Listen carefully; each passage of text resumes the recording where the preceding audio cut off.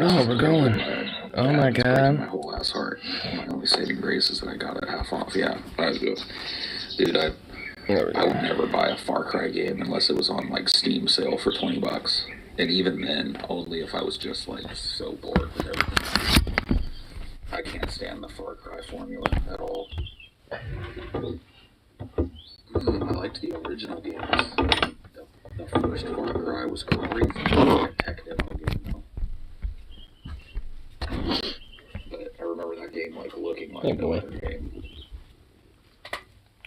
Do you mind being... Quit snooping your face, dude. I lived like 6. God damn. You're running low on treats. Stand up. Up. Up. Stadia and played them all for 10 minutes. There you go. That makes sense. I thought you didn't play video games. This one said didn't play video games. I swore that was one of your takes. Hey, yo, Mom. I wouldn't say it's nothing for them to broke or changed every mechanic they nailed down a previous installments.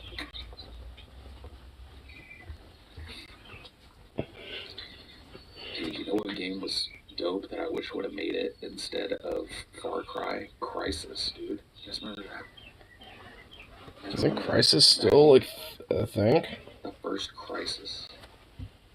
That game was dope. I mean, I remember seeing a fucking suit with a little hot Crisis 3 advertisement that had like Sharp Dressed Man by fucking ZZ Top on it. Where it was all like high budget and shit, so I don't know.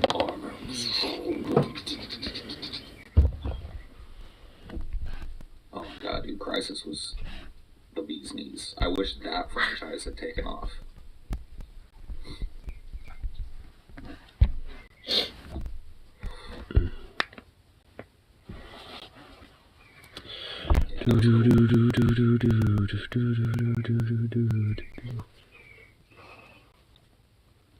Altered beast,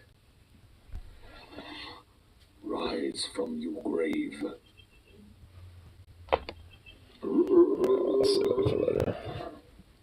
That was a quarter muncher, man.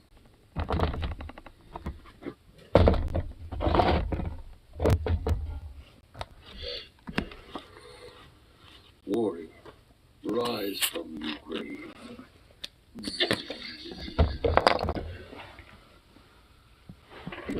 What? Come up here. What? You stretchy thing. What's up? Hey, I thought that was one of your positions, that you don't got time to play no video game. Oh, what's up, baby? What's up? Oh yeah, don't pay full price for that. It's an older game, but if you can pick it up on sale or something, it's worth. What are you sniffing at, huh? It's a good game. What?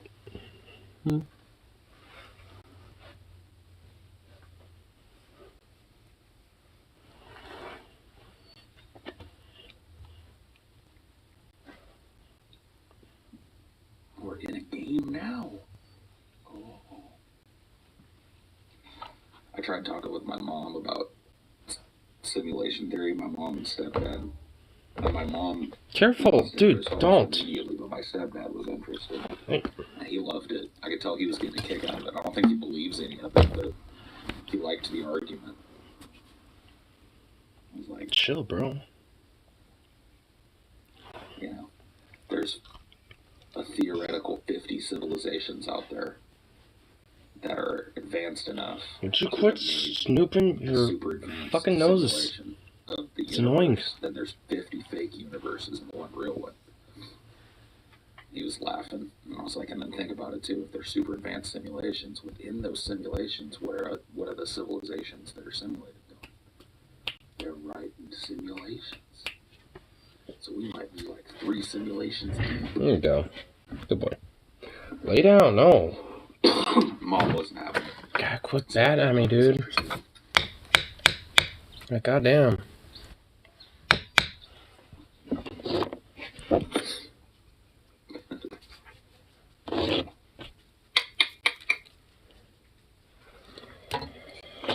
Ugh, God, I'm so like fried out. Oh my God.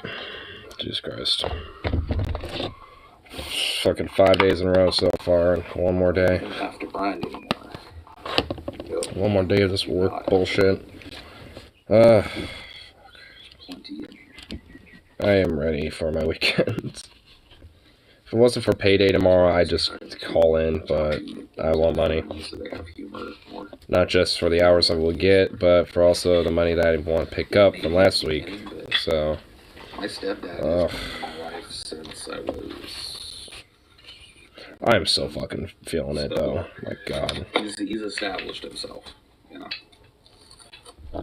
He spent more time with me in my formative years than my dad did. So, you know, real close.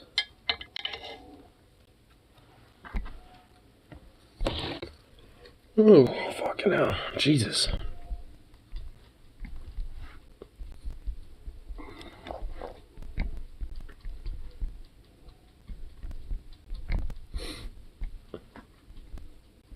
I guess I butted heads with my stepdad at first.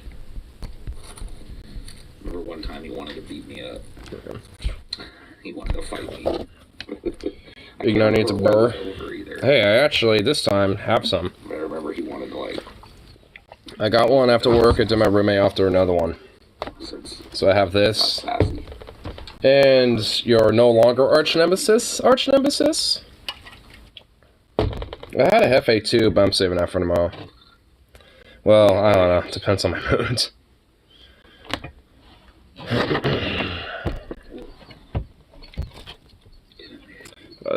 Goddamn. Not my arch nemesis again. Well, maybe for the memes, I'll still call it your arch nemesis. Hefe fire. Hefe is pretty fire.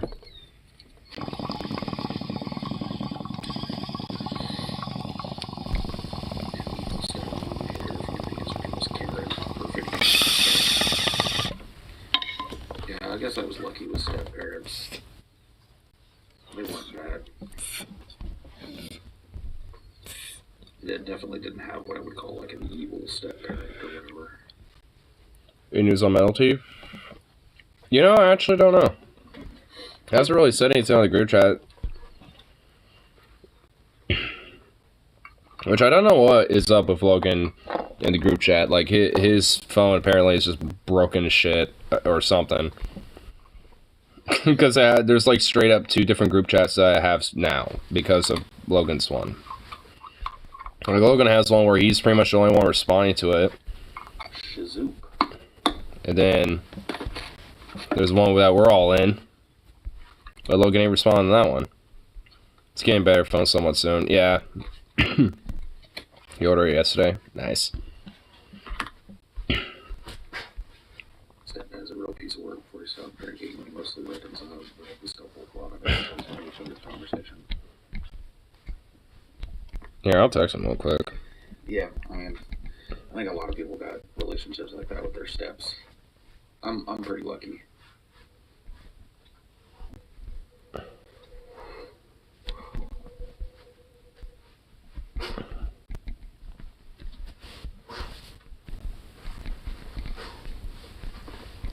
if Paul's bio dad seen him now, he'd regret not being there. Doubt it. The K51 screen is cracked. But if it's cracked, how does it, like, make the group chat, like, make another one? Oh, that's what I'm wondering. So, like, how does that make another group chat and thus, like, I don't know. I don't fucking know. Or how politics work, or any of it. He does not approve.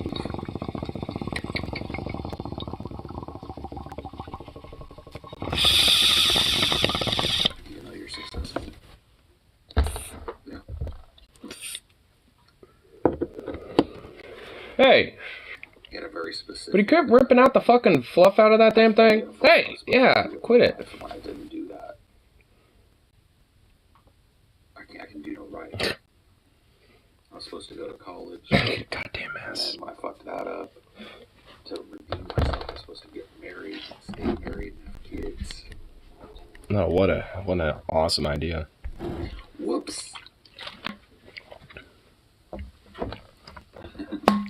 force yourself into that college game and get yourself in debt, get a mortgage and get more debt, and then have kids and get in more debt. That is, kind of trying to fix what he didn't do.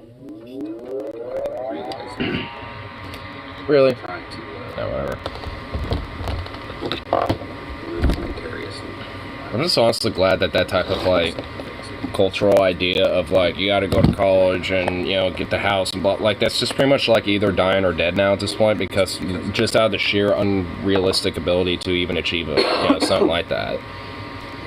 Certain hopes. So it's just, like, pretty much most people can't even get anywhere close to something like that at this point. So the idea of, you know, having to, like, do college and get the nice white picket fence house and, you know, settle down and get some kids or whatever the fuck, like, that just isn't possible. Like, fuck, like, I mean, a lot of the old geezers that, you know, sometimes I'll hang around with, at least, you know, for my, like, you know, if I'm visiting my mom or some shit, they'll be the same way. It's like, so when you planning on having kids? It's like, never. Like, literally never. There's no realistic means to have any of that. There's no, like, sustainable means of income for any lower class or working class folk to even, you know, establish something like that.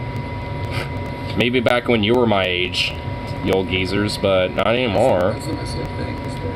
Which is kind of fucked, because it's just like, I mean, I'd like it, you know, to have the same, you know, nice shit that they had, you know, at least to some degree, but they got too complacent and just let it die off and go away. Get gutted. Job, and he took other jobs because he didn't want to do that job anymore, and kind of created his own business. It's like, if you actually look at our lives, makes this impossible for young people to get ahead, so you complain about a lack of work, so oligarchs to exploit. It's not really that. Like, they're more about, like, at least, you know, from the people that my mom, you know, hang around with when I visit her, they're more about, like, hey, you gonna settle down and, you know, get a girl and have kids and shit like that. Which, that, it's like, I mean, it doesn't necessarily imply, like, hey, why aren't you working and shit? I mean, they want that, obviously, too, but I already got that, so they ain't gonna bitch about that. They're just wondering if I have, quote, good work ethic. Whatever the fuck that really means, honestly. I honestly, like, I don't like that either. Like, when people are like, oh, you got good work ethic. I'm like, what's that mean? Like, what? Did I just do my job? I mean, because that's not really like an ethic. That's just doing your job. So, if my work ethic is just basically doing the job just as it needs to be done and that's it, then okay. Who's wondering about good work ethic?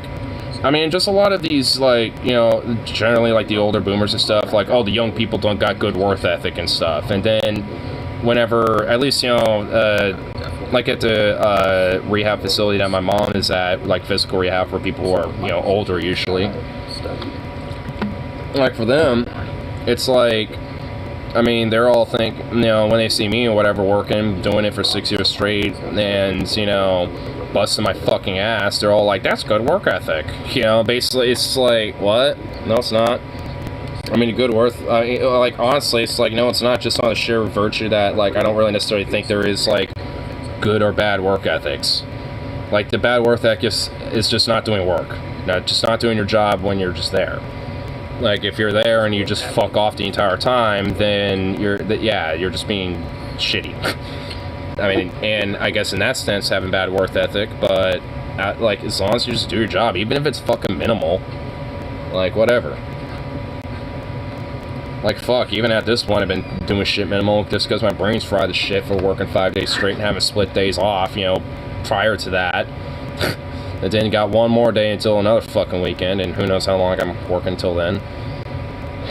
I should need to find out what the schedule is for next week, but it's just like, ugh, death.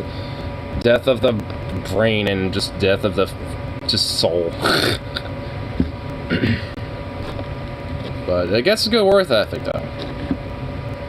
It's like, alright. Whatever that means, okay. It does actually get kind of annoying, though, because, like, if you knew what my work ethic was, quote-unquote, you probably wouldn't like it. Because half of it involves usually just standing around. If it's slow. If it's not slow, not really, but if it's at least slow, then yeah, half of the time I'm just sitting there, or on my phone, or fucking off. Because honestly, it's just like some workplaces you can do that depending on how the day goes.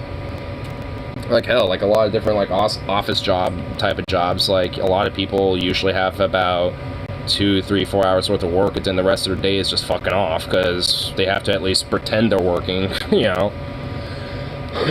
So they're at least, you know, probably doing some other shit that isn't work necessarily, but looks like it is. Or they just space out that 4 hours worth of work into that entire shift and just like fuck off in between. So I mean, it's like, with that being the case, like, yeah, work ethic is, you know, to a lot of people might actually be shit. But again, that's why I think it's just a very stupid idea. I mean, honestly, it's just a way for workers to be kind of complacent to the exploitation that they're facing at their fucking workplaces. Because a lot of it is basically like, hey, do you do your job and do you say yes to your boss all the time? And get fucked by them, basically? Oh, good work ethic. It's like, what?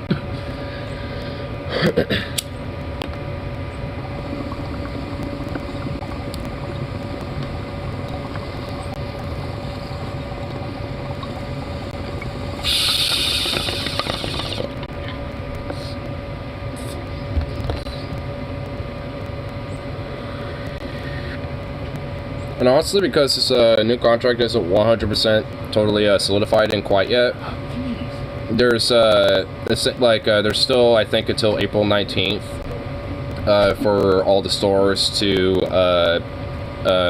like push it through.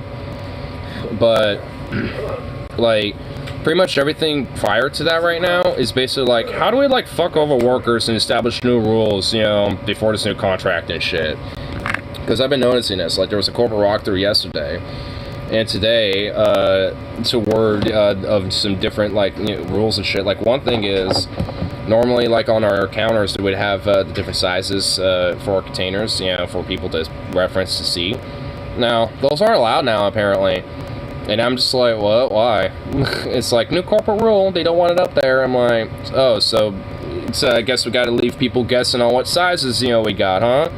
And she's like, yeah, it's stupid. And yes, it is stupid. It's just like, oh, what sizes do you have? And I have to like grab all the sizes and be like, here they are, instead of just having them right fucking there on the counter for them to just see what the sizes are. I mean, because, you know, that totally makes sense to just remove that, right? You know, totally. Like, I love how these corporate geezers, stuff suit motherfuckers are all that will come here and do their little walkthroughs and then, like, make edicts and claims and shit that, you know, like, they understand the workplace and have been there for a long time. It's like, the fuck you have. It's like, the reason why we have cement containers up there is because the references for the sizes for people. On top of that, you know, it's just like, sometimes we'll have, you know, like, some other different bullshit. Like, one thing is that they want us to try to change our fucking, like, one fryer a week instead, and only use, like, 75 gallons of oil, which is literally physically impossible. Like, it literally is physically impossible to do that.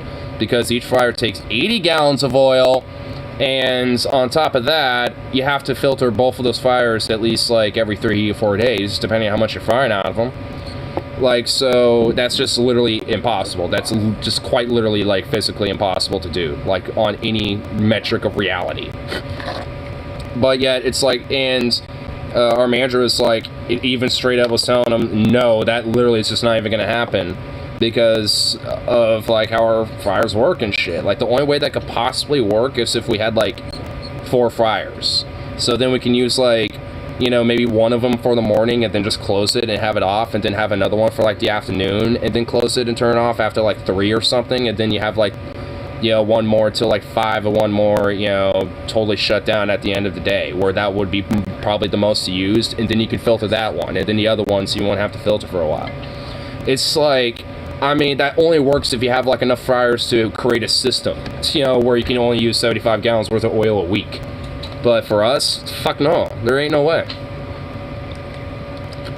Like, if we had one fryer, that'd even be worse. Because then at that point, we'd probably have to filter the fucker, like, every day. And that just literally wouldn't even be possible. On top of that, like, we're not the only ones using our oil. The China chefs use more oil than we do, even.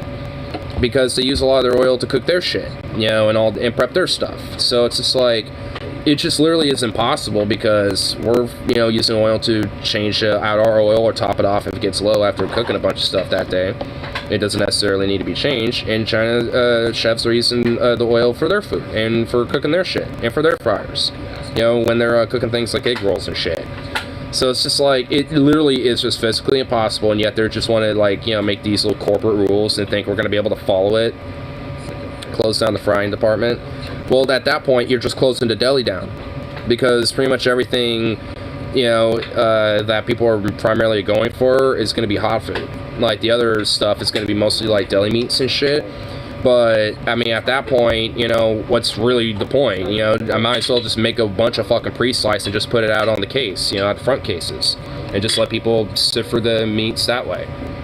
I mean, it's just like, and we already do that, so at that point, it's like they're just pretty much asking for it. It's like, what, do you want us to just have, like, nothing but, like, frozen cases and hot cases out there, and we just, like, have it out there, and then we just leave? Because there's no one, to really, like, man the customer service counter?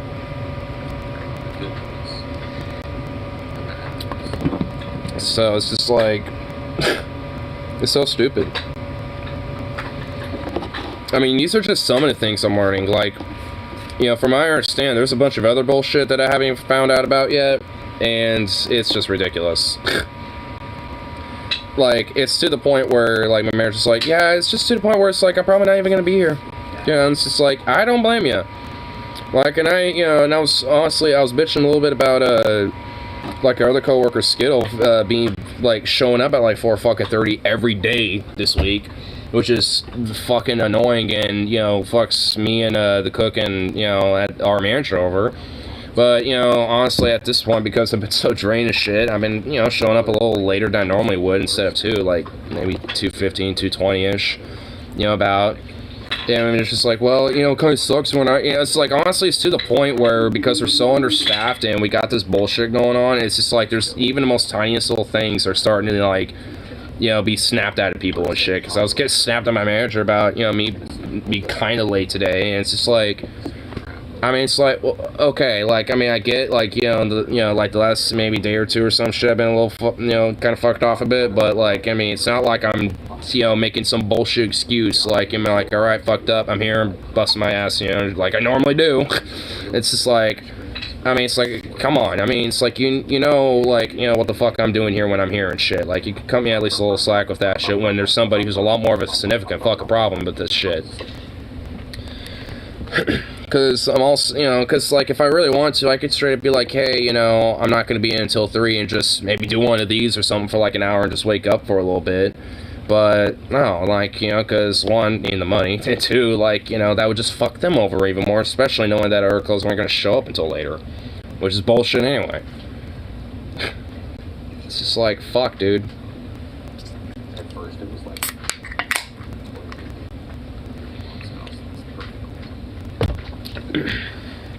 Like, I mean, I get that you got your, your kid and shit. Like, I mean, because he does. But, like... I mean, there's some days where he just calls in and stuff because he can't get, like, a sitter, and for his kid, but it's like, dude, do you realize, like, every hour, or not even that, like, every fucking minute you're not here, that's, like, some money that can be going in, to your kid. So it's just like, I mean, bro, like, you get it, it's honestly, in a way, a double-edged sword, but fuck, you gotta, especially being there, for, this long, and been there when I first started, and, left, and when you moved back, and now he's working here again. It's just like, dude, it's like, you fucking know, bro. It's like, you should be, even if it's, like, tough, I mean, it's like, you gotta figure shit out. Like, I still figure shit out when I, with my dog, even though he's kind of a prick. Like, I even told my manager, it's like, honestly, sometimes me being late and shit is because, Zukov at this point is getting very well aware of when I'm leaving, is being a fucking douchebag, and wants me to chase him around and fucking literally pick him up and then put him in the kennel and shit, and he fights the entire way. Whoa. So it's just like, honestly, there's definitely some bullshit that, I got. I ain't using it as an excuse, it just is. But, it's like, shit.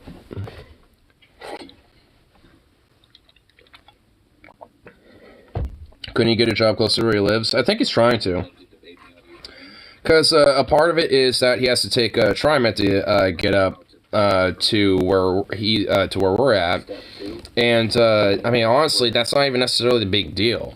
It's more about just, like, having a sitter for, for a kid. Because, like, by the time he has to show up for work, his kid's already off school, and he can easily have, gotten her dropped off, and then, him brought up, to get up here. Like, honestly, I bet it wouldn't even be that big of a fucking deal if he was, like, maybe 30 or 15 minutes late because of, the bus or some shit. Because that would at least be a little more understandable. Switch to morning shift. We don't really gotten closest for that, honestly. But, yeah, I don't know. Like, at this point, I'd rather do mids because I'm kind of done with the closing shit. Have some time at night and, a little time to wake up in the morning still. I mean, it's like, that seems better.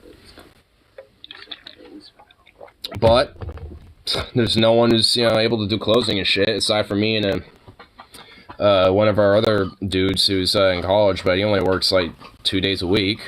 And one of our cooks, and he's not, it's like, he switches to more shit so he doesn't miss her. I mean, I don't know. Like, I honestly don't know why you can't, work something like that out, but I mean, because I know it, I don't know if he, like, who he lives with specifically. I think he lives with his stepmom, or his mom and stepdad, I believe.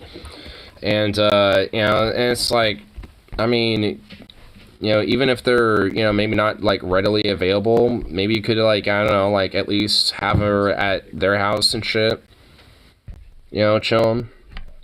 I mean, there's been times where I was left by myself for, like, 30 minutes to an hour, just, vibing, before one of my parents or a sitter came by and shit, when I was a kid, around her age. So it's just like, I mean, it's not like, long, permanent, like, indefinite amount of time type of shit, it's like usually within the hour somebody's there.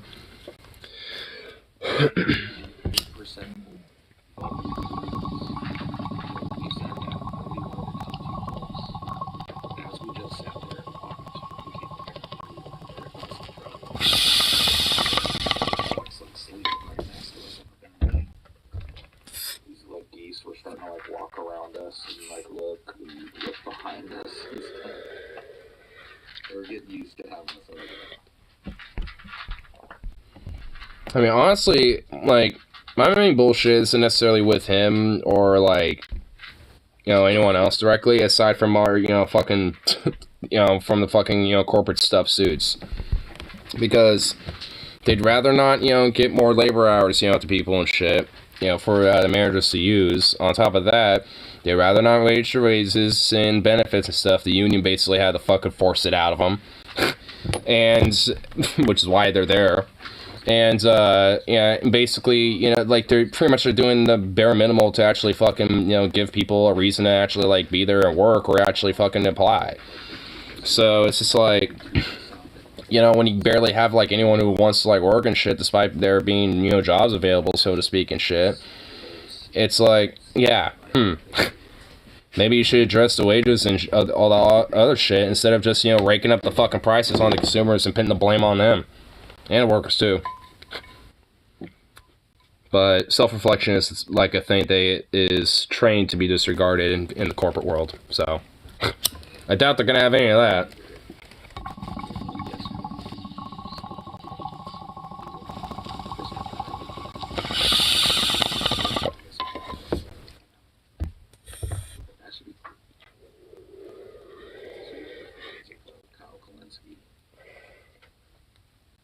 Having a long overdue chit chat with him.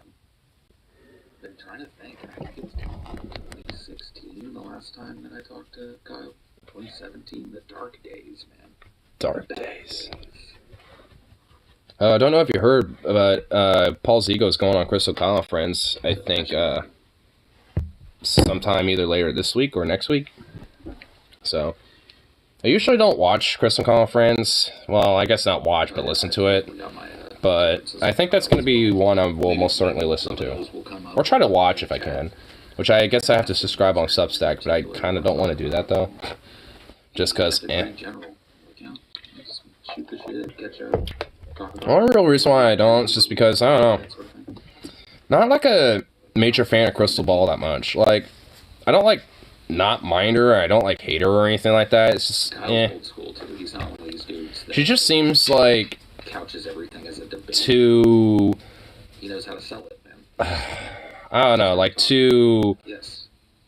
That's much of like trying to present a way, you know, instead of just being herself and not giving a fuck. But I guess that, inevitable outcome of constant military. I mean, I guess that's just because she used to be a part of like the mainstream media world and stuff like that. So a little bit of that is still kind of in her a little. So I don't know. She also just kind of, I don't know. She never was also really that entertaining to me. Jeez. Still cough. Every time I walk in here, you get right in like trash good or Meetups or Yeah, I changed it recently. It's not too bad right now. it's trash nice road. There's still like a Yeah, I mean, it's Want not. a fresh change, you know, it looks kind of full there. I mean, it's not really too full. break even. I'm not really. Okay. I'm not worried about it. And as such, it makes it Bring hard. the opportunity. So travel costs and lodging costs and food costs and all that stuff, you know, has to be covered by the door. And when it isn't, it's covered by Honestly, I still feel a little vindicated that Crystal and Kyle are straight up a thing, where they may or may not, you know, solidify that, where Kyle unironically could be a stepdad. Or stepmom, I should say. He is a lesbian, of course. Lesbian that identifies as he slash she slash him slash her. He goes both ways. He doesn't give a fuck. You gotta find the right venue in the right place, has the right price, Yeah. and get the right amount of people to come. There's Oh, We can do that. that's water. There's that. Alrighty. You historically charge for the door. Yeah. I think it's like $20. Beautiful lesbian relationship. Done door charges. I mean, yeah. I mean, honestly, it's just like I like memeing about it, but all in all, you know, like I'm happy for the two. It's some good shit, you know. Back to the ones that we've charged at the door. Two soccer moms in their tennis practice, Whatever. where Kyle breaks his ankle doing some tennis practice. Mm-hmm. Come to New Jersey. We'd like to do an East Coast one. I think New York is probably more. And DFAT Friday needs to do a meetup at Portland, because if so, I'm going to drag you along whether you like it or not. Alaska. Because I guarantee you, if you actually like get a chance to chat with these dudes, like you might actually like them a lot more. No idea what they were getting into. Because I've actually had an opportunity to talk to some like YouTube celebs before, and it's actually definitely kind of a cool experience. Before Jimmy Dore went cuckoo for Cocoa Puffs. I mean, I guess he always was, but like in a good way for a while, but not anymore. So it's just like, I mean, at least, you know, I got a chance to see him. Got a chance to see Billy the Fridge at the same place, too, the same venue. And I kind of got introduced a little bit to Ben from DP. Prepared for that night. And I didn't get a chance to chat with, but I did see Jeff Holiday. Because I guess all three of those guys were watching Jimmy Dore. Didn't Kyle eat his calf? I don't think he broke his ankle. Calf, ankle, I don't know. It's around the same area. Or it's like clavicle or something like that. I don't even know. Yeah, I don't know, man. Hey, Bandit. We want to kind of do an East Coast one, so the closest to Columbus I could see us doing one is probably New York. Dude, a New York meetup would be huge. Go to New York just to see the guys. I came all the way to Portland just to see you because you don't want to fucking visit us, bitch. You never do. God. Every DP you ever visited us. What, boy? What? Atlanta would. What really happened was Crystal's son Aiden kicked Kyle in the ankle with soccer cleats. Dude, what if Crystal's kid is unironically named Aiden? Dude, if Crystal Ball's kid is Aiden, like Aiden Ball, oh my god, that'd be hilarious. Aiden Ball Kolinsky, dude. Crystal Ball Kolinsky. Kyle Ball Kolinsky. Like a remote Like, will they combine the names, or will they just keep their own, like, surnames? Or will it be, like, Kyle Ball or, like, Crystal Kalinsky? Surely not all the South is like that. More of it than you would think. I mean, each kind of rural state in the South has its own particular...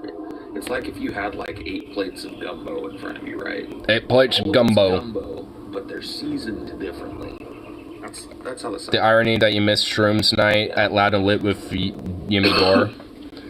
Honestly, like, I had some fun with Jimmy Dore, but, like, again, that was before he went cuckoo for Cocoa Puffs, where he was actually, like, being, like, the, like, kind of radical lefty, going against the DNC and the Democrat establishment, calling them out, even calling out snakes like Warren before she was a snake.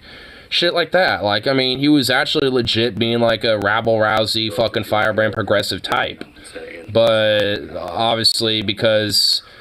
you know, there's a lot of strange, like, you know, sense on the right, like, oh, we like that, but you're progressives, but we could probably show you the way, you know, it's just like, so they eventually started slowly but surely, like, migrating over to his platform and shit, because they liked how much of an asshole and how much of a fuck he did not give. And eventually, he kind of saw where his money was starting to be made, you know, at that point, and started kind of shifting his tune. Started to grift. You know, right in the So it's just like, oh, great. The last hurricane season, we were in the cone of 6 hurricanes. 6.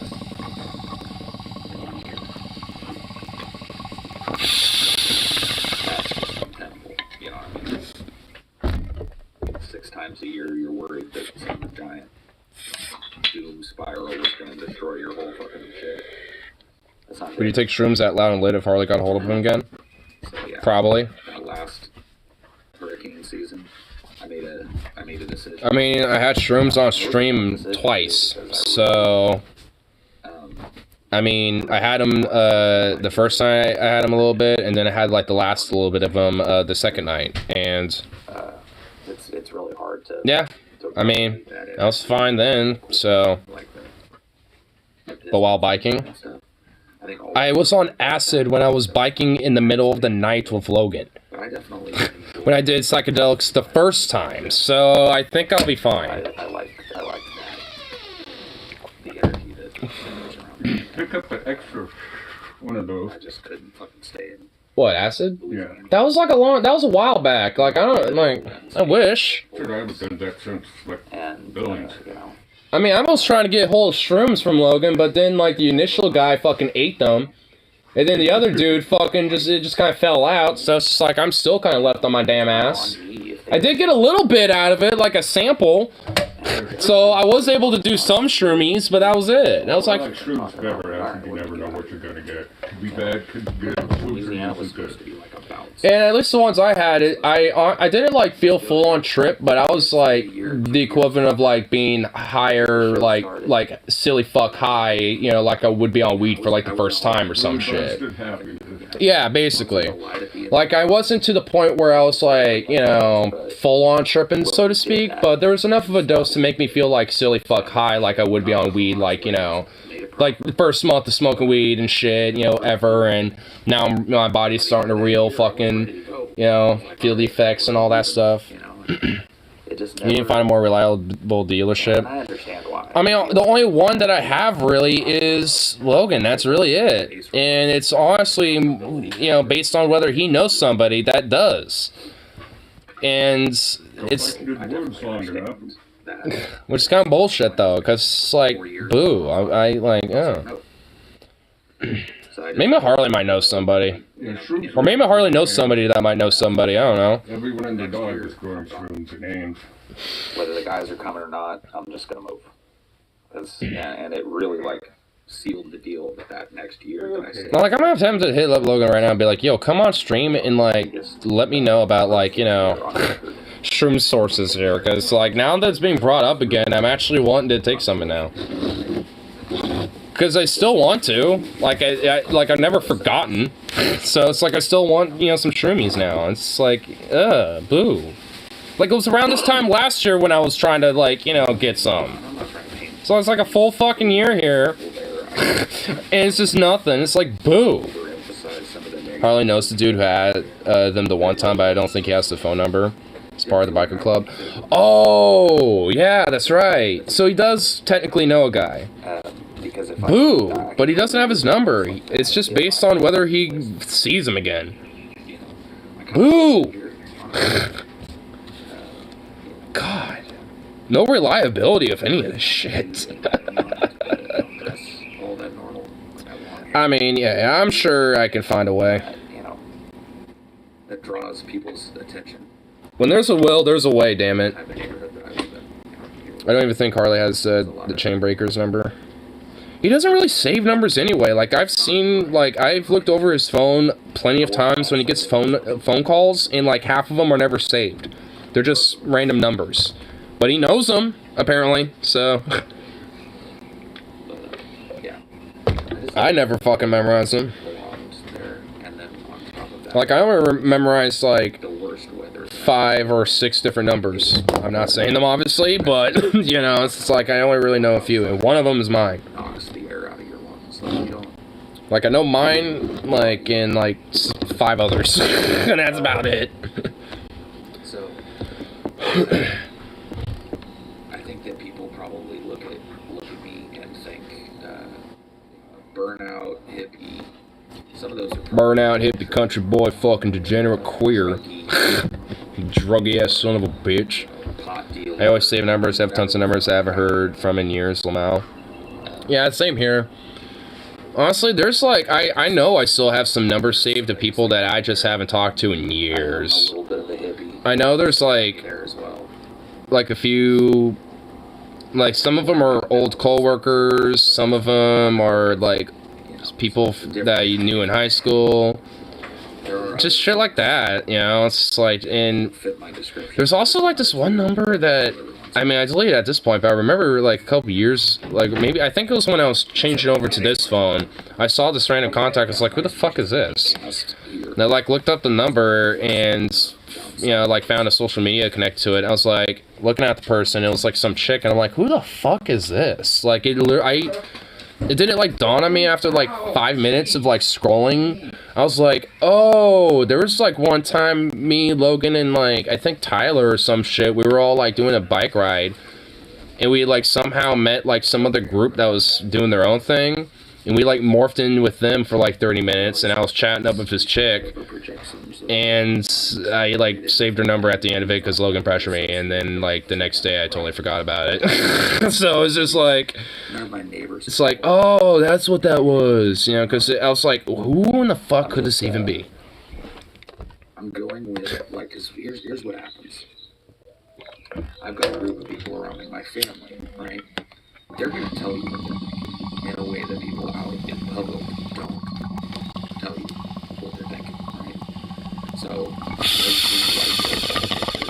that, you know, that's all that most people knew growing up. That's the guy, that's how I think most of my family and friends expect me to look.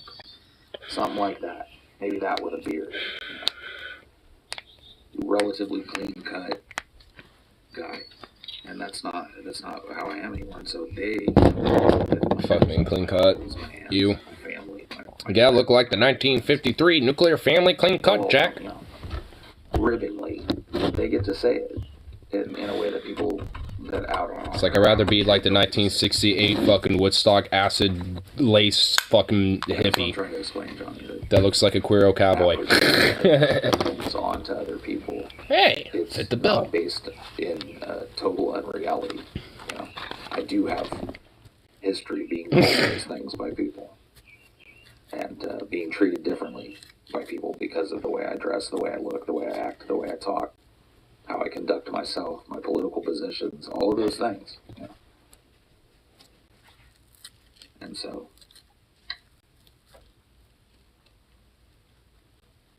what, Sukov? You like to hover, do you? You're a little hover round. Clean you guys off. Hold on. Hopefully I don't destroy my phone again. Last time I did this, it went black and never came back. Let's hope it doesn't do that. Whoa.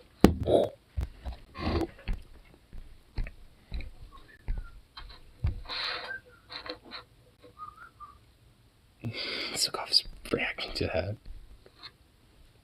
Reacts to his whistles like, where the fuck did that come from? What? You fucking degenerate. What do you want?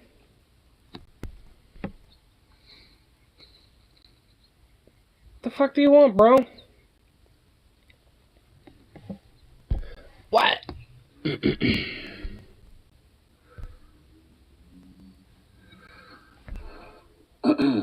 But yeah, I don't know. And the truth of the matter is that all three of us have different ideas of where we would prefer to be.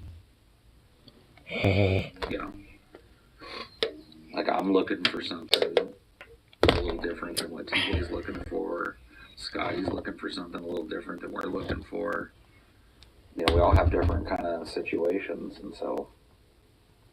and it's just such a flip-floppy kind of unstable time that I just don't know if it makes sense. Flip-floppy. Try and Flip-flopping unstable time. That ticks everybody's boxes. Things unstable. Unsustainable. To leave some of your boxes unticked to satisfy. Actually, one thing I was just reminded of was I heard some news about the Brotherhood of the International Teamsters. Like they got a new head of their unit where they have like a literally openly labeled militant labor unionist, and it's just like, huh? It's like, say what now? It's like an openly openly embraces the label of being a militant labor agitator. It's like, ooh, I like that. Which at this point, because I remember the article saying like, oh yeah, America could see the biggest strike it's seen in decades potentially in the future because of this type of thing. Which the Teamsters haven't had like a very strong grip on like the trucking industry since like the 60s and shit, so this would definitely be a major fucking banger if were to kick off. Which honestly, I was already hearing rumors and murmurs about this because they were attempting to do massive pushes nationally on Amazon, so this could be playing in role with that.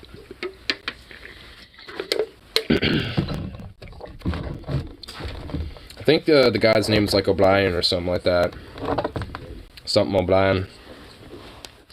But it's like if you could bring back the old days of like Jimmy Hoffa or they'll like get some of that militancy back. Oh my god, that'd be juicy. I'm sure we would definitely be seeing a lot of different backs and forths and a lot of propaganda that be pushing. Frankly, probably on both sides on that one.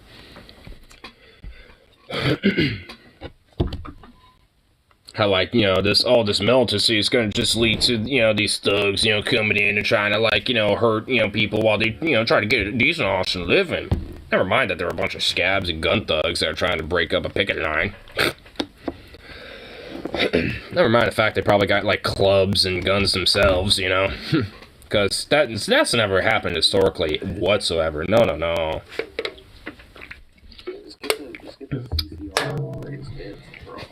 Sup.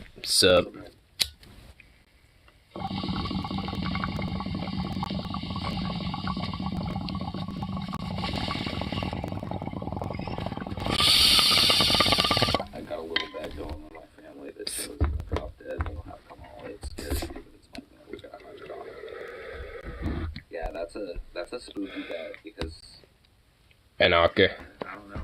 Anarchy. It's a valid bet. He's of the age where you could kick it in a few seconds. I really think that. Who's that? Oh, the background voice. Oh. It's just a little random background shit that I just But I think that you're gonna start seeing. was listening to earlier, but since I'm doing this, I just kind of left it playing randomly. But How they talk about 2024 after the midterms. So. that's just a good old neck. What about Or midterms? at least we all assume that the Democrats are going to take a bath in the midterms. Yeah, It's just Dems taking a bath because they fucking suck they have and literally don't do a damn thing at all besides take a lot of money. from a bunch of lobbyist pieces of shit. They're gone. So after the midterms, there's going to be panic at the DNC because they're going to be looking. They're really going to start taking a hard look at like what are we putting out there. So all this stuff that we talk about, you know, Joe being YouTube, man, just go get a fucking profile pic, bro. Get out.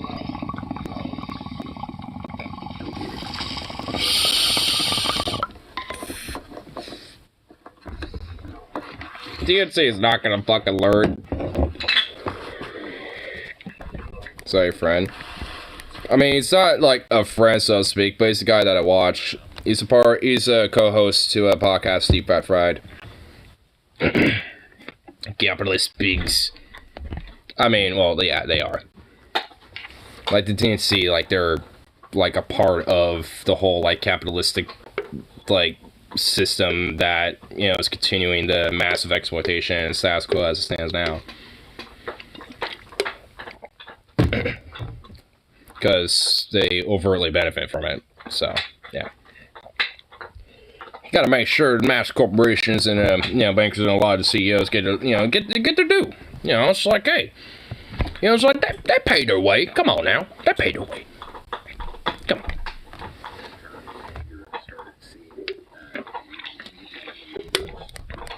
From an unnamed source within the DNC that Joe Biden is considering retirement at the end of his term, or even possibly that Joe Biden is considering stepping down before his term is over. And then the question becomes, is the Biden raised taxes on the rich? Torch to Kamala? Like, did he actually do that, or was it just more of like kind of a pandering type of thing? Where it's like, hey, we kind of raised it like 3%, y'all. See, we raised the taxes. People of color vote and the women vote. Because I know a lot of the, Not to pick somebody that had you didn't put anything to help the environment. Of course not. I mean, it's like, especially when it comes to the environment, there's not going to be any like actual like merit to that type of stuff. Like they'll do the occasional like, oh yeah, we understand and we look into it. But of course, you know, they have like a lot of fossil fuel money and natural gas and big oil money and shit that, you know, is going to make sure that they lobby otherwise. You know, so it's like basically they'll do things like, hey, you know, we're no longer having plastic straws, or like, hey, we're no longer using like this type of, you know, plastic bag. Now we have like these more reusable, recyclable type of bags. It's just like, I mean, like that's supposed to make, you know, a fundamental difference. And even then, it's like, I mean, if the idea of that is trying to help like kind of clean up the planet, that doesn't really do shit. Because I mean, it does not even do anything to account, well, literally anything else, like at all. Especially with things like, you know, with the initial idea that they're trying to solve when it comes to the whole litter issue. Because if that's the case, then invest some fucking money, you know, into some research and development that can help clean up the fucking oceans of things like macro and microplastics. But, nah. No, we can't do that. They'll cut in our profits. We don't want that. Plus, that would require, you know, things like international efforts and cooperation, and, we can't do that either. I mean, don't you know, it's like, we can't cooperate. I mean, there's geopolitical issues that must be dealt with. And what could have been unburdened. It could have been. By the sacrifice of what is, then we can begin to unlimber totalitarian web of democracy. Oh God. Yeah, it's a good day. It's like, what? Totalitarian web of democracy. That sounds evil as fuck. Somebody get this woman a fucking appointment with her therapist and get her off stage. Judging by the way he was expressing it, I'm assuming he was trying to emulate Pelosi. So they're up against some roadblocks, man. Who's literally been there since fucking, like, maybe not literally in office, but it's been in influential power within its, like, grasp since fucking Kennedy was alive. Who else? Who else? Like, you can find pictures of Pelosi straight up, like, shaking hands with fucking Kennedy. It's like, I mean, she doesn't get that close, you know, to fucking power like that unless she knows people. I mean, yeah, I mean, she didn't get into Congress until, like, 80-something, like 86 or 87 or some shit. But, I mean, it's just like... It's like, we can't have health insurance. I know, I saw, like, pretty much, like, the only congressperson that actually, like, is worth a fuck, Katie Porter, I think. She literally had, like, she does this classic thing where she has, like, this whiteboard, and she was just, like, doing this, like, hey, you know, here's, like, I mean, it was, like, 3 points, and I forgot what they all said. I know, like, the middle one said, like, it was basically a way to be like, hey, you know, here's why, like, universal healthcare is, like, good, basically. And it's like, and it was pretty much the equivalent, like, cuts out the middleman, gives, you know, the consumer, quote unquote, like, legitimately actual choices. And also, you know, I think the third point was, like, it allows doctors to actually have more flexibility and practice, you know, further and expand further into, like, you know, the practice of medicine. Something like that. It was like 3, like, basic points that basically say, here's how, like, not only does it, like, just basically help people, but here's how it actually expands these things that people claim to want to care about so fucking much. That the private system apparently, you know, can do that, which it doesn't. It does the exact opposite. It cuts off the different choices of different fucking doctors and different things that are covered, you know, based on, like, the insurance company and the different plans that they offer you and shit, depending on how much you want to fork over for cash, you know, every month, you know, for them to cover that. And even then, they might fucking gouge you and fucking deny you coverage anyway. And then it's like, because of that, doctors are pretty much, like, limited to, like, certain shit, basically. It's like, alright, well, you know, if people, you know, are basically only, coming to me because they're only able to be covered for this type of shit, then, you know, what's the point of, you know, trying to, you know, expand further really into other type of stuff? Like, it, you know, kind of, in a way, it also denies them, you know, some flexibility, you know, their general practice in medicine, being a fucking doctor. I mean, it's like, unless they want to, like, specifically, like, switch over to some other shit at that point. But it's just like, I mean, it pretty much is a way to just, like, fucking limit pretty much everybody. And, like, whether it's, like, hospitals or legit, like, some shady doctors or the insurance companies or whatever the fuck, like, there's always, like, some motherfucker at this point who's trying to make a buck off of this shit. And it's just like, how in the fuck is that even sustainable? It literally should be the basic premise of sick, help. Like, that's it. Like, hey, you got an issue that requires, you know, a medical professional to check out. Well, hey, you got your accessibility and access to that shit. Because, yeah, you're saying, like, other countries got it. I mean, and, yeah, they do.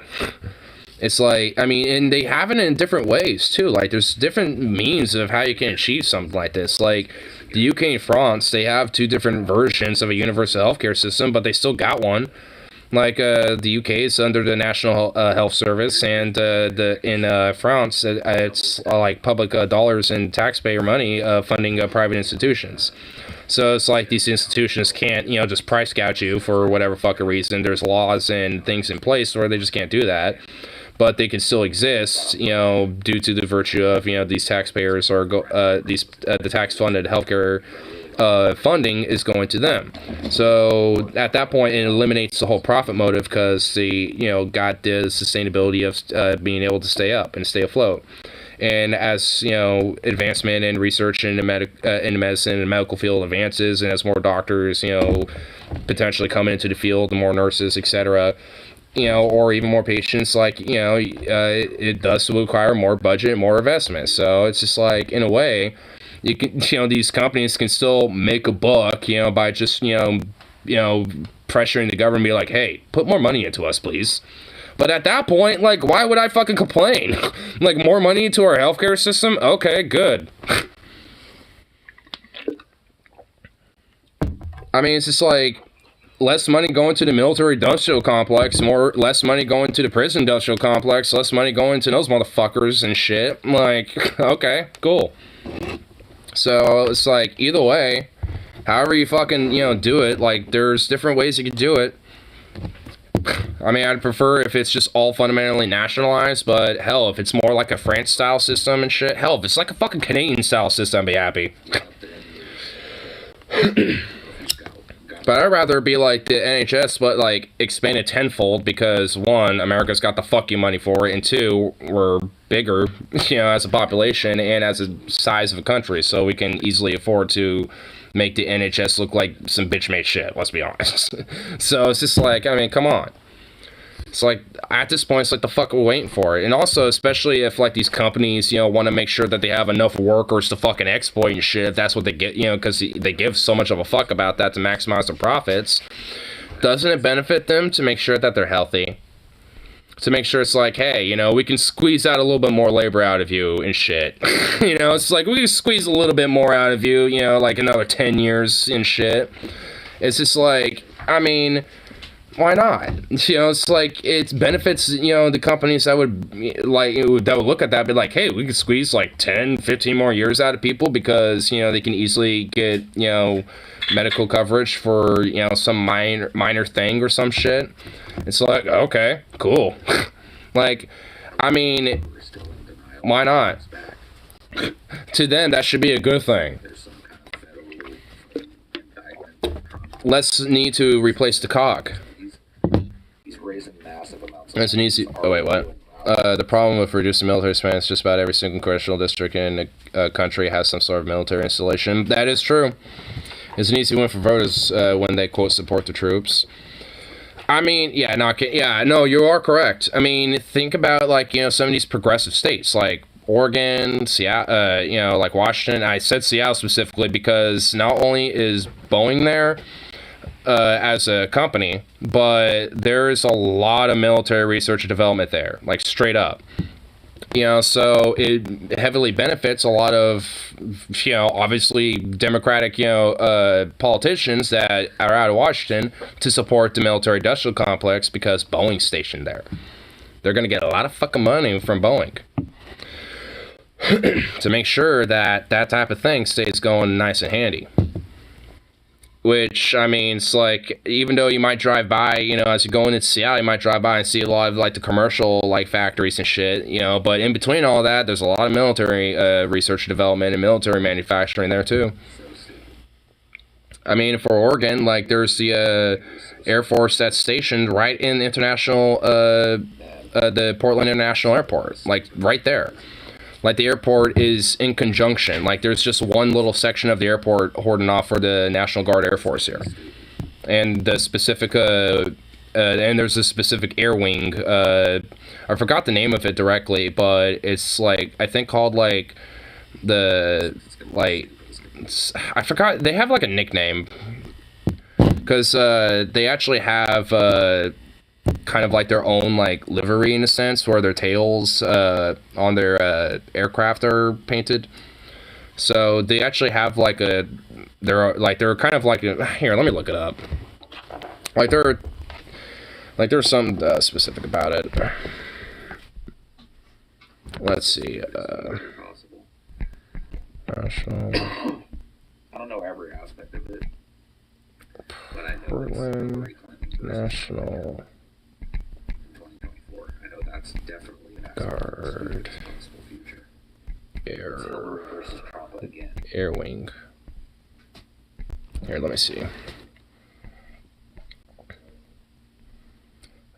The 142nd Fighter Wing, I think. Yeah, the 142nd. Yeah. So the 142nd National Guard Air Wing is stationed here. They have like a little nickname from what I understand here. Oh yeah, here it is. There's a Wikipedia on it. But yeah, like, this is another reason why, you know, like, the military-industrial complex ain't necessarily going to be, you know, too keen on leaving their shit. Oh yeah, here's I see these all the time too. But yeah, they specifically have their tails painted like that, where they have like these little eagles or whatever the fuck it says on it. Oh yeah, it says Oregon on that, so. Yeah, but yeah, I see these motherfuckers flying like at least every week.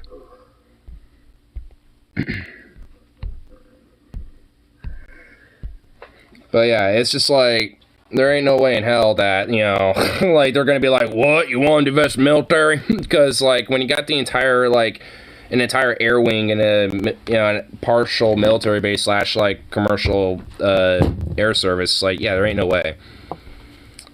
Okay, yeah, and their nickname is the Red Hawks, so the 142nd, Red Hawk, fighter wing. So.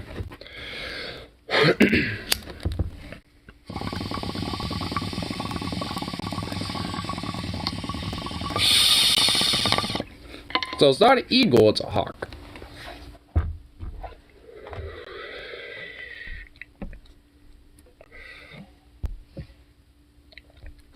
But yeah, especially lately, they've been flying around at least like once or twice a week. Or purpose of military into infrastructure districts to the same amount or more money, the loss of jobs and all that should benefit the country. Yeah. Fuck, like, honestly, get the Army Corps of Engineers, you know, in collaboration. Like, if they care so much about, like, the military, it's like, alright, let's get some of our guys, you know, and, you know, if we care about our troops, let's, you know, get them into servicing our country a little bit. Get the Army Corps of Engineers and, like, you know, like, like, integrate some of these, divisions into Army Corps of Engineer divisions and get them to building shit up. Get them to, like, collaborate with different, you know, like, construction crews and shit, you know, to rebuilding some infrastructure. It's like, because then if it's like, hey, wait, that military budget, no, it's like, well, fine, you can keep some of it, but it has to directly go into the Army Corps Engineer budgeting. If not, then too bad, so sad, fuck you. Military building high-speed rail, super based. The fucked up thing is we can have that, unironically. Like, I'll take, because guess what, you would get, like, you know, different, you know, like, oh, we support the troop, you know, type of people, because there's libs and conservatives who have that position, but because of that, you would also get, like, some more Republican conservative types to be like, oh, yeah, you're supporting troops, you're getting them out there, help build the country, and building some rail, and stuff like that, nice. You know, it's like, because at this point, you know, because we're, you know, drawing troops down, you know, all that shit, you know, from Afghanistan, all this other shit, might as well fucking, you know, get them servicing our country here at home. I mean, it's like, they're not just there to shoot fucking baddies or whatever the fuck, or drone strike a fucking, you know, marketplace or whatever.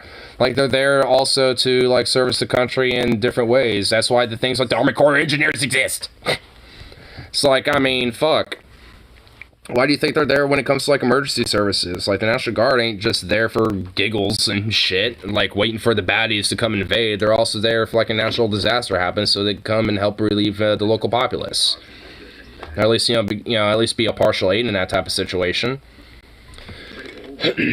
Like with the wildfires and shit that happened in the Pacific Northwest. Like, I mean, I imagine that, you know, there were some National Guard that, maybe not Portland directly, but maybe some that, if there's a base or two that's, you know, stationed more in Southern Oregon, where they were probably detached to help out with some relief.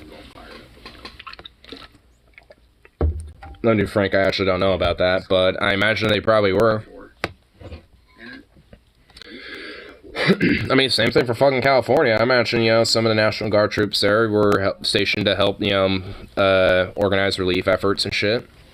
I mean, because that's, you know, like, because at least in some way that, you know, could, like, the military isn't just there for, you know, the big guns and, you know, shooting shit and all that, and, you know, flying, you know, aircraft that can drop big bombs and shit. Like, it's also, you know, to try to help, you know, make sure that the, you know, country gets kind of rebuilt in a way if it needs to. And honestly, just because of various different factors, not because of, you know, some foreign enemy or whatever the fuck, our country needs rebuilding, like, significantly. So it's like, you can easily, like, paint this whole, like, oh, we support the troops into a more way where you can still, you know, defund some of the military budget into these other things, but still, quote-unquote, support the troops. And honestly, it's just like, so many of these motherfuckers that claim this don't even really truly give a shit, because if they actually did support the troops, they wouldn't be sending them into needless fucking wars and sending them to places where they don't have to fucking die and shit, potentially by an IED or a fucking sniper or fucking, you know, or whatever, you know, it's like whatever the hell it might be. It's like, I mean, if you actually support the troops, don't needlessly send them to places to fucking die and be fucking cannon fodder for some war profiteer. Like, you know, if there's actual shit that kicks off that, you know, where we need, you know, some defense of our own fucking nation and shit, then yeah, like, you know, get the troops. But in the meantime, you know, support them by not sending them places where they don't need to. It's like, fuck. He screeched his last screech.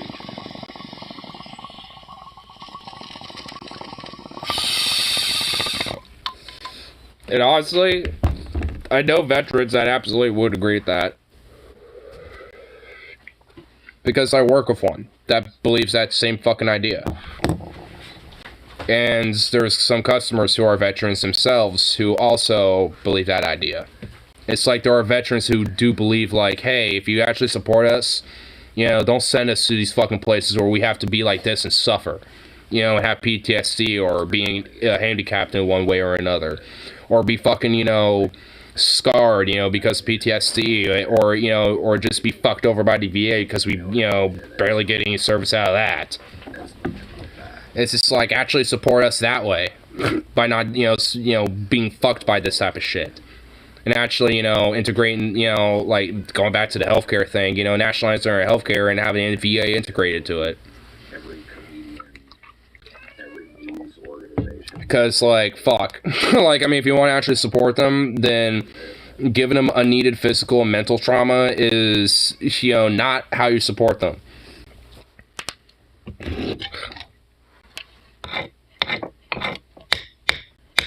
And honestly, it's just like, I see one vet who's handicapped that actually is in one of those, like, mobile chairs and shit. And it's like, every time I see him, it's like, I mean, he's a chill dude and actually like talking with him and shit, but it's honestly just pissing me the fuck off, because, like, I mean, you know, he went out and served, you know, and in his mind served his country, and then he comes back, and that's the fucking shit he gets. And it's like, I mean, what fucking, you know, like, wow, what a fucking way to be, you know, just, you know, told thank you for your service by your fucking country. Where it's just like, you know, you're probably given subpar VA service and shit and forced into, you know, like, and honestly, whether it's due to, you know, his service or not, like, you know, being handicapped and, you know, being a mobility scooter, and just basically fucked off and just treated like anyone else. In fact, you know, probably even less or so and shit, because it's like, oh, well, you did your, you know, you were used by the system, so die quickly, please. So it's just like, if anything, you know, it's like they're wanting you to probably get replaced at that point, because he is definitely an older guy. I think honestly, his patch says Gulf War, so that implies fucking like H.W. Bush era, like an older guy. And it's just like, I mean, you know, it's like, I mean, fuck. I can only imagine, you know, some of the fucking, you know, shit he would have to tell, honestly. Never got, you know, too deep about, like, his service or anything like that, but, you know, it's like, I guess just out of respect, I don't really go, you know, ask, you know, questions like that. Like, you know, it's like, hey, you know, what'd you, you know, do in your service and stuff, blah, blah, blah. It's like, I mean, I don't know. Because at that point, you're probably, you know, like, inciting, you know, type of PTSD that they probably don't want to get into. Bandit! Okay, hold on, let me let him out real quick.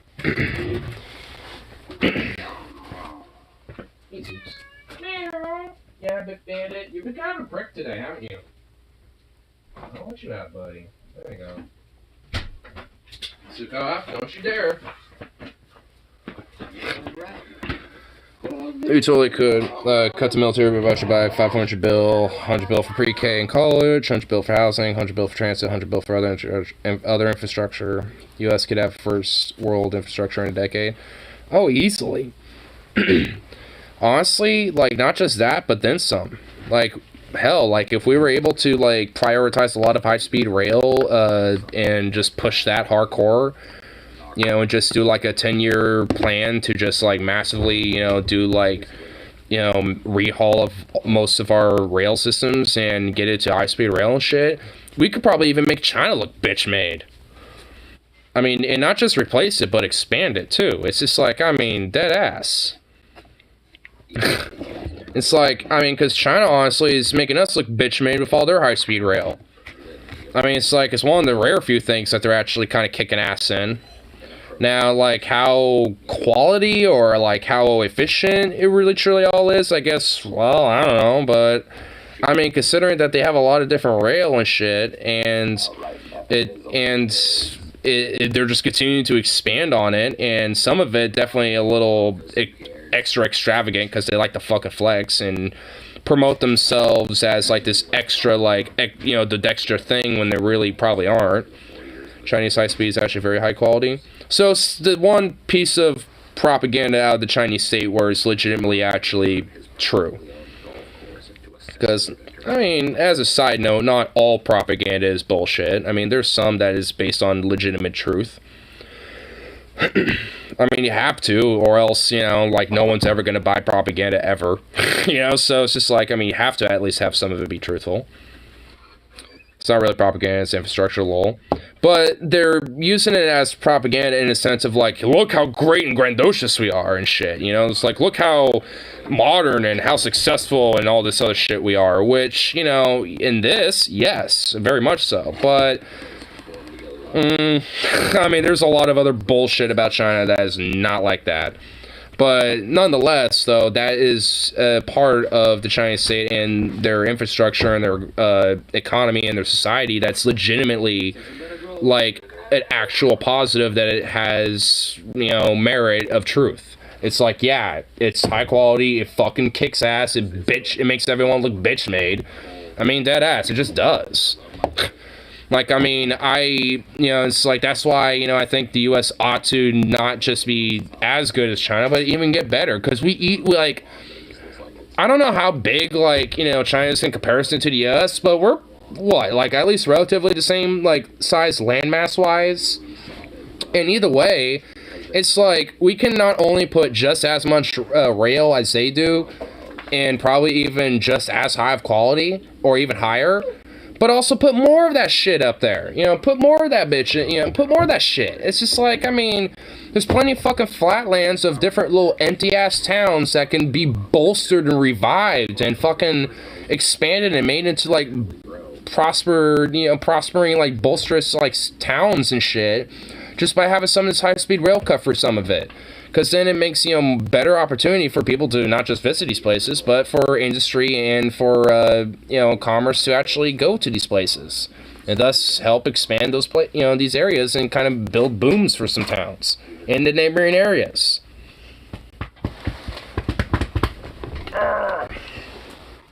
Zukov, oh my god, what? What the fuck? What the fuck? What the fuck, baby? What are you doing? It would be very difficult to the U.S. to get better than China if infrastructure would require major systemic changes in the process. More money alone wouldn't fix it. I'm more talking about the light rail system or the high-speed rail and shit specifically. I mean, yeah, if we want to talk about just infrastructure, period, yeah, that would require a lot more. What do you want? You ridiculous little munchkin. It's not possible, but very difficult, and require electing a president who both supports high-speed rail and understands the need to streamline projects, stop NIMBY opposition, and control costs. So basically, you know, like, at best, like a hardcore militant, like, radical lefty type, and at worst, like a Bernie type, essentially. Because I would imagine Bernie understands the needs of all of that, but at the same time, you know, he might not be able to get that type of shit because he's kind of too friendly, so to speak. So you kind of need, like, a radically, like, kind of militantly, like, militant is figuratively, obviously. But at least, you know, kind of like a radically militant, like, philosophically type of person to do something like that. Which, like, in this country, hell no. It's especially at all. Yeah.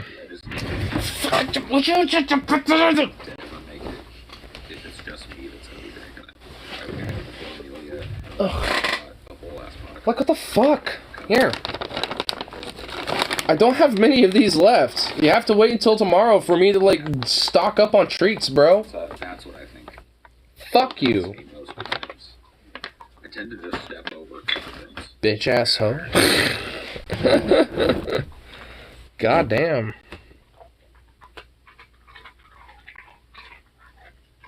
You're like slobbering for that fucking thing. Oh my god. What a little demon. You didn't want it earlier.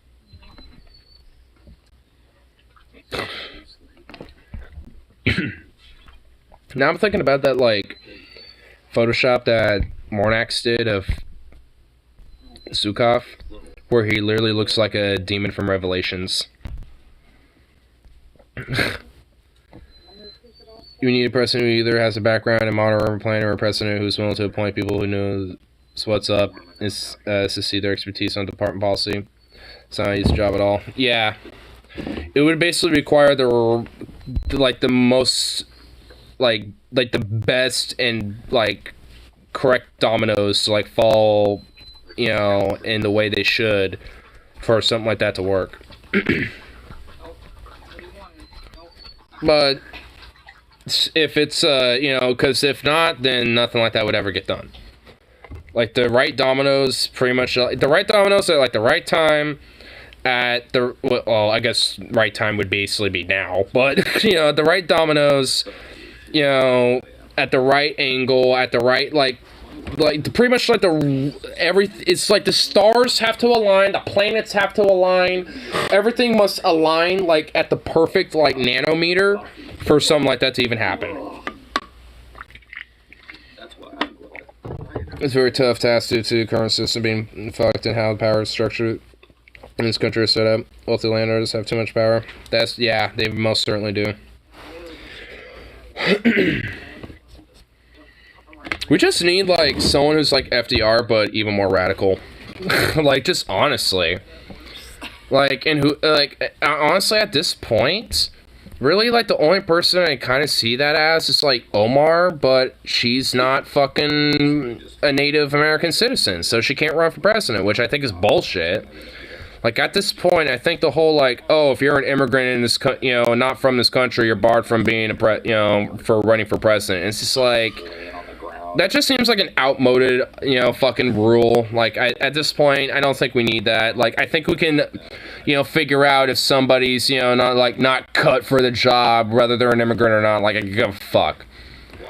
You know, it's like, I mean, if we let them run for pretty much everything else, then what the fuck? Why, you know, like, who cares at this point? Like, maybe back in, like, the old 1910s or some shit, but, like, at this point, it's like, I mean, who cares? Like, if Ilhan Omar wants to run for president, let her goddamn run for president as far as I can give a shit, because I think, I, like, honestly would consider voting for her. But she can't. She legally can't. So it's bullshit.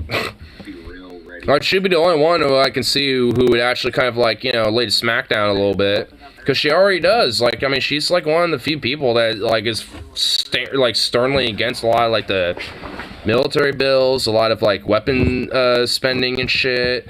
Like, even, like, you know, staunchly against the whole hyper-Zionistic apartheid that Israel's doing, even when AIPAC went fucking ham on her for, like, months.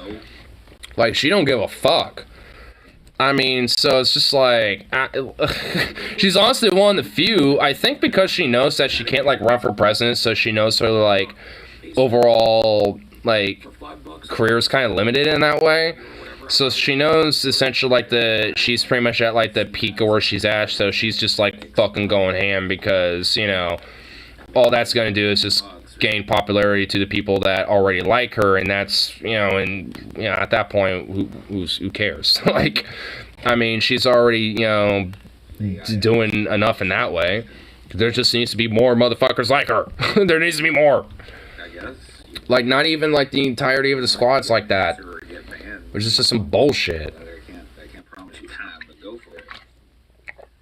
Back to work. Oh, you got one of those work days? Boo. Lame. That's some bullshit.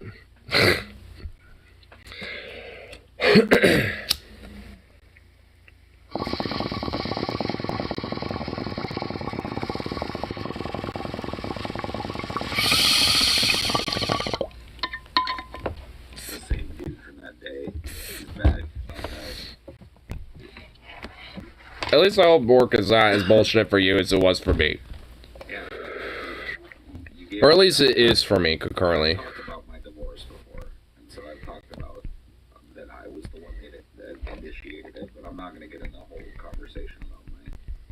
previous relationships and shit.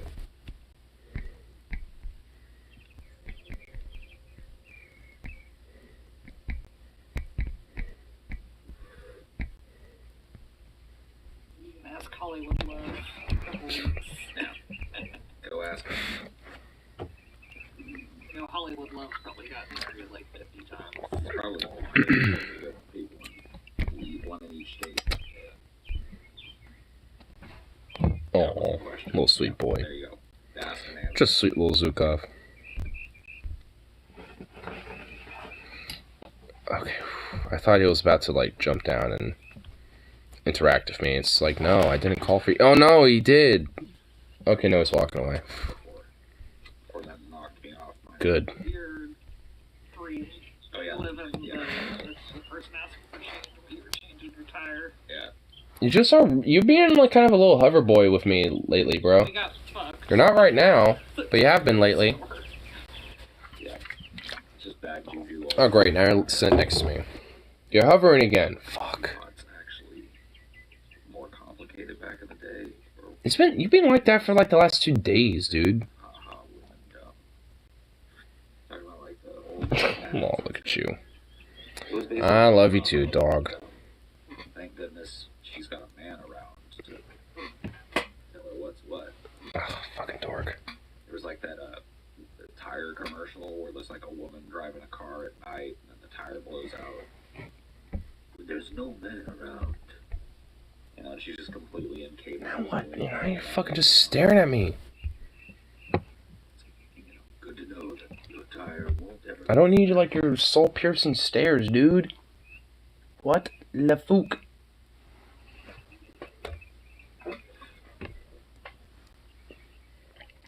The damsel in distress. Yeah.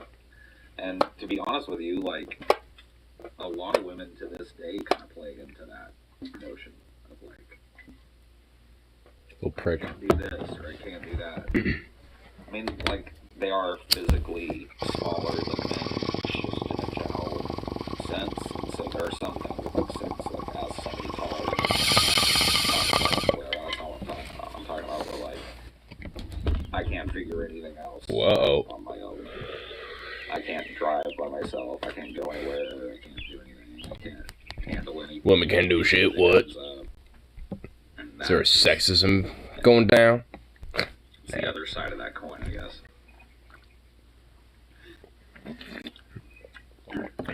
So there's just like people like that in general.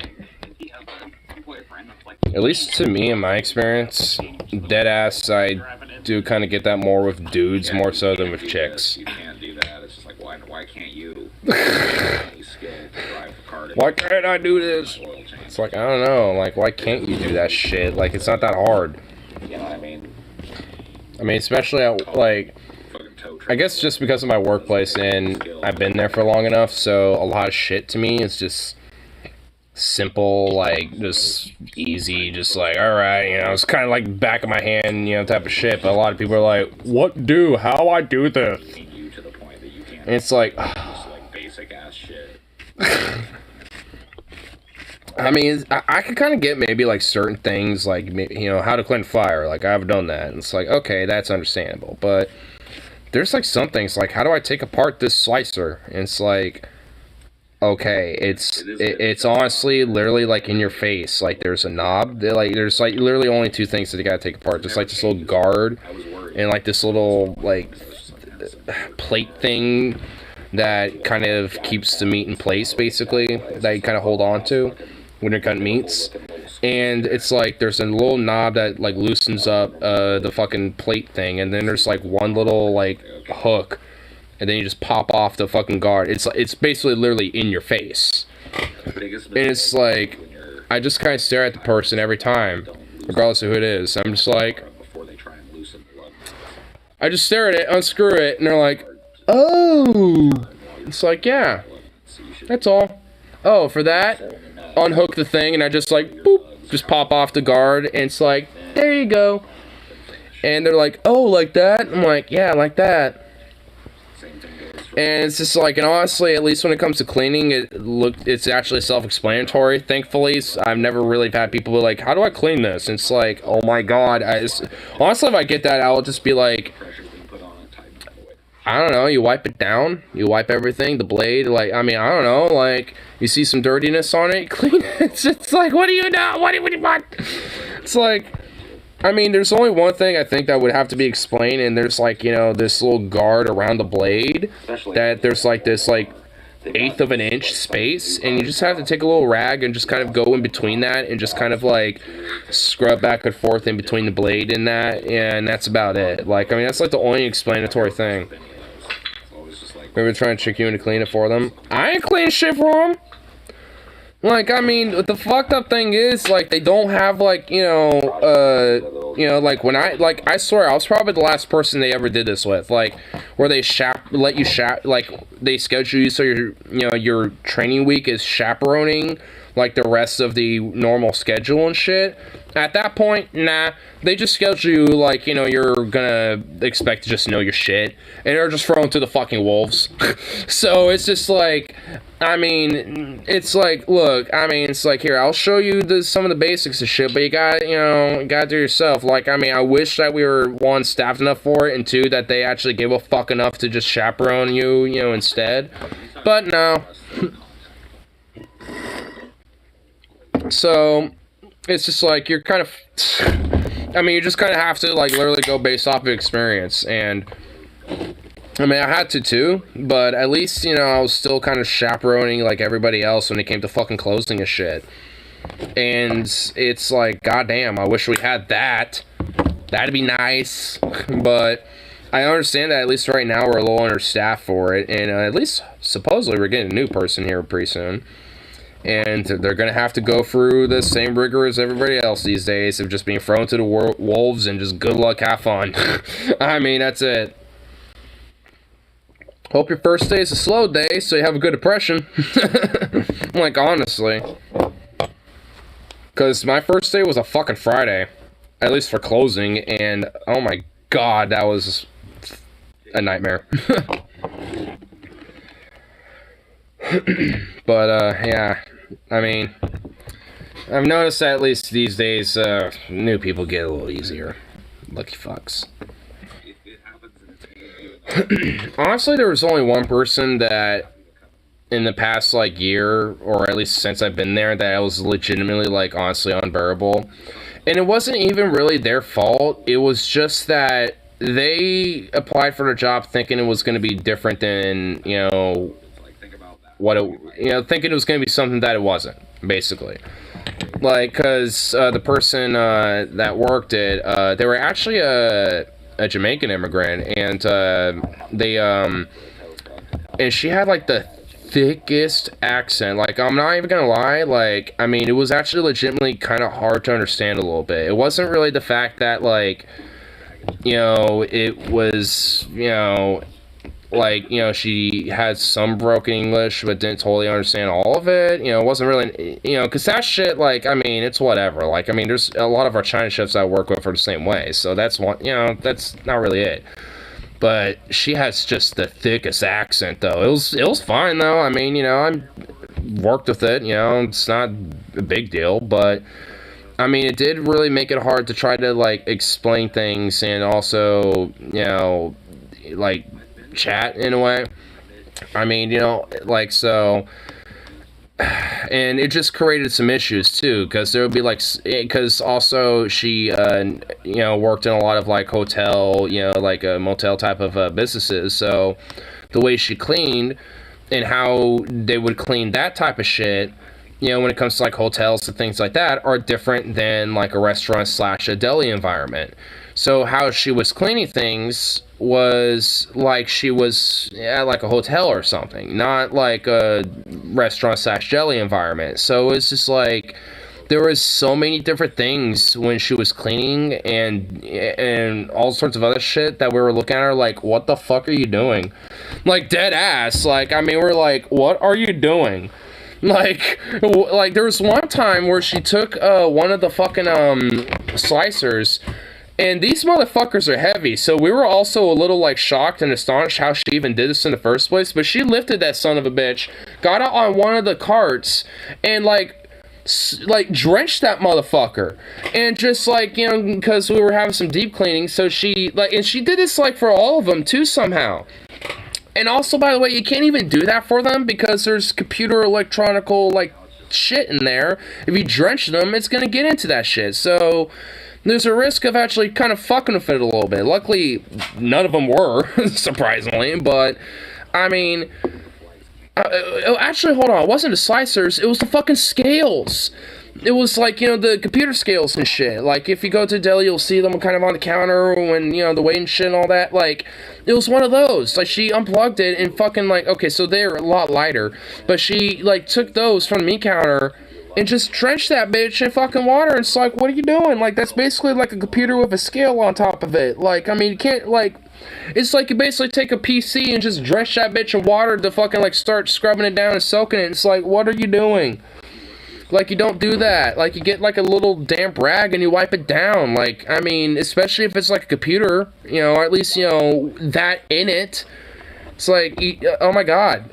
Like, there was some shit straight up where we were like, what are you even doing? And sometimes, like, when she would, like, you know, like, take the mop to change it, she would literally, like, deep scrub the mop bucket, like, everything, before even using it. It's like, what are you doing? Why are you doing that? It's like, you don't have to, like, scrub the whole, like, thing to, like, you know, fill up it with clean mop water. Like, yeah, if the inside of it's a little funky, yeah, wash it out, but, like, the entire, like, the inside and out and the whole shebang, like, I mean, what are you doing? Like, you don't need to do that. Like, I mean, yeah, if the outside looks, you know, especially rank, yeah, I mean, even I will wash that down a little bit, but, like, the outside isn't as important as the inside. Like, the inside, you want to make sure it's a little cleaned out so it doesn't get funky when you're putting fresh, you know, shit in there to mop. But, like, it was just, like, different things like that. I mean, and she would just, like, do her own thing, you know, so that's where a lot of the communicational problem came in. It's like, she would just do her own thing like that, and just, like, would explain, like, hey, you either don't have to do that, or, you know, it's like, here's how you actually do it, or whatever the fuck, and she would just be like, no. It's like, okay, you know, it was more so of her stubbornness, more so than anything else. Like, I can easily work with, you know, a thick accent and, you know, some broken English because you immigrated here. Like, whatever, I don't give a fuck. Like, I can work with that. But, like, everything else, it's just, like, the stubbornnness and just, like, this random shit. It's like, what are you doing? Like, the first few days, we were just like, okay, this is a little bit of some nonsense. Like, I don't think this is gonna work out. And it really didn't. She was only there for, like, 2 months at most, I think. And, I mean, she wasn't a bad person. Like, there were some times where her and I were just chit-chatting and shit. She actually thought I was attractive and liked my accent. She liked how deep my voice was for some reason. So, I mean, you know, so it's like, I mean, she definitely wasn't a bad person at all, but, like, it was just the work environment on top of, like, her work experience just didn't vibe. Like, you know, she was, you know, like, if it was, like, a more hotel-based type of environment, it totally probably would have worked out fine. Like, if I was in, like, the hotel kitchen and she was, like, one of the hotel cleaners that would come by every now and then dropping shit off or whatever the fuck, like, whatever, it would have been fine. But that's not the workplace that we're at. Bandit's back inside? What the fuck? I just let you out, Bandit. How are you in here again? What the fuck? Okay. I literally let him out like 30 minutes ago. That's some bullshit. Okay, but anyway, it's just like, honestly, it was basically just that her work experience and what she's used to, especially when it comes to cleaning, was just not the same as what, you know, our shit was. So it just clashed, and it never, like, adjusted, you know, and everything. Bandit, I could teleport now. I know, dude, like, what the fuck? Somebody must have let him in. Oh, you know why? Because I think he either got fed or is about to be fed. God damn it. I don't know if I should let him out again or not. Because it is around his feeding time. I mean, if he's back out here again, I'm assuming he already got fed. You know what? Alright, I'm gonna let him out again. Cock, quit annoying Bandit. Bandit, you're teleporting on me. I don't like that. Are you an alien? My boys are aliens. Zukov's an alien. Bandit is for sure an alien. Like, both of them are teleporting. Like, I think they have a connection to Scotty on the Enterprise. Are you getting beamed up by Scotty? Well, I guess you're not right now. It was Bandit this time.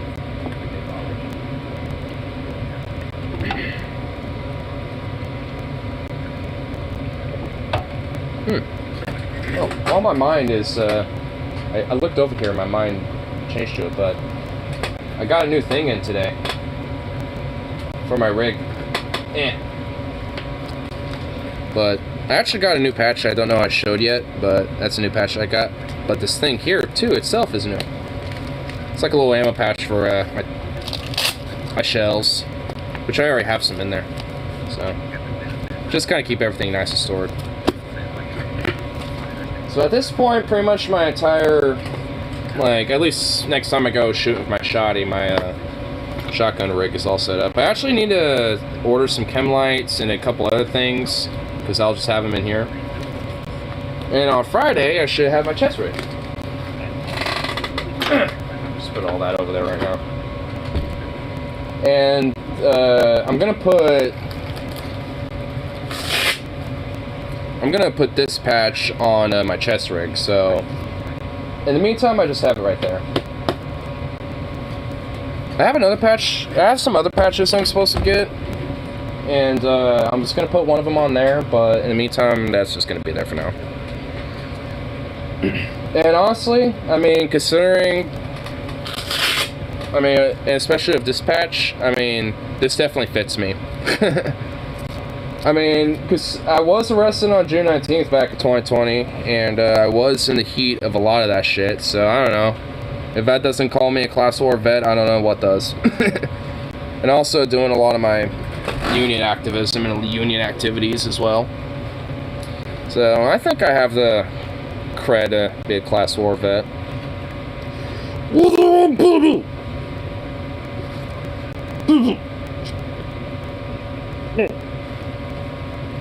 Just a sweet little thing. You want to be on my lap here? Fine. Oh my god, you really do you? Fucking hell. Okay, here we go. Fine. You happy? You happy now, you little shit?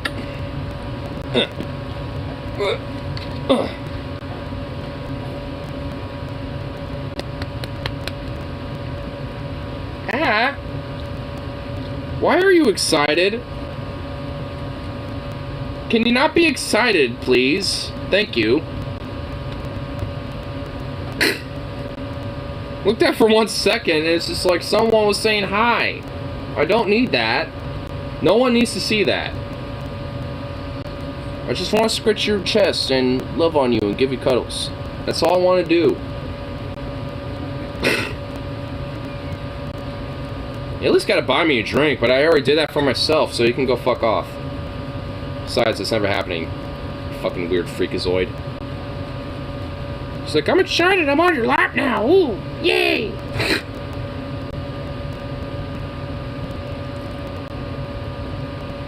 Oh, what? Now you want to gnaw on my fist? Get fisted. I'll fist you again. Fisted! Get fisted. Get fisted! Fisted! You're such a fucking goof. Look at you, you're a goofball. Why are you so goofy? Why are you just a goof? Oh my god, look at you. You're silly. You're just so silly, baby. Look at you. You're so silly.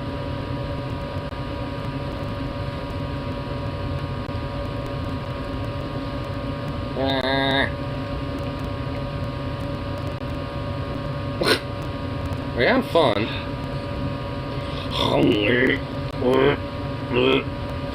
Are you having a good time?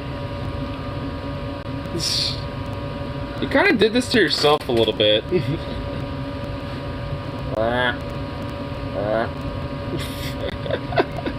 You're just a goofy baby. You're just a goofy little baby. Look at this. What are you doing? Oh my God.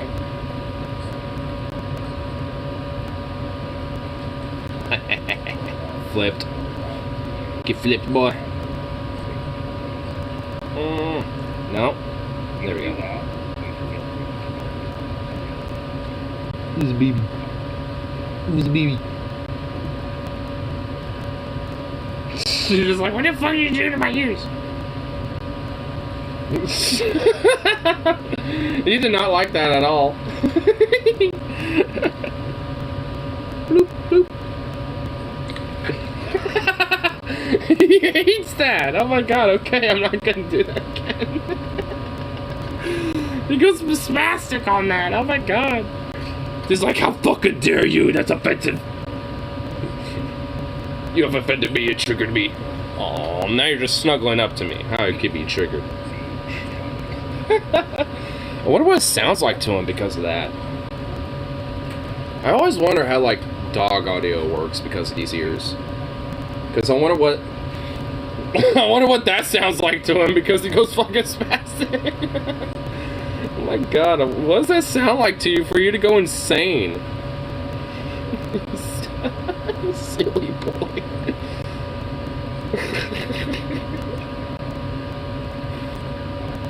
You're just like, whoa! What are you doing? You don't go as crazy because I do it that way, without your ears flipped. The ears being flipped is what makes you go insane. You fucking silly goose. You're just a silly goose boy. Boop. Boop.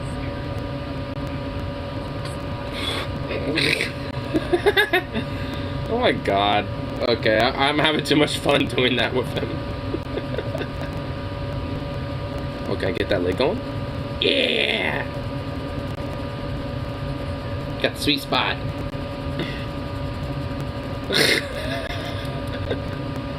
Why are you so goofy? You're just staring off into oblivion. Your eyes are dilated. You're high. You literally are high on like a dopamine bliss rush.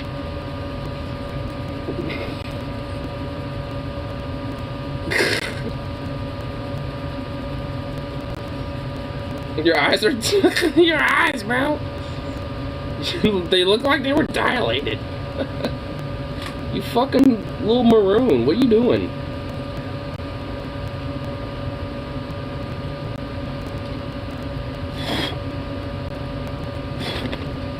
She's just like, what the fuck? Oh god. Alright, I'm not helping you with this one. If you fall, you fall. Oh god, okay, alright. That might be a risk of bong destroyage. I don't need that. Alright. You're like, oh god, what's going on? Oh Jesus!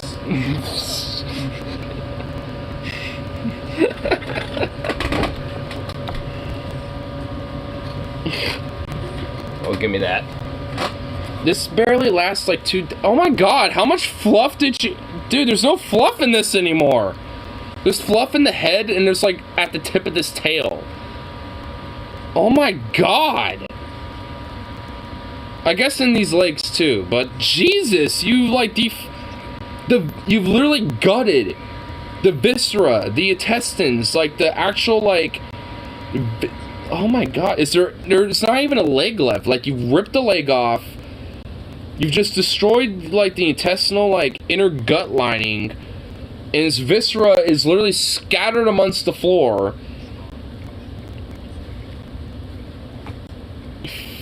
Like, this was $12, you son of a bitch. This is meant to last you a while. I thought these were meant to be, like, durable. Like, what the hell? They're not durable against Zukov.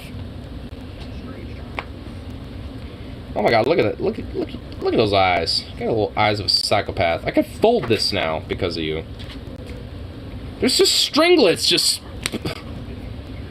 Here, you know what? Whoa, is there any other stringlets I should be aware of? Yeah, there is. Here, I'm just gonna burn them off. Look at...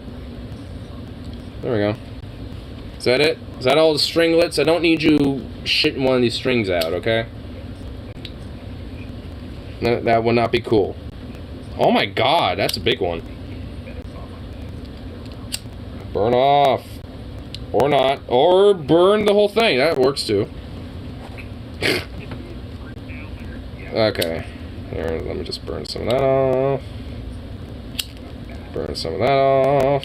Just burn some of these little extra things off just because, you know, he doesn't need to accidentally eat that. Well, now it smells like burnt, what, cotton polyester? I don't even fucking know. You're just insane, baby. You're insane!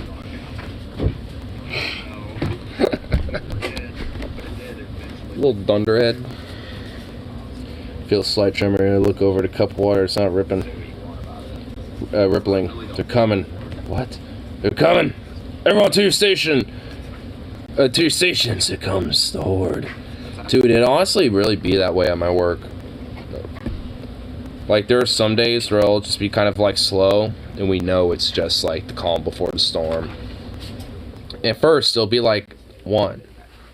And then after that, there'll be like, once you finish with that person, there'll just be another one right after that. And then once you're done with that, there'll be two.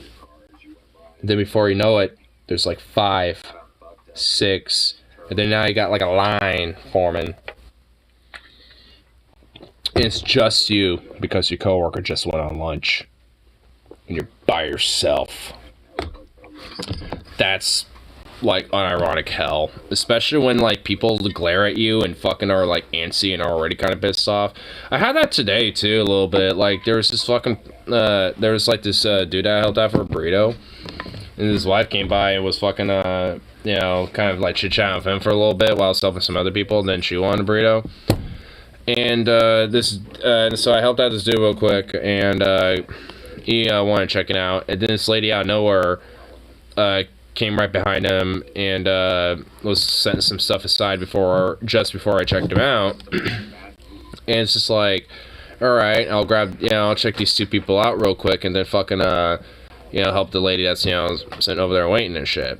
And, you know, so, and then I finished up the other transaction and then helped the other lady.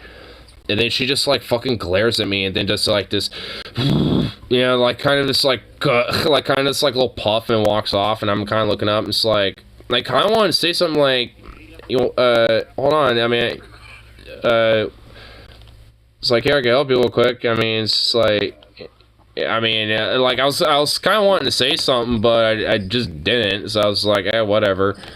I mean, it's like, cause, like, what the fuck? Like, I mean, what am I, like, I'm just literally one person there, like, what the fuck can I do? Because I'm assuming she probably just wanted a burrito, too, and it's like, I mean, honestly, especially if you're walking away, I just would have just hooked you up. Let's work for you. Yeah. But, I mean, it's like, at that rate, it's just like, I mean, especially if it's like, you've been only there for like 5 minutes and shit, and honestly, for like the last 20, you were like chatting it with, or like, not even really 20, but more like last 10 minutes, you were just chatting with your husband or whatever. It's just like, I mean, forgive if I, you know, wasn't sure if you were ready or not initially. But, I mean, it's just like, I don't know. I mean, it definitely was a little shitty, but it was just like, I mean, especially if you're only one person, there ain't really much that you can do and shit. I mean, I definitely kind of felt bad, because, like, I wasn't trying to fucking, like, diss you or, like, you know, fuck you off or whatever, but it's just like, I mean, it's like, I'm one dude tending to, like, 6 other people, you can either wait or you can't. Yeah.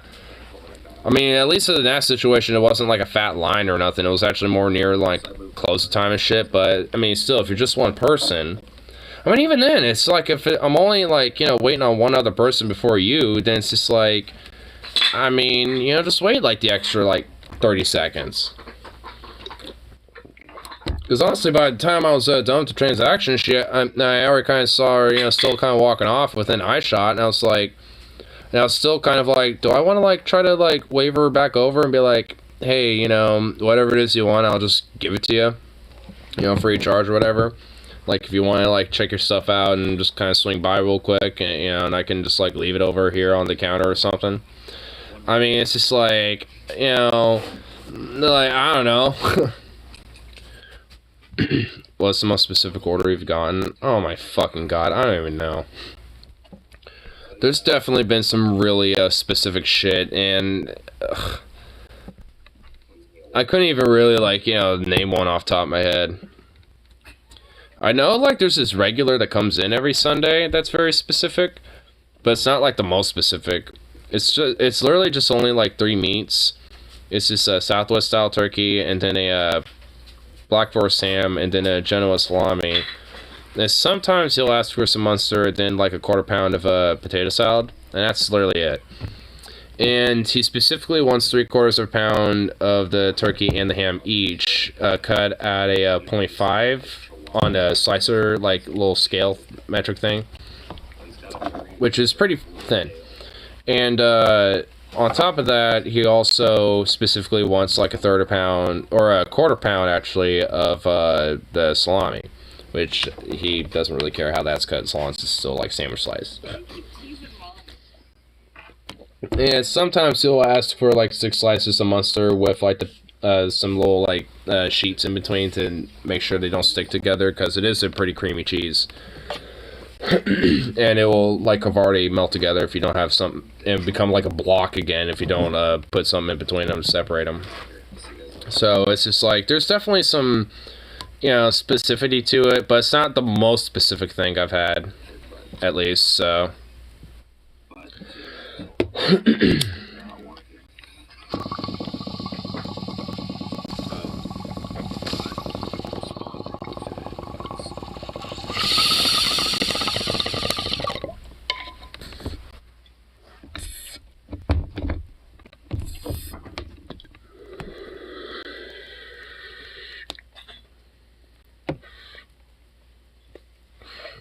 Now make sure the bread is toasted on the inside but not the outside. I want the toppings in between the meat and cheese warm but not melted.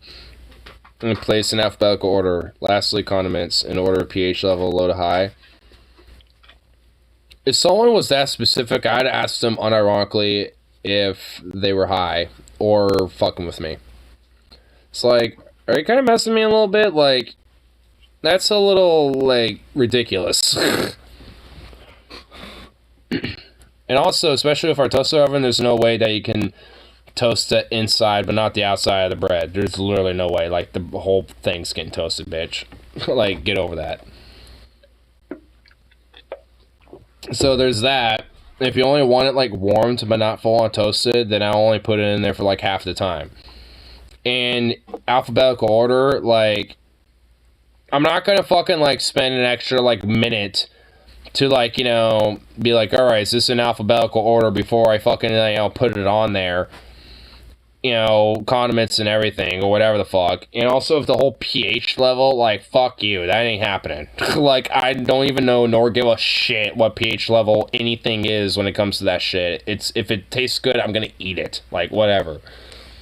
Like, oh my god, no way in hell.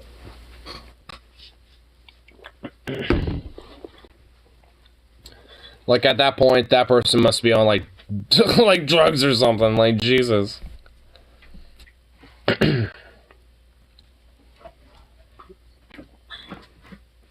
Like, definitely no way in hell. Just like I say you did. I am appalled. I tasted them in the wrong order. How? How? Yeah, seriously. Like, there's no way that you can fucking... I don't even know. People are just insane. People are insane.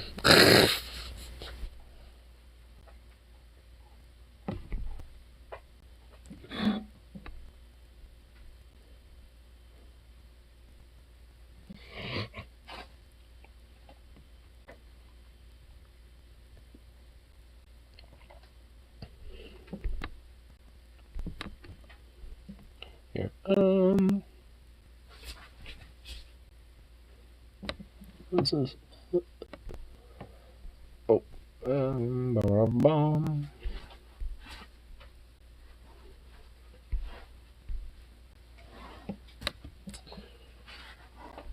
Trying to skim around for the news here. Not sure I remember tuning so many nuggets earlier, but couldn't listen to the whole like news bit, mainly just because of work. So I'm actually seeing where last I kind of remember teetering off at, seeing what I missed. Hold on, I gotta do this. Oh my god, there's just like no way I can read that. What the fuck? It's so small. Boo.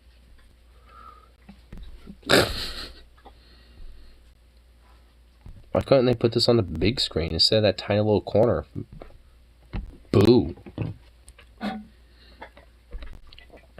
me see if I can even read this damn thing.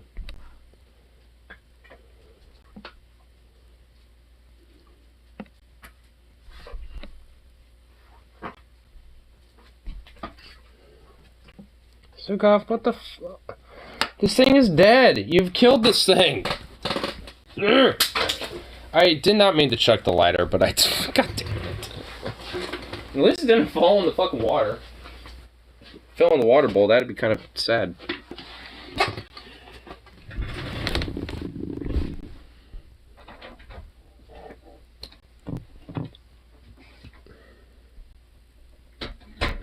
He's up here.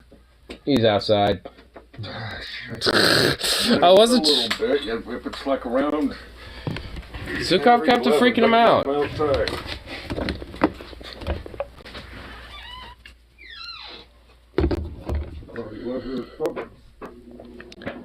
I ain't gonna fucking have, like, Zukov go insane over him. Let him... Bands wants out, I'm letting him the fuck out.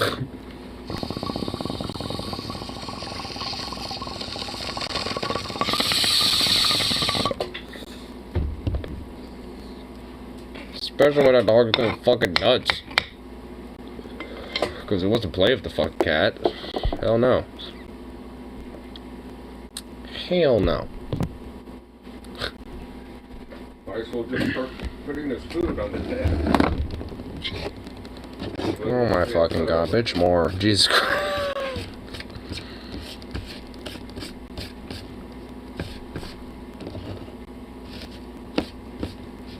Zukov, are you creating trauma? Is that what you're doing? Or are you still in Discord? Look at you. You little fucking freak. You little freakazoid, you.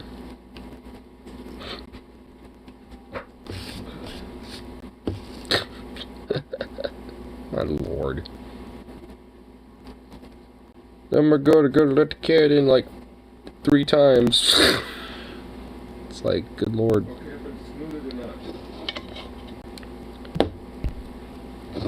Someone should make a Anger Management book titled "So You Want to Get Smacked." So you want to smack a bitch, but you can't because you'll get arrested. Here are some alternatives. Well, I mean, at least when it when it comes to like certain people, I mean, you can do it and basically just get away with it. Apparently. And some people will vindicate you, be like, yeah, sure, we're in the right. So, if anything, it's just like, depending on your stature in society, you can just get away with that and just be fine. Which is some bullshit, but... Because especially, like, given the smack that was heard around the world, oh my god, I swear to god, this will be the last time, and after this, I don't give a shit. Well, it's just like, I mean, especially over a joke that was pretty mundane, that he even laughed at, by the way. It's just like, yeah, like, it's pretty obvious that it was performative on your part, because you are unironically a cuck in your fucking relationship, where you're just kind of seen as bitch-made, and your wife, who really doesn't give a shit about you, was staring at you due to fucking, you know, like, hey, this is a public area, you know, and, oh, there was just something said about me, you know, so, white knight for me, please, or whatever the fuck. It's just staring at him. So he just felt like, oh, this, I guess I have to white knight now, and fucking, you know, smack this dude and basically be kind of a bitch. Because apparently, like, he's kind of buddies with Chris and shit, you know, at least prior, so it's just like, I mean, what type of, you know, like, it's just, like, not even, like, you know, remotely, like, a fucking, you know, like, manly, or, like, you know, like, strong, like, you know, alpha thing at all. It just makes you look like a bitch. If they blow assist to other people, I think that counts as swinging. No, not that I understand it as, like, from my understanding, it's like an open marriage where she's, like, you know, seeing another dude, but that's kind of about as far as it goes. So, I mean, as far as I understand, he actually is, but I don't know. I don't think that's like a swinging type of relationship going on there. So he's like, he definitely has like his own like issues, you know, when it comes to like his relationship or whatever the fuck is going on there. But it's just like, it don't merit no goddamn slap. And honestly, people justifying it are just a bunch of dipshits. It's like, what? So like, if someone says like the slightest little thing about it, you know, people, and you feel like, you know, it's like, what the fuck, you should just like white knight them and fucking like smack somebody. It's like, no. It's like, I mean, that's not how you fucking do it. Like, I mean, if it really is an issue, just like, you know, like wait until the person's like backstage, and or like, you know, just wait until appropriate time and, you know, set a person aside and just talk it out with them. I don't really get it, but to each their own. From what I understand, like, well, at least when it comes to like swinging slash like cook thing, yeah, I don't know. At least like to the joke, it's like, even then, it's not even like that fucking bad. It was like, it's like basically saying, it's like, yo, Jada, see you in G.I. Jane 2, you know? It's like, okay, so, like, G.I. Jane is actually kind of a cool fucking movie, so whatever. Like, I don't know, it's like, who cares? I mean, you know, it's like just some action flick of shit. I've seen it, it's not, it's whatever. I mean, you know, it's a decent enough type of flick, but, like, I mean, oh no, like, it's like, how is it, like, honestly, to me, it's like, I don't know how it's offensive. Like, if she's also an actor, and, you know, and a decent actor too, and also G.I. Jane's at least, you know, like, normally seen as kind of a, you know, possibly a review type of film, it's like, then what's the fucking issue? It's just like, if anything, it's more of a compliment more than a, like, you know, fuck you type of joke or whatever. It's like, what? I mean, if he was directly making fun of the fact that she had, like, alopecia or whatever it is, it's like, then that would be one thing. But it was more of like, yo, see you in G.I. Jane 2 if they ever make it, I guess. Like, I don't even know if they are making one or not, but it's like, still, like, how's it that big of a fucking deal?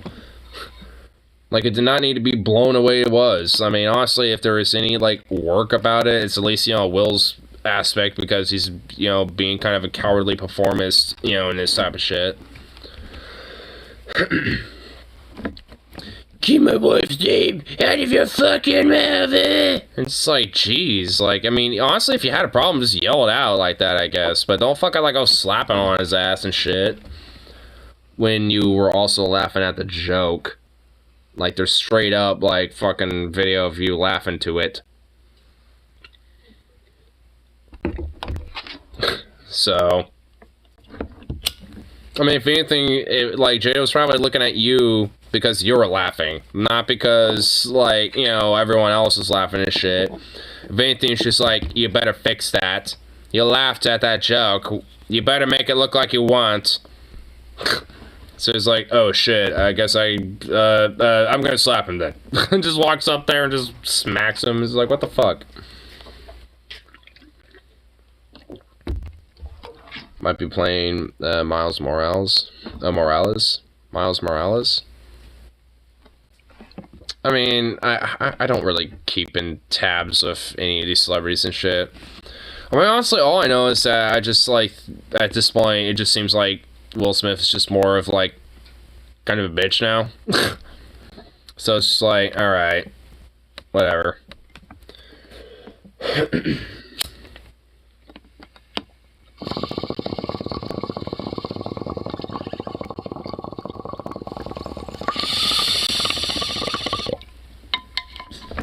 I mean, even his apologies seem to have ass too. It's like, yeah, I kind of, like, feel bad that, like, people saw it, basically. It's like, yeah, no, you didn't. I mean, I guess you do. Like, you feel bad that people saw you have an outburst and shit, but you don't really feel bad that you did it. It's like, yeah, sure, buddy. Mm-hmm.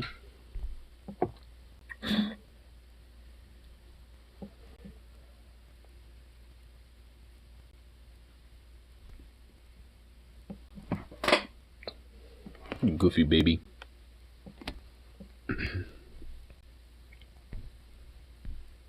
Hey,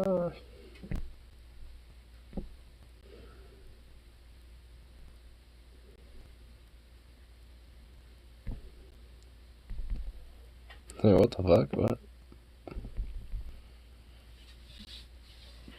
Teen fatal fall too heavy for amusement park ride? What in the fuck? Hold up. Hey, I want to go back and see this. What the fuck?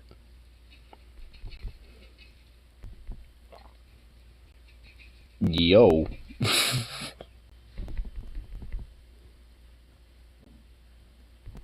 Yeah, where's the start of this? Come on. I do this. God damn it.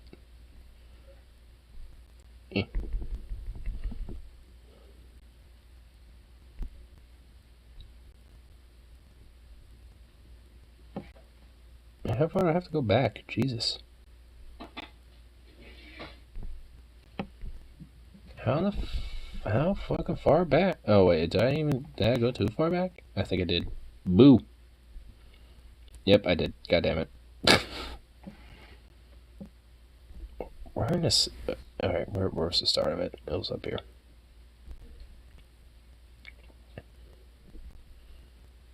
I wanna like fucking like, how does one like get past like the hey, you don't meet the requirements to ride the ride situation? Like, how in the fuck?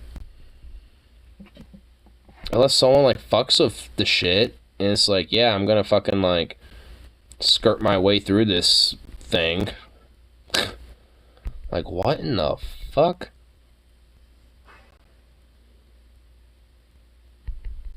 Okay, there's a video of it. Now where's the back? Come on. God damn it, I hate when there's these lives. Man, they better timestamp this shit.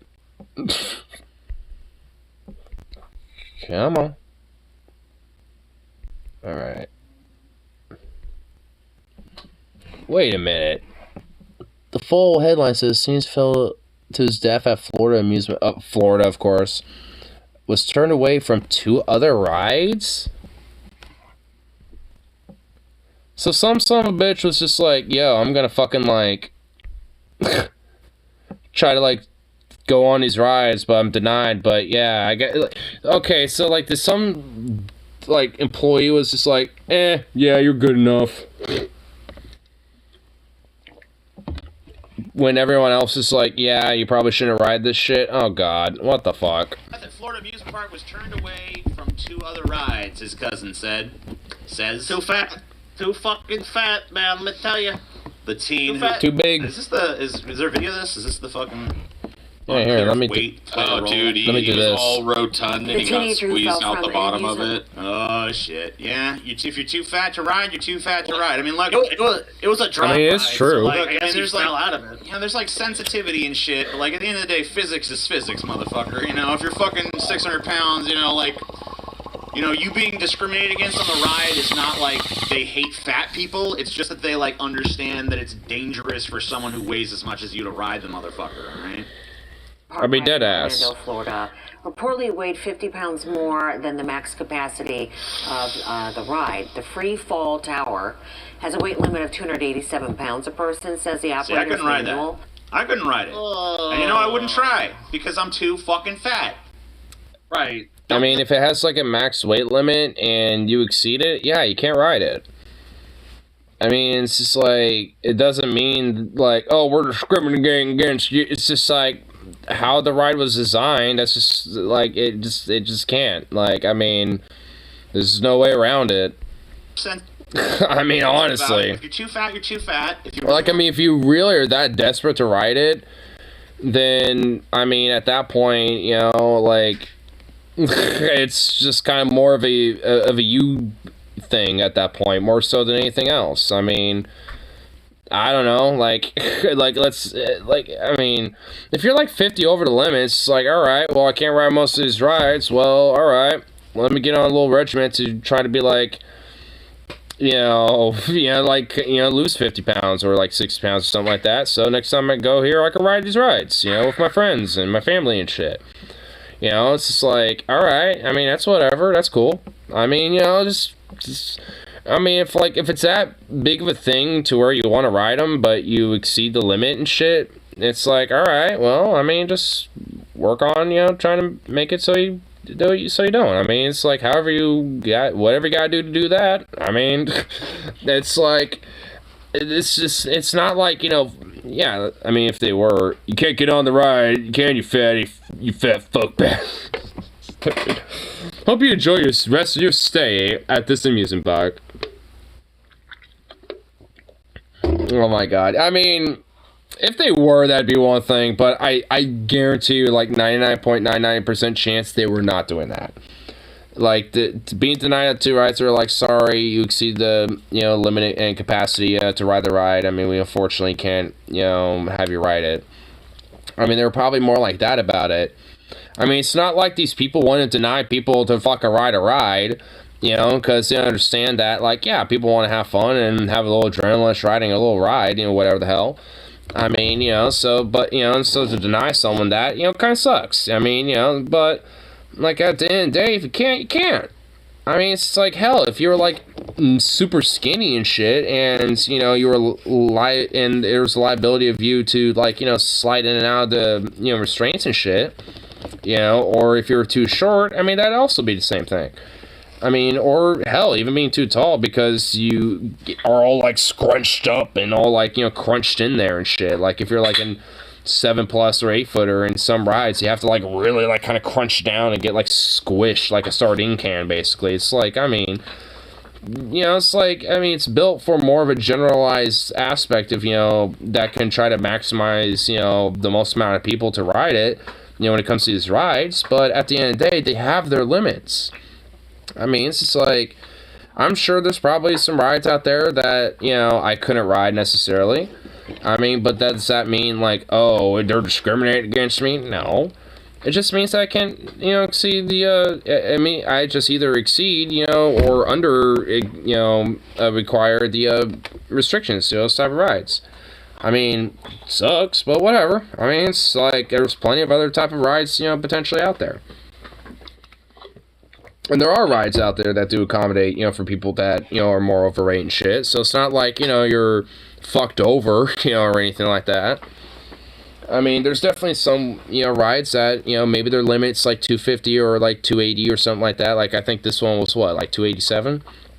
Some rides are more like maybe 300, or some rides are more like 230 or like 240 or something like that. I mean, it just depends on how it was designed in the ride. I mean, fundamentally.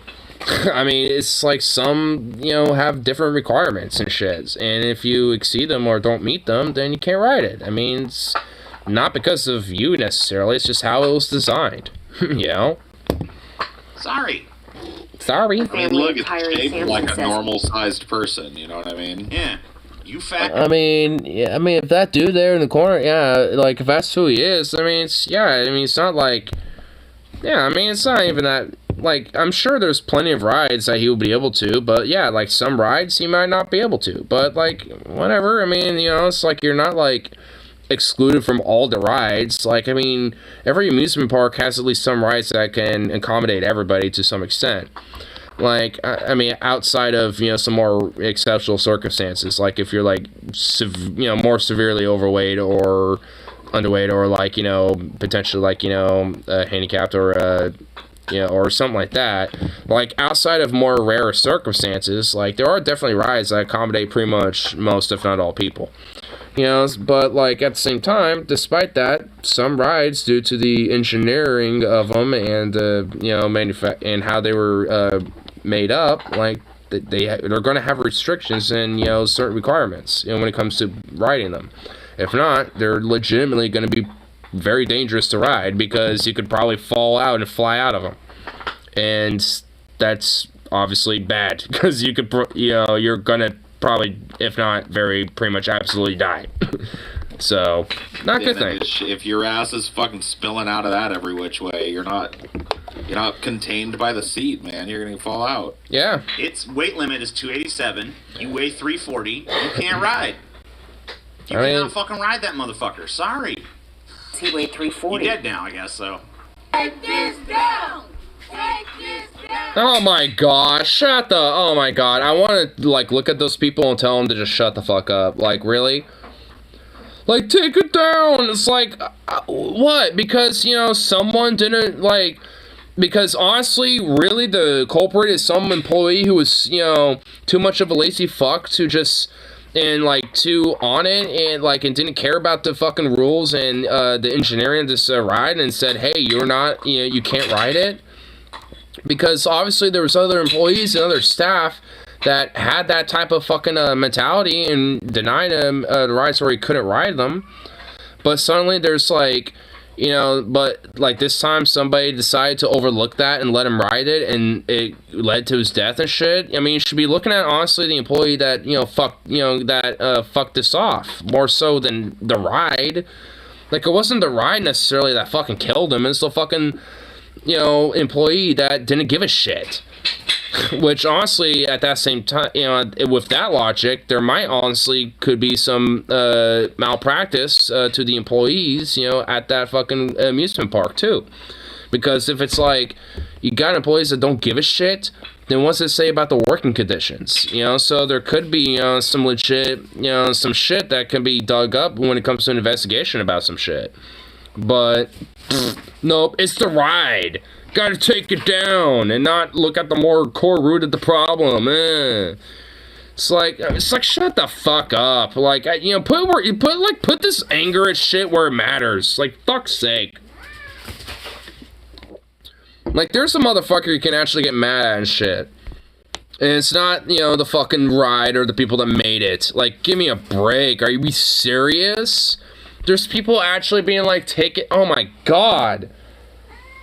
We are sensitive as fuck. I'm like, I'm sorry. Like, I understand, like, you know, some shit about that.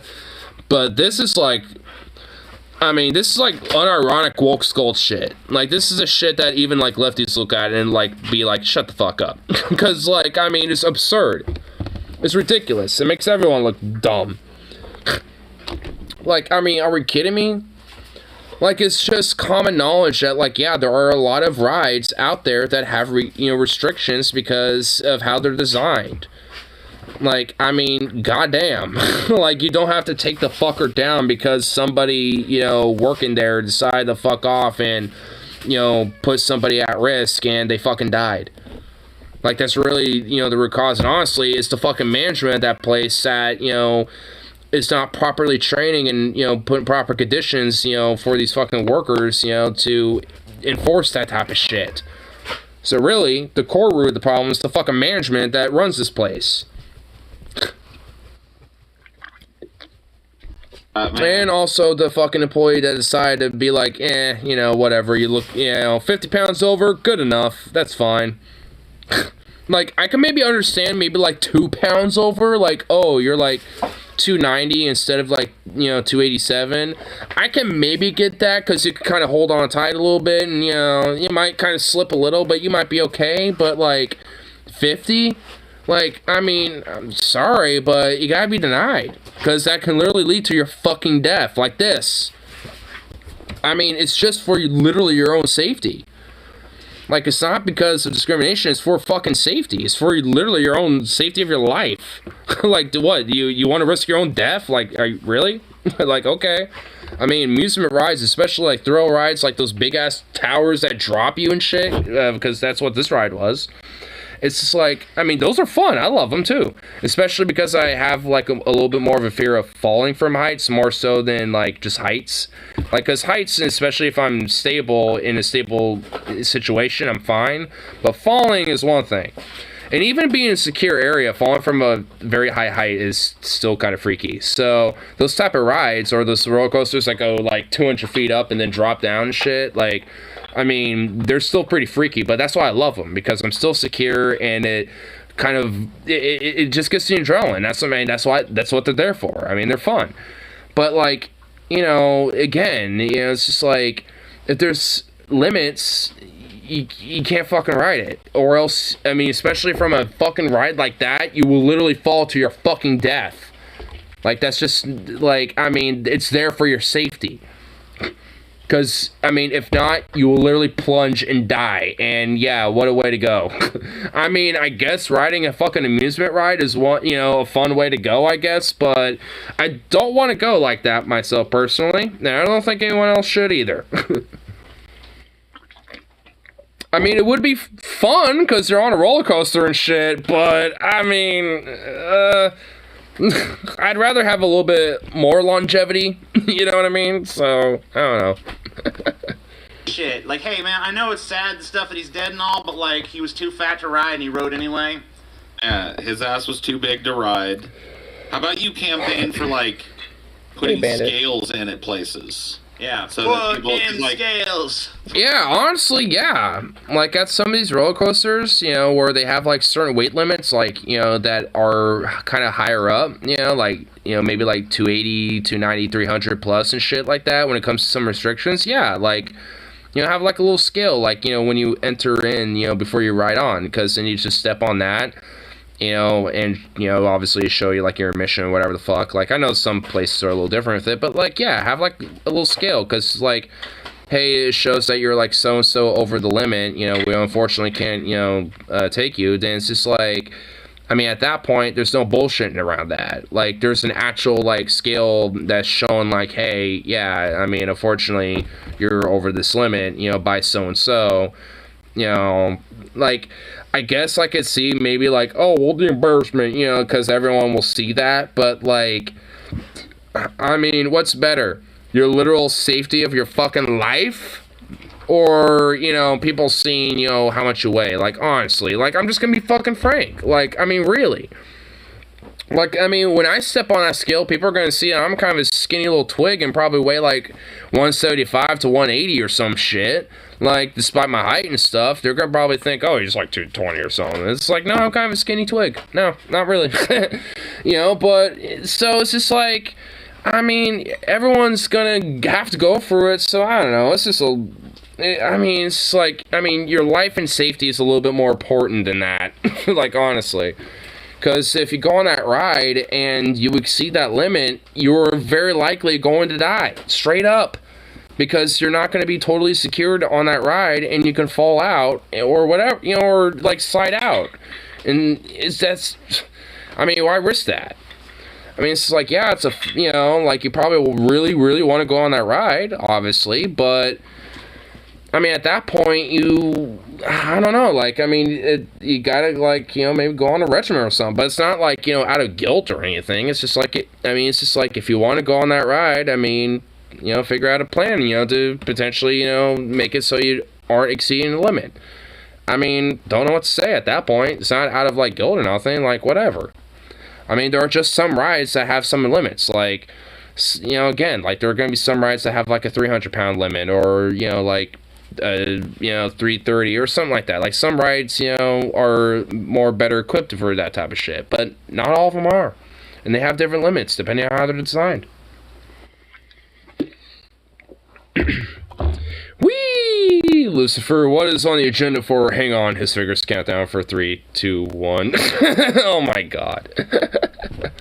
Bar, dude. How much do you weigh, bro? The weight I gotta go to the bathroom real quick. I'll just let display. 275, man. I'm getting macked on in the chat there. TJ, too fat to ride. Me. They're all here. Alright. Oh, shit. TJ and Paul are both about 90 pounds over the weight limit. This fucking teenager actually weighs more than me.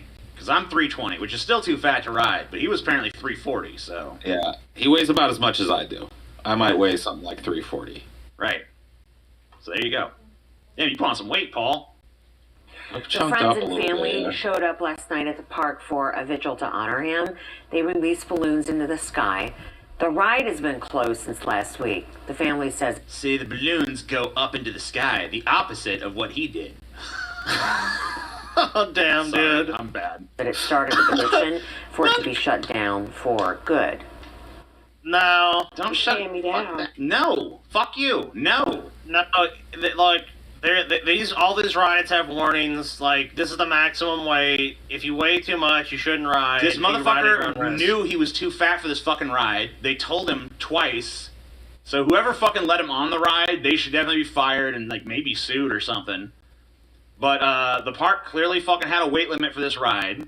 They enforced it, and you know, obviously they had some lax ass employee that was just like, yeah, whatever, hop on, I guess. And then the dude died, so that fucking employee is a piece of shit. But yeah, this fucking ride is there's nothing wrong with the fucking ride. It has a weight limit for a reason. There's no way. The engineers who made it knew what the limit was. They described this kid as being like 6'5", 340 fucking pounds. Like, I mean, he should fucking have known better. Like, if you can't sit, like, I'll tell you one of the scariest things I ever did was me and Stevie rode the Millennium Force at a Cedar Point in Ohio, and Stevie's ass barely fit in that fucking thing. And that thing is a huge drop, and I'm like, dude, if I fucking die on a ride, this is gonna be the time. But I mean, like, I'll tell you what, he just barely was able to like lock it in, and Stevie was like really locked in. But the fucking problem with that was I was not as locked in. So I'm like, oh shit. Yeah, you had a shared lap bar. Yeah, oh yeah, dude, it totally does. And dude, that's an insane drop. So like this kid, like you would have known something didn't feel right. I mean, like there's no way this could have locked in. This thing fucking had to have released, and his ass came out. He was probably just too wide for it. Like, he's probably squirted out of it. It probably didn't release, but he was probably not properly seated back in it. Because there was so much blubbergumptiousness hanging over the edge of everything, you know what I mean? Oh, what the fuck? Wait. Someone in our chat just said the craziest shit I've ever read in our chat. There was a guy with no legs who snuck on the Superman by me, and he literally went flying over everyone's heads and splattered on the ground. No joke, lol. Sounds like Final Destination, what? Dude. How did you with no legs sneak on fucking Superman? I'm fucking dubious of this, but I choose to believe it because it's hilarious. No chance, dude. No chance. I'm calling bullshit on that one, dude. That's a troll. No. Okay, so let's see. Legless passenger dies on the Superman. You should look it up, dude. Legless what? Did I miss something? No fucking way. If you find that, dude, I'll give you $10, DJ. Roller coaster fail kills hero. Oh shit. Was there another one that happened? Oh fuck! I'll give you $10 for real. Oh shit. Really? Maybe. What? Hold on. Battered on the ground. No joke. What? You know what I mean? Oh, the fuck? Wait. Someone in our chat just said the craziest shit I've ever read in our chat. Hold on. Had to run him a little bit. You're crazy, you little cocaine ball. I swear, the amount of times you run around me, you could fucking start a tornado. If you just kept going long enough. Crazy boy. Anyway. No legs who snuck on the Superman by me, and he literally went flying over everyone's heads and splattered on the ground. No joke. Ooh. Sounds like Final Destination. What? That's why there's restrictions and limits when it comes to roller coasters. That's why. No legs sneak on fucking Superman. I'm fucking dubious of this, but I choose to believe it because it's hilarious. No chance, dude. No chance. And apparently it was, I guess. Oh fuck! I'll give you $10 for real. Oh Is it shit! really? Maybe. Hold on. Is it really real? Oh, it was like an Iraqi war vet or some shit. Maybe. You were on that fucking ride when somebody squirted out of it. What the fuck? Dude. Is this the Superman? Oh, Ride of Steel. Yeah. Oh my god, really? Put it up then. I want to see it. No way, bro. Oh my god. Doesn't mean that guy that in our chat necessarily actually was on it with him. But he ain't lying. I'm believing it. This did happen. Oh my god. Roller coaster fall kills hero. What the fuck? What the fuck? He snuck on the ride. Didn't realize. By the time I realized he was pretty far out of his seat, he was too far for me to grab. And at that speed, even if we could catch his shirt, it wouldn't have done much. This fucking guy, he's a double amputee. He sneaks on a ride that you literally have to have legs to be secure in. How the fuck does a double amputee sneak on the fucking ride, though? That's what I want to know. What the fuck? Like, you have like fake legs or something? So he rolled his wheelchair to the front of the line of the roller coaster, which tops out at 208 feet. The ride operator let Ludfield lift his uncle from the wheelchair into the seat. They didn't sneak on. They just let him on. What? They have minimum Once it was heights rolling, for... Luffeld said he realized the belt and lap bar on the coaster might not hold his uncle, who had no lap. Yeah, probably not a great idea. All right, whatever. That's why most of these rides have like a minimum height. There's height restrictions. Yeah. Fly out of the fucking ride. Oh my god, what is wrong with are people what's up with Paul? dumb? He's like, This guy comes up and they don't add up. It's like Paul is broken, dude. Look at him. He's like, I can't believe this. I mean, because It's dude, Paul, how what's much up with stupid shit has been I said think to us Paul in this just is fucking frozen, chat. actually. Okay, No. Paul's just No? I'm alive. what the fuck? No, you're unfrozen. No, No, you were I frozen am. in a rictus. You were frozen like this for a while, like. Yeah, He was. Basically how I feel listening to this. Whenever I hear one of these stories, I'm like, Oh my God. amazed at the amount of failure that, like. His last words were Superman that home. First and foremost, Damn. no legs. I know you want to live like your best life and not let your handicap define who you are and stuff. True. Riding a roller coaster that like uses your knees as a bracing point when you don't have any knees, that's one of the dumbest fucking things I've ever heard in my entire life. Oh my god, like, that's why people get denied when it comes to some rides, because that will literally fucking happen. I mean, it's there literally for your fucking safety. This is mine.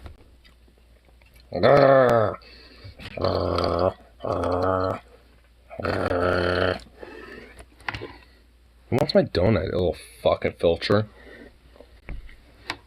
Before we even get into any authority figure, family, or friends that could have stepped in at any point in this, the guy that died in this is one of the dumbest motherfuckers that I've ever read about.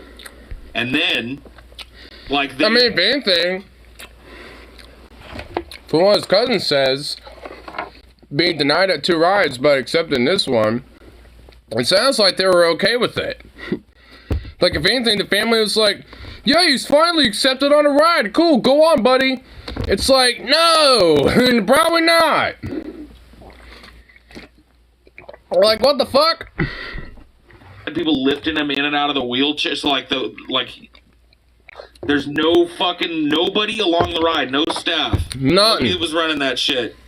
Was like, yeah, this guy can't ride this. Look, you need knees to ride this. I'm sorry, homie. You know, I bet you know what it is, dude. I bet he was like some Iraqi war vet, and like no one wanted to tell him no. They're like, man, he went there. He's a hero. Back.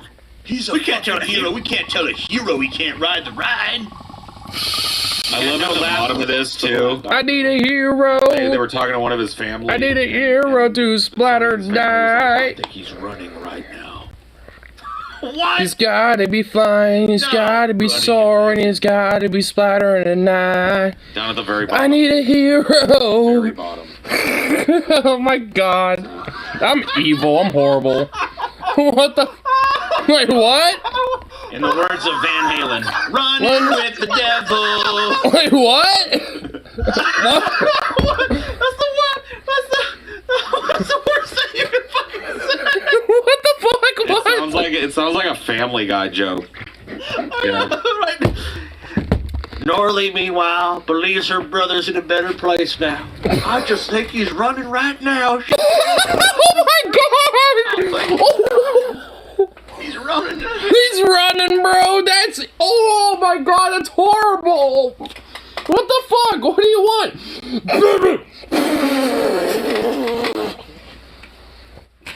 That's what you get. You get blown in the face to be put into place. God. What? Oh my god, dude, that's horrible. So I know my brother's in a better place. He's off and heading. I believe he's running. I believe he's running up and like, oh my god, the dude don't got no legs and he died, and the thing you say is he's running, bro.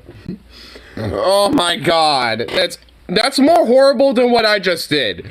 What I just did is not even like an eighth as horrible as that. Oh my god. What the fuck? Zukov, what the fuck do you want, baby? I love you. You're not in trouble, but what do you want? Oh my god. Again, I don't have many of these. These are the last 3 treats until tomorrow, okay, bro? Stand up. Stand up.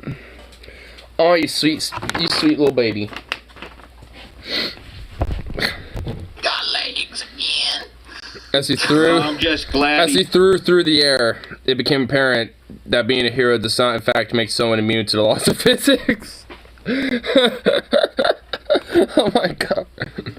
So he's probably running now, you know? Yeah, right. He's beautiful. It's beautiful. And that is like just a whole fucking slice of dumb, man. If you were actually on that ride, that is one of the craziest fucking stories, dude. You're a person that you should never lack at a story, and you probably could get laid off of that story. Oh my god, you could get laid. Crazy shit right there. Holy shit. If you go to like a bar or a party or something, This is people are telling crazy distasteful stories. to say the least. What is your fucking problem, dude? We didn't. Distasteful? Yeah, What's distasteful? Oh my god, what fucking degenerate bitch, little snowflake, thought that this is distasteful?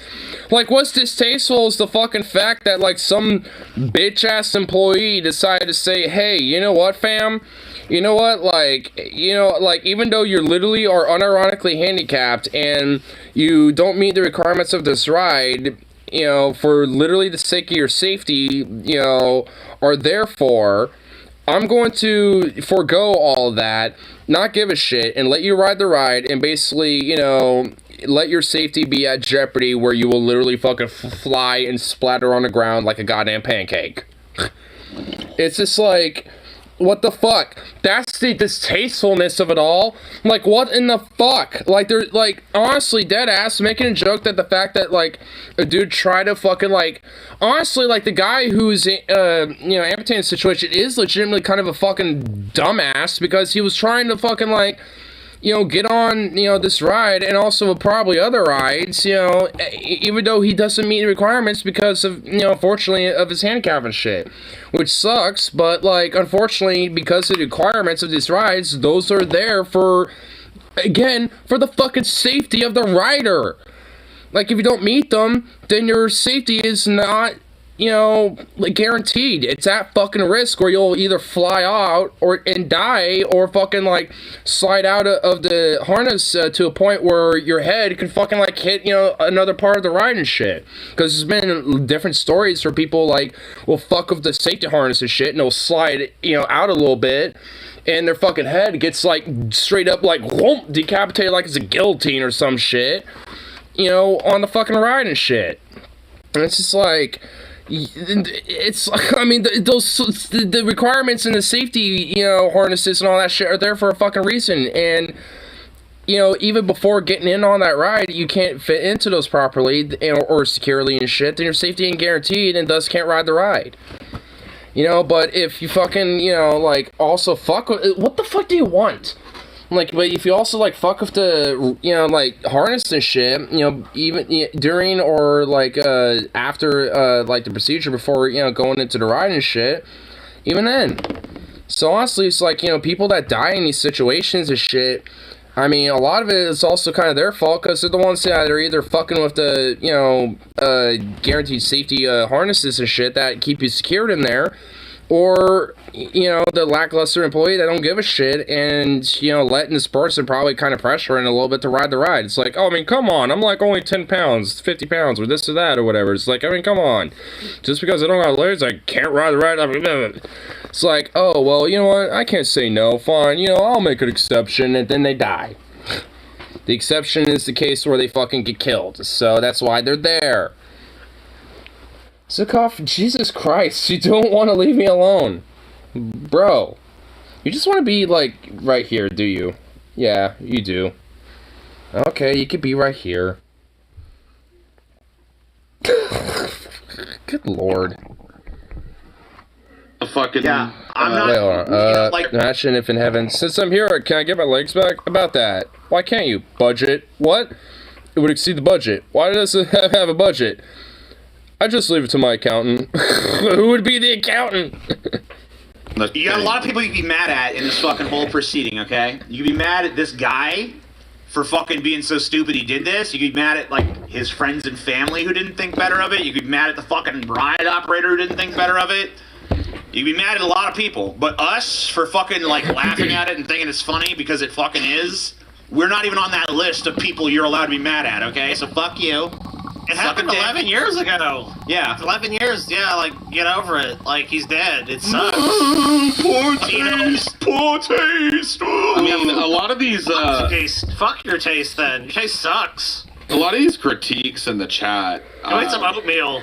You know, these Go eat arguments some really got oatmeal? no legs underneath them. Hey, that's disrespectful to oatmeal. That's true, man. It's like they started out with an argument, but now they're stumped, you know? Oh, yeah, definitely. It's like, maybe their points are just, like, flying over my head, you know?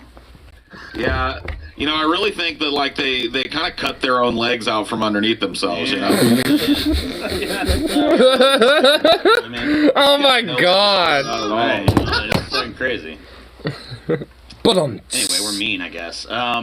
So distasteful. So Utah, here's someone else who's mean, a little meaner than us, I think. Utah bans transgender athletes in girls' sports despite veto, right? Bringing it on to the culture war, brother, that's right! Those goddamn queers and their weird transgender child graming the gender, their pedophile agenda. I tell you what. From Governor Spencer Cox drew national attention with a poignant argument that such laws target vulnerable transgender kids. Not in case of, sir, for your safety, we can't allow this. I fought for this country, my dad fought for this country, my grandpa fought for this country, his grandpa. Oh my god. I swear to god, if it was like that, I mean, luckily, like, that type of trope of the vet, you know, I've never seen that, but, like, I mean, honestly, because I, you know, have a coworker who is a veteran himself, like, he actually has told me, it's like, he kind of finds that being a little dumb, because it's not, like, that can't be, like, an excuse for everything and shit. Like, you know, it could be memorable, you know, in some ways, but, like, not in everything. It just using it as, like, a cop-out just to get your way is a little bullshit. Like, he definitely does agree with that. So, it's just, like, I mean, you know, even he, as a vet, would be like, you know, you're kind of an idiot if you do some shit like that. Like, I mean, because he would totally understand. It's like, yeah, I mean, you know, even if you are a vet and shit like that, it doesn't matter. If you can't ride the ride, you can't ride the ride. I mean, it's like, I mean, honestly, if that's the case, then, like, why don't you pressure some of these companies that produce these roller coasters to build roller coasters, you know, like future roller coasters and shit, to where they can be more, like, accommodating to people who are more overweight or people who are more handicapped and shit. Like, I mean, why not just do that? Maybe, like, a couple of the cars on the ride, you know, more, you know, on a ride, or, like, some of the seats on the ride are more, accommodating for people who are handicapped or maybe who are overweight. Like, I mean, there's different things that can be done, you know, on top of maybe, like, scales on the, you know, the queue lines, you know, like, before you enter on the ride. You know, just to see if you can see a limit or whatever. Like, there's different things that can be done that are, honestly, I think, totally, absolutely reasonable. That, you know, that can help, you know, address an issue like this. Like, oh, you know, like, if there is, you know, discrimination when it comes to this, which I just don't think there is. It's literally for the fucking safety of the rider. Literally, because if not, they will die. Like, so it's not, you know, there's no discrimination on that. It's for their safety. You know, so it's like, I mean, if that's such a concern where these people are that desperate to ride a ride like that, then accommodate, you know, the ride or the car or the seats, you know, to these rides that could be more accommodating for people like this. I mean, it's like, you know, like, because honestly, I imagine there are some rides like roller coasters and shit like that that don't necessarily need the, you know, retrofitting of the ride itself, but, you know, some cars, you know, just like, you know, add some of the seats of the cars, you know, to be more accommodating for, you know, people of these, you know, type of things. You know, it's just like, it doesn't really seem that big of a deal. It's like, oh, you have to invest like a, you know, a few grand or like a, you know, a couple $100,000, you know, in some different cars for your rides or some different seats for your rides or, you know, a little extra, you know, shit for maintenance and this and that. Like, oh no, God fucking forbid. It's just like, I mean, you already gotta do that if you're shit now, so what, like a couple extra thou, you know, on top of that for specialty seats and specialty cars and shit like that, or, you know, for your rides and shit. Like, are you serious? Like, get over it. Like, a few $1,000s of our profits are cut. Like, shut up. It's like, I mean, just add the shit. You know, it's like, I mean, whatever excuse that could be propped up for something like that is just going to be bullshit from the get-go. Like, I mean, there's definitely easy ways they can retrofit or modify these things to where they can, you know, be more accessible to people like this. I mean, not every ride, you know, necessarily, but that's why maybe, you know, that's, you know, starting it, you know, saying maybe some roller coasters should be more designed so they are, you know, at least in the future, you know, but, you know, for rides that are able to be kind of, like, minorly retrofitted and shit like that, I mean, just do that for them, so they can be at least a little bit more accommodatable. I mean, it's not that big of a fucking deal as far as I'm concerned. Seems totally reasonable in my mind. Better than the whole take it down type of thing. But anyway, so I guess Utah is also being like transphobic as fuck, which I'm not surprised. It's heavily Mormon as fuck. So what's going on here? The ban could have a multi-million-dollar economic impact on Utah, including the possible loss of an NBA All-Star game next year. The Utah Jazz called the ban discriminatory legislation and opposed it. There's somebody in the chat. I want people to think I'm laughing at the plight of trans people. There's somebody in the chat named Nacho Man Randy Sandwich. Nacho Man Randy Sandwich? His name. Oh my god! Not the giggles. I'm not laughing. Someone's got to stay up to Paul right now. Nacho Man Randy Sandwich. Randy Sandwich. Oh. Do you know how many competitors there are in this state, trans competitors in the girls' sports? Maybe like 5 in the whole state. 10. 17,000. There's 17,000. One. There's one kid that they had a whole This legislation. entire fucking... Wait, hold on. So this entire fucking state legislator is literally fucking just basically, unironically, kind of literally like bullying the fuck out of one transgender kid that happens to be in some sports.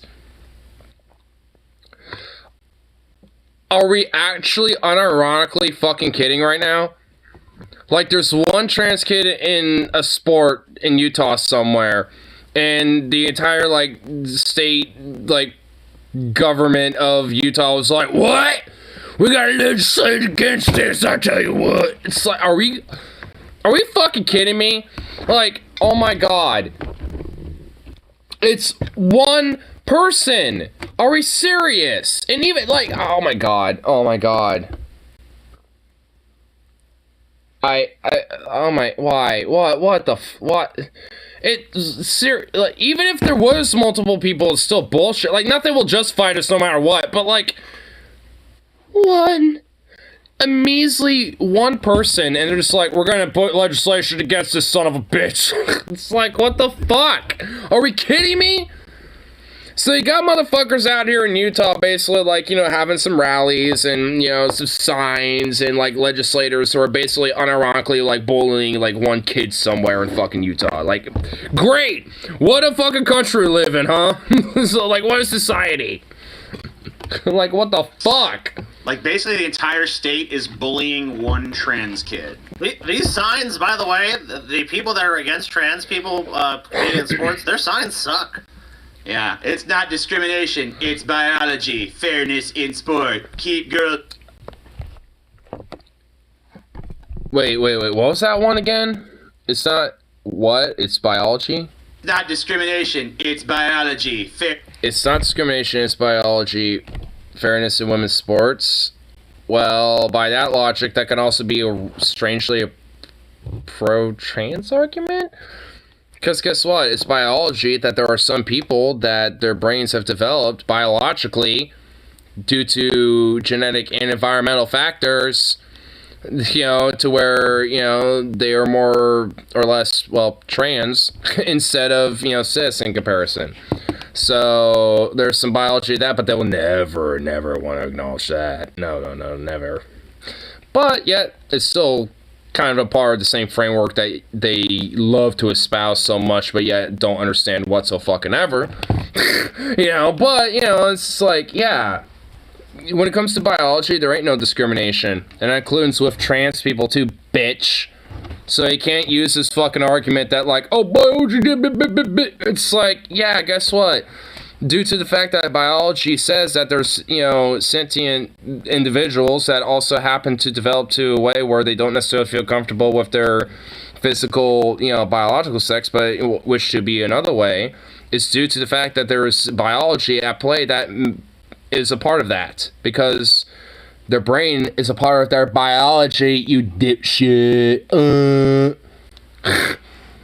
So when you got like the brain, biologically, like having some development that is a little different, how they want to perceive, overall, and how they're comfortable with their physical body and shit, that's still part of their biology and shit. You can't fucking change that.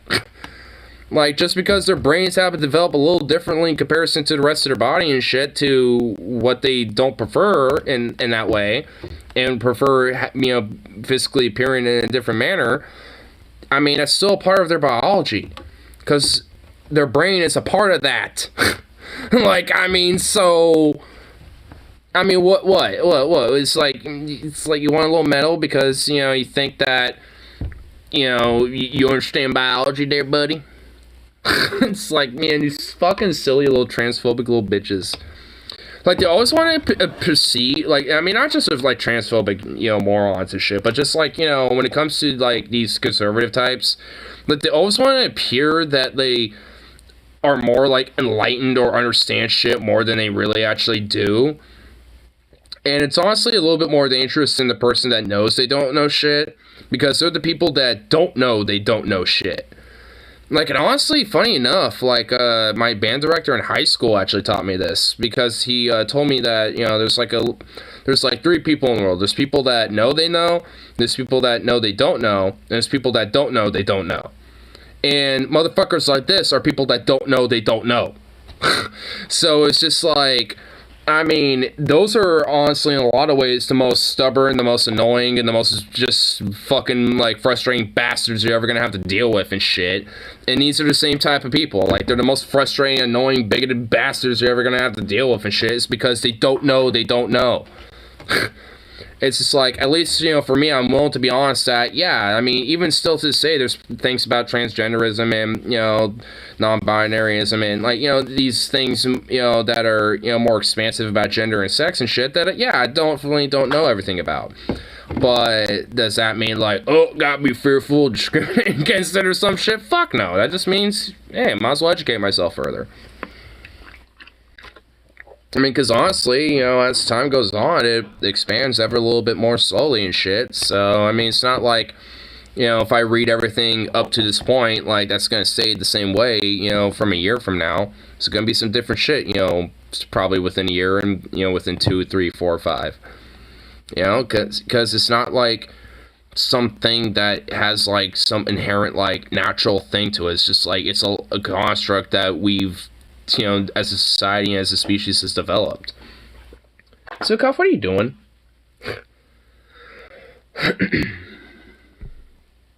Alright, keep girls' sports fair for girls. Please protect women's sports. This is feminism now. Oh my god, these signs, though. Wow. I mean, honestly, it's just like, this feminism now, it's like, yeah, always has been, bitch. Like, honestly, it's like, what, you think, like, trans women don't, like, apply to feminism and shit? And also, it's just like, can men not be feminists either? So it's like, can trans men or just regular, cis men, well, I guess just regular men doesn't really have to apply. It's just like, cis men and trans men, it's like, can they not be feminists either? It's like, oh my god, it's so stupid. And also, like, these people also, like any of them give an actual fuck about things like women's sports and shit. Like, oh my god. Like, give me a break. I love how these people show up in mass when it's time to protest something like this, but women's sports are like the least watched sport. Yeah, exactly. None of them show out to actually support any of the teams or fucking like nothing. Women's sports venues or anything. Like, those are all like barely any attendance, shittily attended, not covered in the news. Nobody cares about it. But when one of these comes along, something everybody. I would love to go to cares these about people. I'd love to go to these people and be like, hey, do me a favor, okay? Honestly, deadass, I have experience of this. Because I would, in high school, in pep band, we would play for home games for football and basketball. And when it came to basketball, there was the men's and the women's leagues when it came to high school and shit. And we'd play for both of them. And shit you fucking not, like when it came to the women's basketball games, there was like hardly anybody there. Like honestly, like some days, like the most attendance would basically be like the parents and maybe like some relatives or friends here and there, like scattered in between, and then like basically the pep band, us. And like when it came to like the boys and when they were playing their fucking games, like at worst it was like half packed, and at most it was cram stuffed. So it's just like, even, you know, as far as like, you know, high school games go and shit, it's the same fucking way. I mean, it's like women's sports are not, you know, like it's something that people just like watch or fucking, you know, like take the time out of the day to check out and shit like that. Like, I mean, there, you know, all, like I was reading a statistic where it's just like, you know, like I think it was like what, I believe it was 40-something%, but I think more specifically like 45 or 46% of athletes are female athletes. But yet, 96% of the viewership when it comes to things like television, streaming on demand, stuff like that, are male athletes and male athlete related sports and shit. So basically, only 4% of viewing time when it comes to people watching sports is women's sports. You know, and it's just like, and like the dominance is basically just mostly, you know, male related sports and shit. And it's just like, even though there's not exactly, but kind of close to a 50-50 demographic going on there, it's just like, I mean, what the fuck? I mean, it's just like, I mean, there can be, you know, there is a little bit, you know, of a, you know, issue there, I guess, in a way. But it's just because most people don't really legit give a shit. I mean, it is stupid. But I think a lot of it is just because, like, I don't really necessarily see the point of, you know, segregating the sexes or the genders, you know, because of X, Y, or Z. Like, I mean, base it on skill set, as far as I'm concerned. Like, because honestly, there's some women, you know, that honestly, you know, can perform better than some men when it comes to certain sports and shit, but can't compete with them. You know, so it's just like, why not? I mean, who gives a shit? Like, if there's women who are just as capable as men when it comes to sports, then let them play with each other, as far as I'm concerned. Like, who cares? But apparently it's just how it is, though. So, just because of, you know, how we've deemed it, you know, in the society, I suppose. I mean, I don't necessarily see the problem with having, like, different little skill sets, you know, and, like, different tiers. Like, you have, like, your more beginner tiers, intermediate, expert, then you got, like, your ultra championship type of tiers. I think women know a thing or two about performing better than men. Honestly, dead ass. Like, unironically. Like, I mean, I remember, like, a year or two back hearing about how a college football team actually let a woman be, like, a quarterback on their team and shit.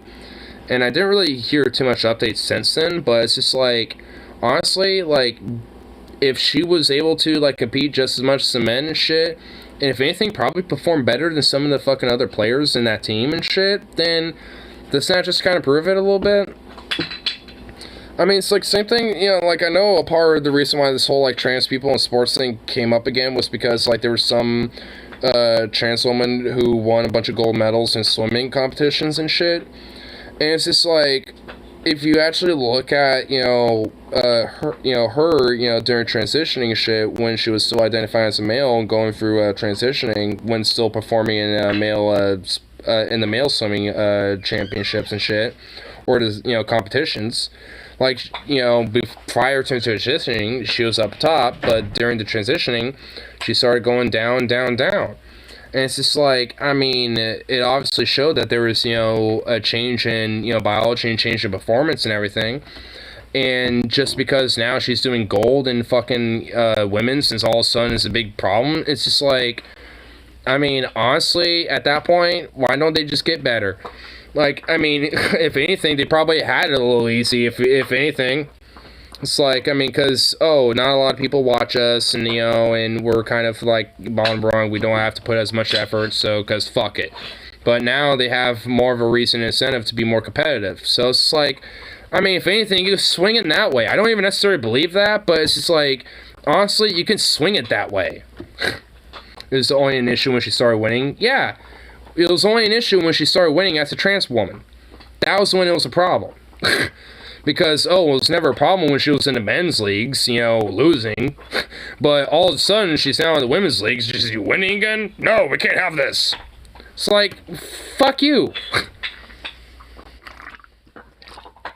It's like, just, maybe, like, actually watch women's sports and actually go to their games and shit. And cheer on the fucking, cis women and shit then. Like, if you give that much of a fuck, don't protest in the street about it. Go to these fucking competitions and go to their games and, and cheer on the cis women then. It's just like, because I'm sure they would actually like that encouragement. It would give them more of a fucking incentive.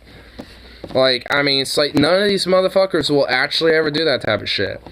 And honestly, like, I don't really care if there's women or men or both playing in a sport. If they're playing and it's a good game, I'm gonna enjoy it. I'm not even a big dork about sports, but, like, I've been to plenty of games where, even though generally I'm not into them, I'll get into it. Like, straight up. There's been, like, Portland Trailblazer games, Portland Timber games. I've, been to a lot of high school, games and shit myself, obviously, especially being a pep band. And there's been plenty of times where I've gotten into it, cheering on and shit, if everybody else getting into it. It's just like, I mean, there's a vibe about it. Like, even if you're not into it, you kind of get absorbed into the vibe and, you kind of get into it.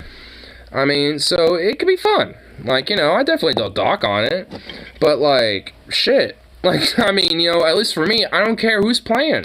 Men, women, or both, whoever, I don't care. Like, I mean, if it's a good game, especially, I'm going to get into it. Just like everybody else probably is. Because especially if there's, like, good times going around and shit, I mean, like, how can you have a bad time? I mean, you're going to have, some good of a time. Like, the first, like, soccer game I went to, well, football, I guess, depending on where you're from, like, was the Portland Timbers game. And I didn't know what to expect. But it felt like one of those, like, stereotypical, like, European, like, football games, so to speak, where the crowd was, like, insane. Because it was like that. Like, we snuck in, like, a little vape pen, and we were kind of passing that back and forth between me and my friend Logan, and we were getting kind of nice and high a little bit from that. And we got a couple beers from the concession stands and shit. And, like, about halfway through the game, we were just fucking, like, all, like, just getting all into it and shit, because, and we won that, the Timbers won the game later that day, too, it's just like, because all in all, some good vibes, good shit. I mean, you can't help but, like, get absorbed into something like that, even if it ain't necessarily your thing. Because, like, it ain't necessarily my thing, but hey, like, if there's an opportunity, and honestly, it's relatively cheap, and it got some buddies with you, it could be a fun time. So, I don't know. It's like, even for me, not being as, like, big into sports and shit, like, I can get into it. I mean, but none of these, like, conservative motherfuckers would do it for when it comes to, like, women-based sports. But I would do it no matter what. Like, if I was like, hey, I'm gonna watch, like, this women's basketball game, it's, at the Motor Center or some shit. Want to come along? Sure. I'm free that day. Fuck it. Same thing I would do for, like, the Trailblazers or some shit. Or, like, whatever the fuck. I mean, and honestly, it's like, it should just be integrated all together anyway. It's like, honestly, if there's women who are just as capable of playing basketball just as, like, some of the Trailblazer players are right now, then, yeah, let some of them play with them. Same thing with the Timbers or any other fucking sport as far as I care. I mean, honestly.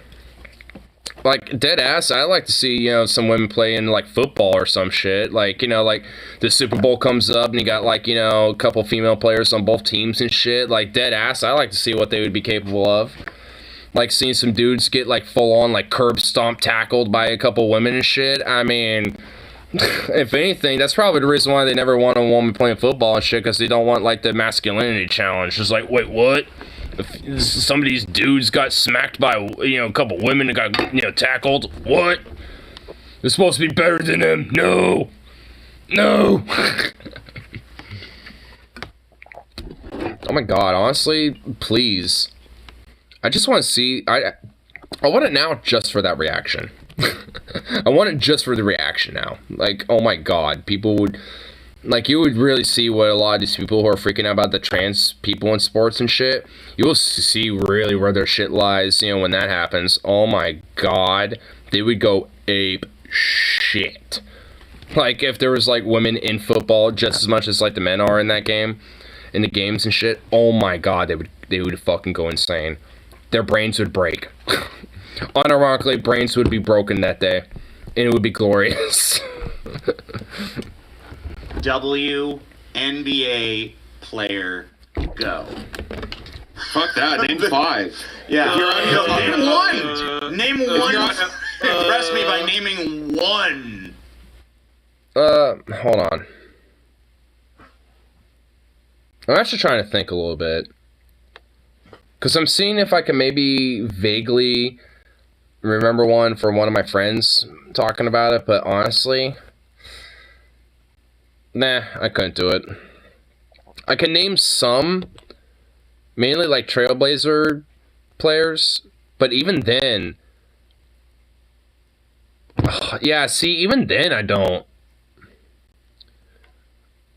You know what, hold on, let me see if I can name at least one Trailblazer player here. I know there's like a Croatian guy or something like that, like Kurovic or something like that, or Kurvic or something. It's something like that. I think it's like Dravo Kurvic or some shit. I really don't see. I don't. Yeah. See, even then. See, proves how much I'm into sports. Because I can't. I mean, I can get into the vibe when actually in the game and shit, you know, like actually there in the, you know, in seats, but that doesn't mean I know shit. Because I don't. Who's your favorite WPGA golfer? Well, since you're such a huge women's sports fan, you know, you probably care about stuff like that, right? The point is, TJ, you shouldn't women compete against women and boys against boys. Boys against boys, girls against girls. That's how the it's way always it's supposed to been. be. That's how it's always been, TJ. Look, I feel bad for these trans weirdos. I do, TJ, but they shouldn't have no place in sport. They ain't got no place in them sports arenas, boy. My favorite Blazer was Arvidas Sabonis. Who in the fuck? Who? A Lithuanian. Arvidas Romas Sabonis.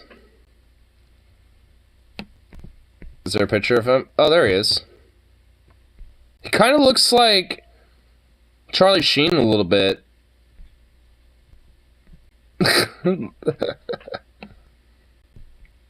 Okay, I honestly misread that as Kansas, but no, it's Kaunas. Here. You can probably see the current players here.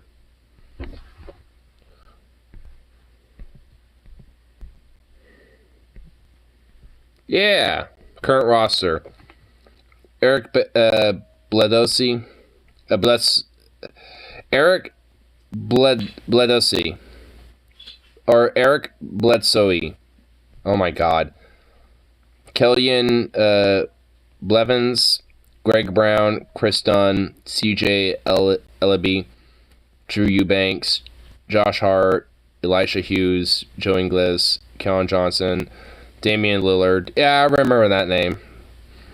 All my friends talk about him. Like, Rip City and Logan talk about that guy a lot. Nasir Little. Did he lose oh, there it is, Nurek. Yusuf Nurek. That's who I was thinking of. Because he's fucking... Yeah, he's Bosnian. The Bosnian beast. Yeah, oh my god, look at him, dude. Look at this guy.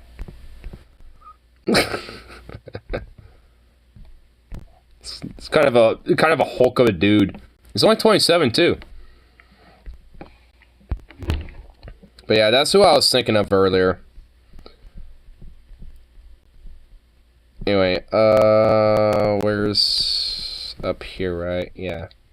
No, up here. Yeah. Yee. There was also Ben McLemore, Reggie Perry. And if it, oh, yeah, oh my god, there's actually a lot of people. Jesus, I don't even know. Like the only ones I know is Yusuf and Damien. Like those are the only two I actually recognize as names. Everyone else I don't, because none of my friends talk about them. Like honestly, like I recognize these names based on if my friends talk about them or not. Mainly Rip City and Logan. But Logan talks about Yusuf a lot, and Rip City talks about Damian Lillard. Not necessarily Lillard. Where is he? Oh my god, I have to go back up here. Where'd he go? Damian, there you are. This guy. Yeah. 0. Number 0.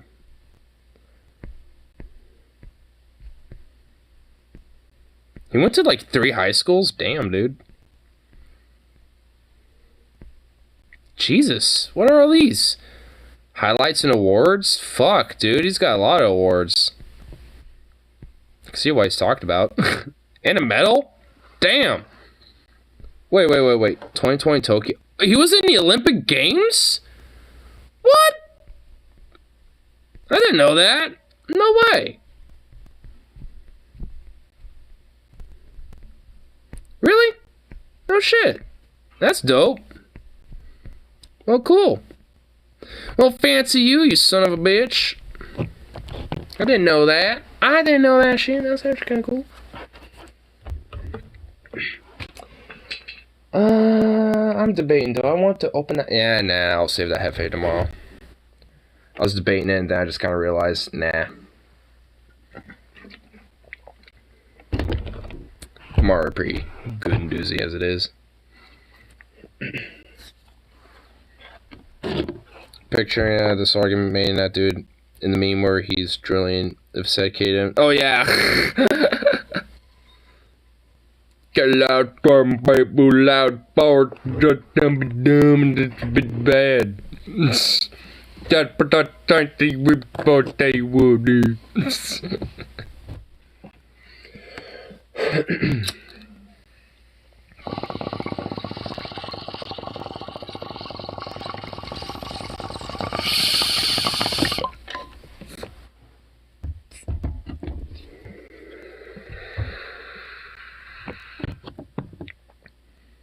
I gotta show you a pic I scanned from the Oregonian with RV deaths in it.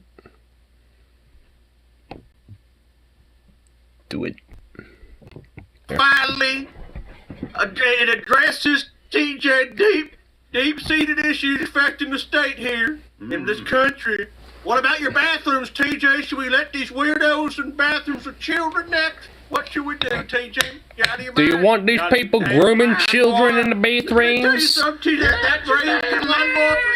That brave convoy went to D.C. to protect what in the fuck? Now the governor in this here fine state. His eyes look like he's popping out. I want to applaud Utah for having the courage to deal with the issues that are facing this here country.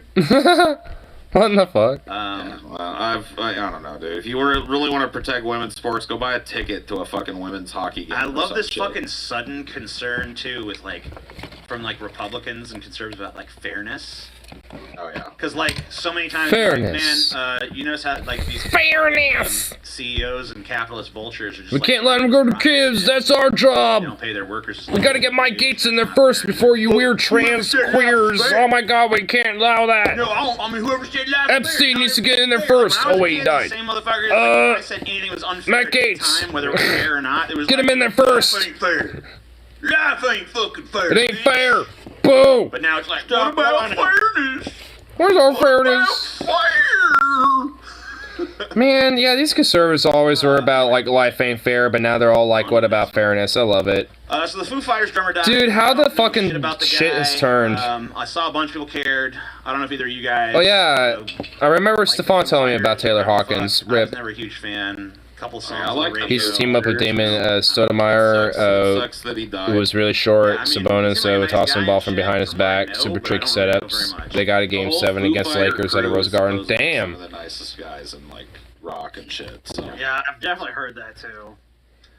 Yeah, I know this guy. I mean, I saw him in that trailer for that movie where he dies in the trailer too, so that's kind of fun. But Poor Taylor I Hawkins. don't know. I mean, he seemed like a pretty cool guy and shit. I just never was a Foo Fighters fan, but I did know it was a huge story this week, so I did want to pull it.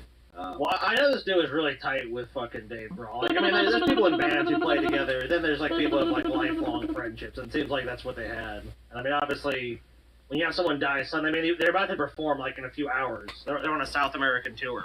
Yep. And just to lose somebody like that... Pretty I much mean, when like, they peak. I mean, look, I was... Well, they're not peaking now? Sure. I mean, he's like a rock star. Let him fucking, you know, I that's mean, how you do it. He died well for a rock star. Honestly, like, do we know how Taylor Hawkins died now at this point, or is that still disclosed? Because I'm not going to be surprised if it was definitely drug-related. I mean, I'm just going to be honest with that. So anyway, you guys heard about Alex Jones skipping all these depositions? Oh, yeah. Because he's sick. Yeah, he's sick. Alex Jones is sick, guys. The judges told him he has to report a few times. He will continuously just not show up for this shit. I'm sick because of adrenochrome. I don't have enough of that, and because all the deep state Illuminati goblin demons are, you know, hoarding it all. He does not show up. It's a $25,000 to $50,000. So now I'm sick. I don't know how you decide where in the you know, the amount it falls. Take a record. Let me tell you, the adrenochrome is fueling their president. This is what they do. Tell you what, brother, globalists. These courts have no authority. Of course, I have no authority over the globalists. That's what I tell you.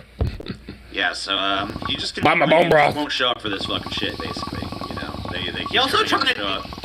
He also had a settlement offer of $120,000 for a family, which they rejected.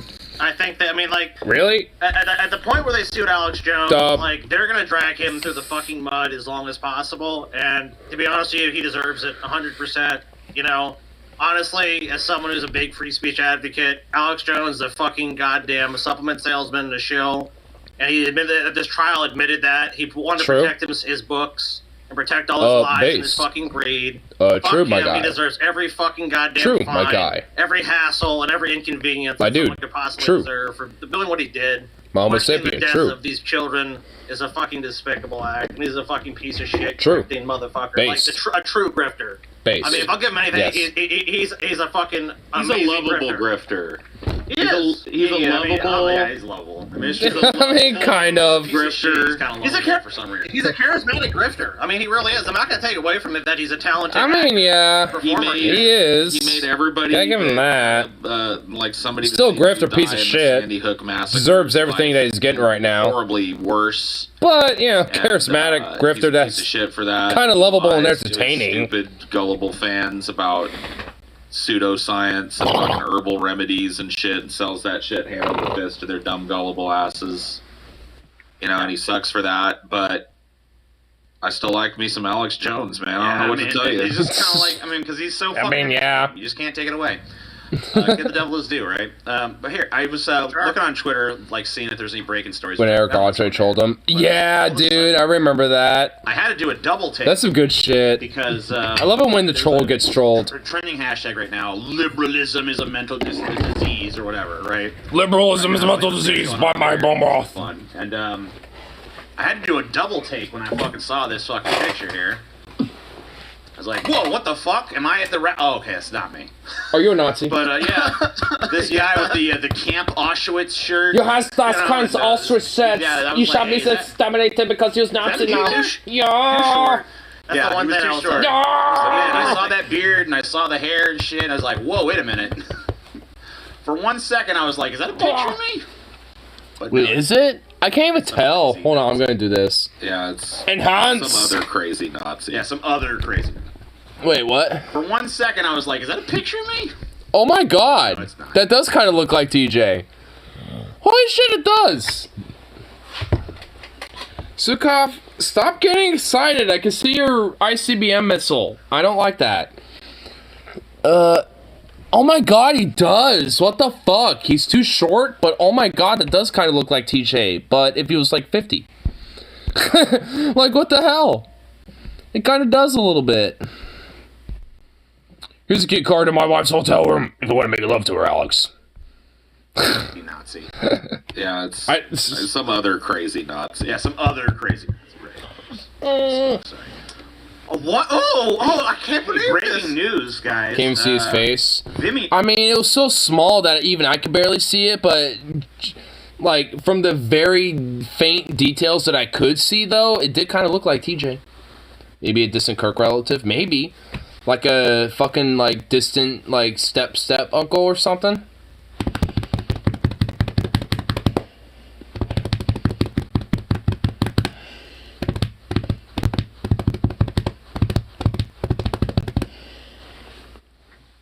You don't even care.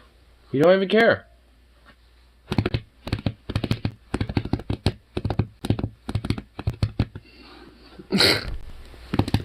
To suddenly pay thousands of dollars or leave the platform.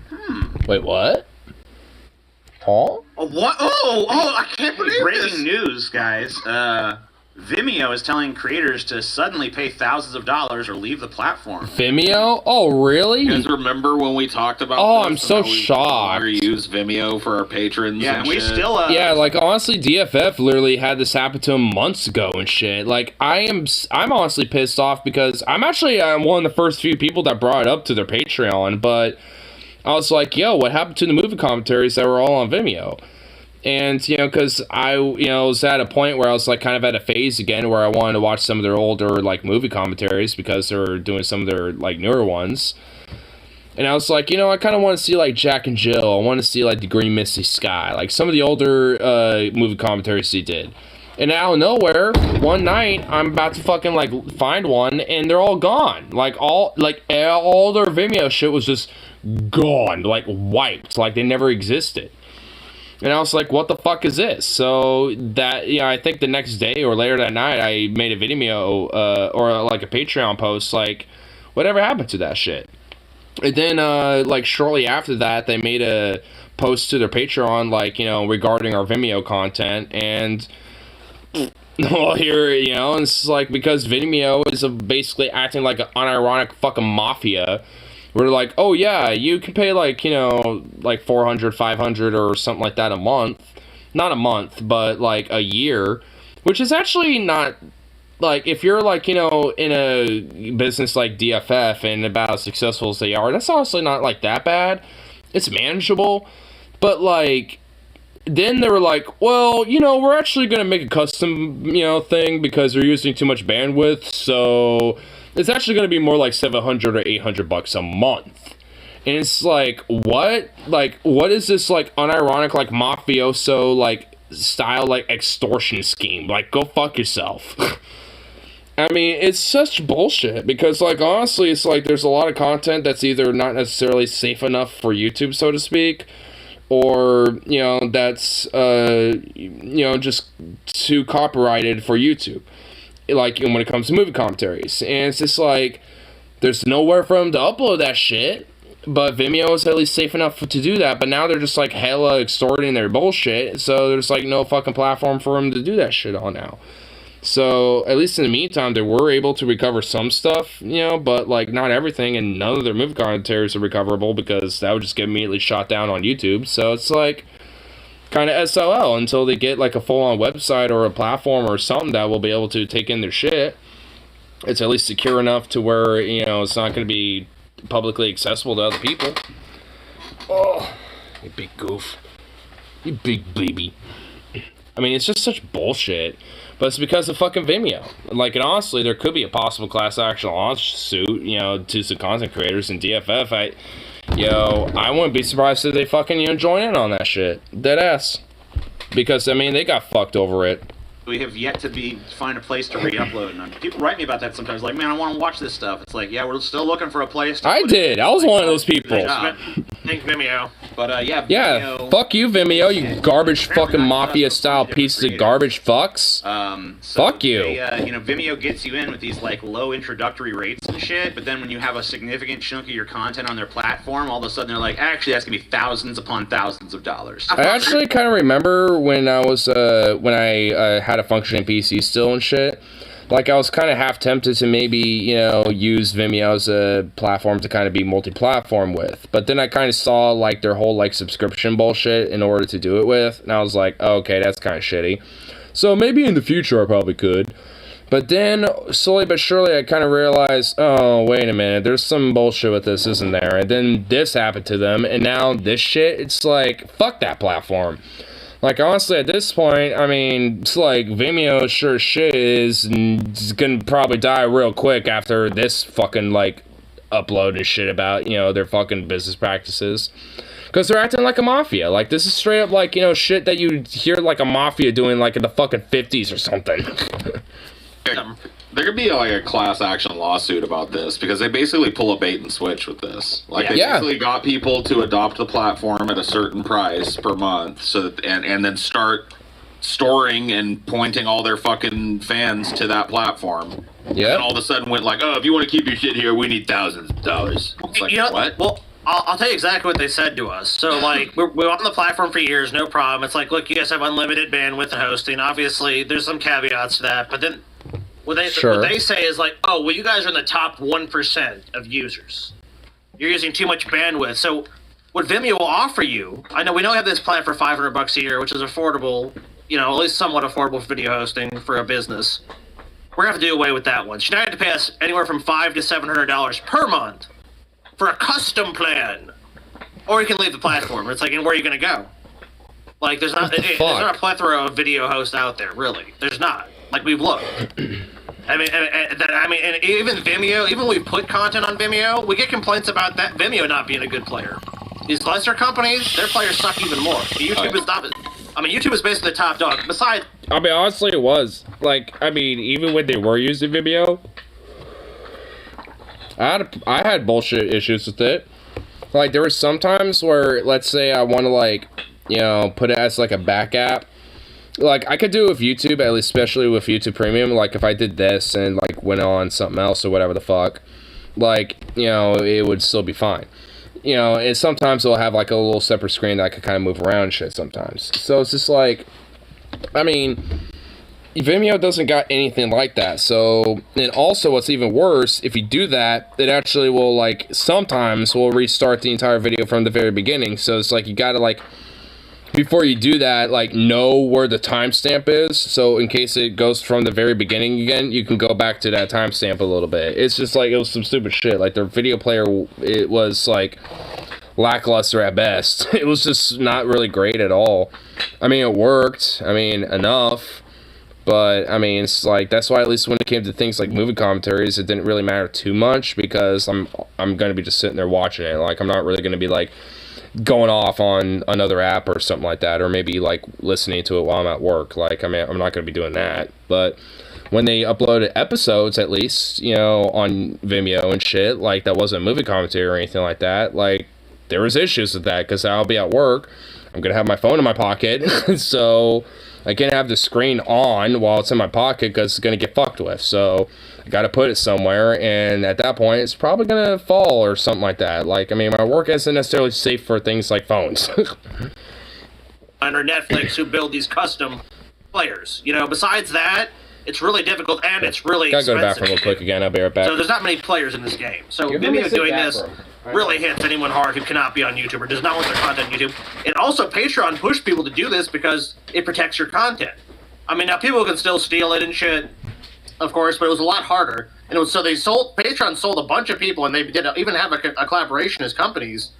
And to go and fuck, basically, Patreon backstab people and Vimeo backstab people at the same time, because Patreon has to know about this. Of course they do. Yeah, no, it's just a big racket. Everybody's out there on the fucking squeeze. Everybody's looking for the fucking, like, this is literal gangster tactics. It's like, oh yeah, you know, you can be with us here for this introductory rate, and then all of a sudden they show up with the fuck you pay me attitude, and like, oh yeah, you got fucking, you've been a loyal customer and paid your bill on time for years, fuck you, pay me. You know what I mean? Yeah. Rent's now $500 a month, bitch, not a year. Fuck you, pay me. Where are you gonna go? What are you gonna do? Turn off all your content? We were just like the type of people that went like, well, we'll turn off the content that's hosted here. Yeah, fuck that. Fuck dude. You. I'm not getting extorted at the barrel of a gun with the, like, that's such a shady business practice. And if they're doing it to enough people, dude, if we hear about a class action lawsuit, I'd have no problem joining that motherfucker. Fuck no. Tina, can you give us more on the story here? Like, what has happened? Damn straight. Sure. Yeah. So there's a little bit of background noise. I had to turn my fucking AC up. It's way too hot in here. I kind of overheard that them fucking to want to join in on that shit, good. Like I was saying earlier, like they should, if like other content creators do that shit, like yeah, they absolutely fucking should, because they could probably get some fucking compensation out of that type of stuff too. And maybe Vimeo would actually have to revert their fucking ways, and maybe their shit could be reinstated if they decide they don't even want to use the platform again after their fucking bullshit, which I doubt it. But at least when it comes to other content creators, it can help reinstate their fucking, abilities again and shit when being on that platform. I sure shit won't use it. And I definitely wouldn't want DFF necessarily using it either. There's a dog barking outside, and now Sukov wants to bark at it. Sukov, you already were growling at it earlier. Yeah, yeah, there's a dog barking out there. Yeah. Like, get over it.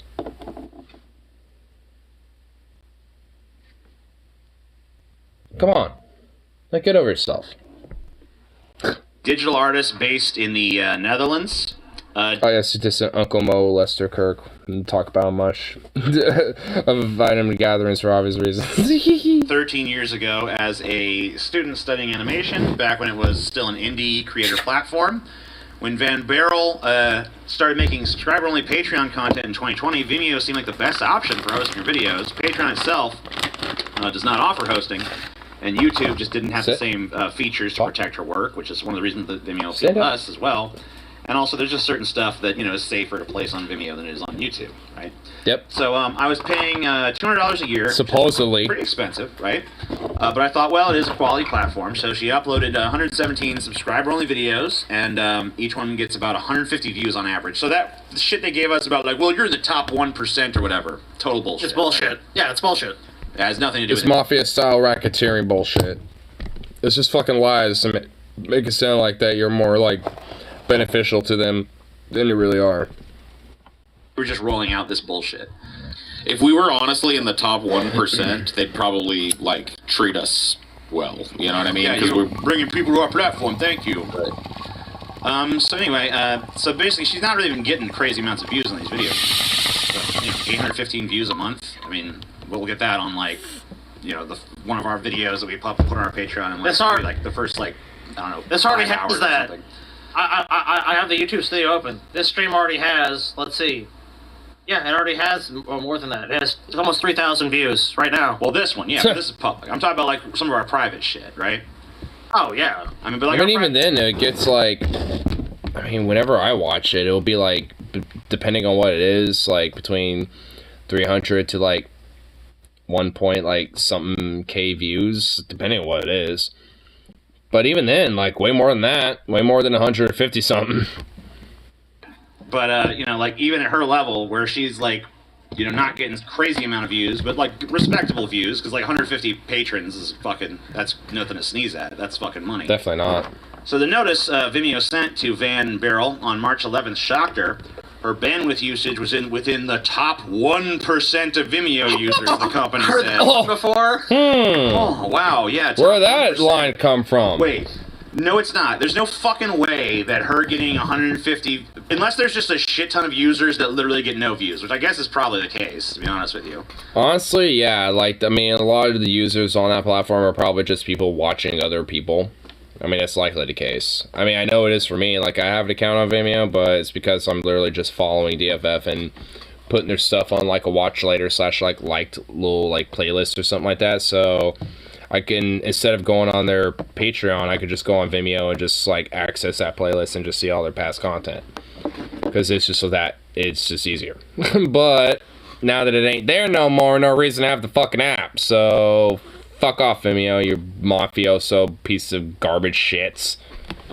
Users in the top 1% of Vimeo users. Like, this is definitely one of the platforms that deserves to go bust. Like, if it wasn't for this racketeering bullshit and the shit that they were doing, Vimeo could have honestly been somewhat promising. But nope. Keep hosting her content on the site, she'd need to upgrade to a custom plan. Her quoted price, $3,500 a year. She was given a week to upgrade her content, decrease her bandwidth usage, or leave Vimeo. I've never had it where a platform reached out to me and was like, pay up or get off our platform, basically, she says. What the fuck? Van Barrel is far from alone in her experience. Several Patreon creators have received the same message from Vimeo in recent months. causing a tailspin of confusion and panic over potentially losing their video work. The ultimatums to indie video creators come as Vimeo is shifting focus towards large corporate clients, leaving long-time Vimeo users to scramble for an alternative, which is, of course, like what we said. No shit. So yeah, I mean, really? like, there's just a bunch of people who've had the exact same experience we did. They did this to us a while back. This was like months and months ago, and we talked about it then. But like, yeah, apparently we're not the only ones they've tried to fucking hustle with this scam. So Channel 5 creators say that upon returning from a trip, they Channel 5 News too, even? Oh god. Oh man, I bet it's even worse. Their videos had disappeared from the Patreon feed, resulting in hundreds of angry messages and the loss of 500 plus subscribers. Ooh. Yeah, losing 500 patrons is not a fucking, that's a big deal. Yeah. Losing 500 patrons, like, over the course of, like, a trip. Oh my god, listen to this. So they, screenshots posted by Channel 5 show their price for a new custom plan start at $7,000. No, that's starting. What? $7,000? Are you fucking kidding me? I barely make that in half a fucking year. What?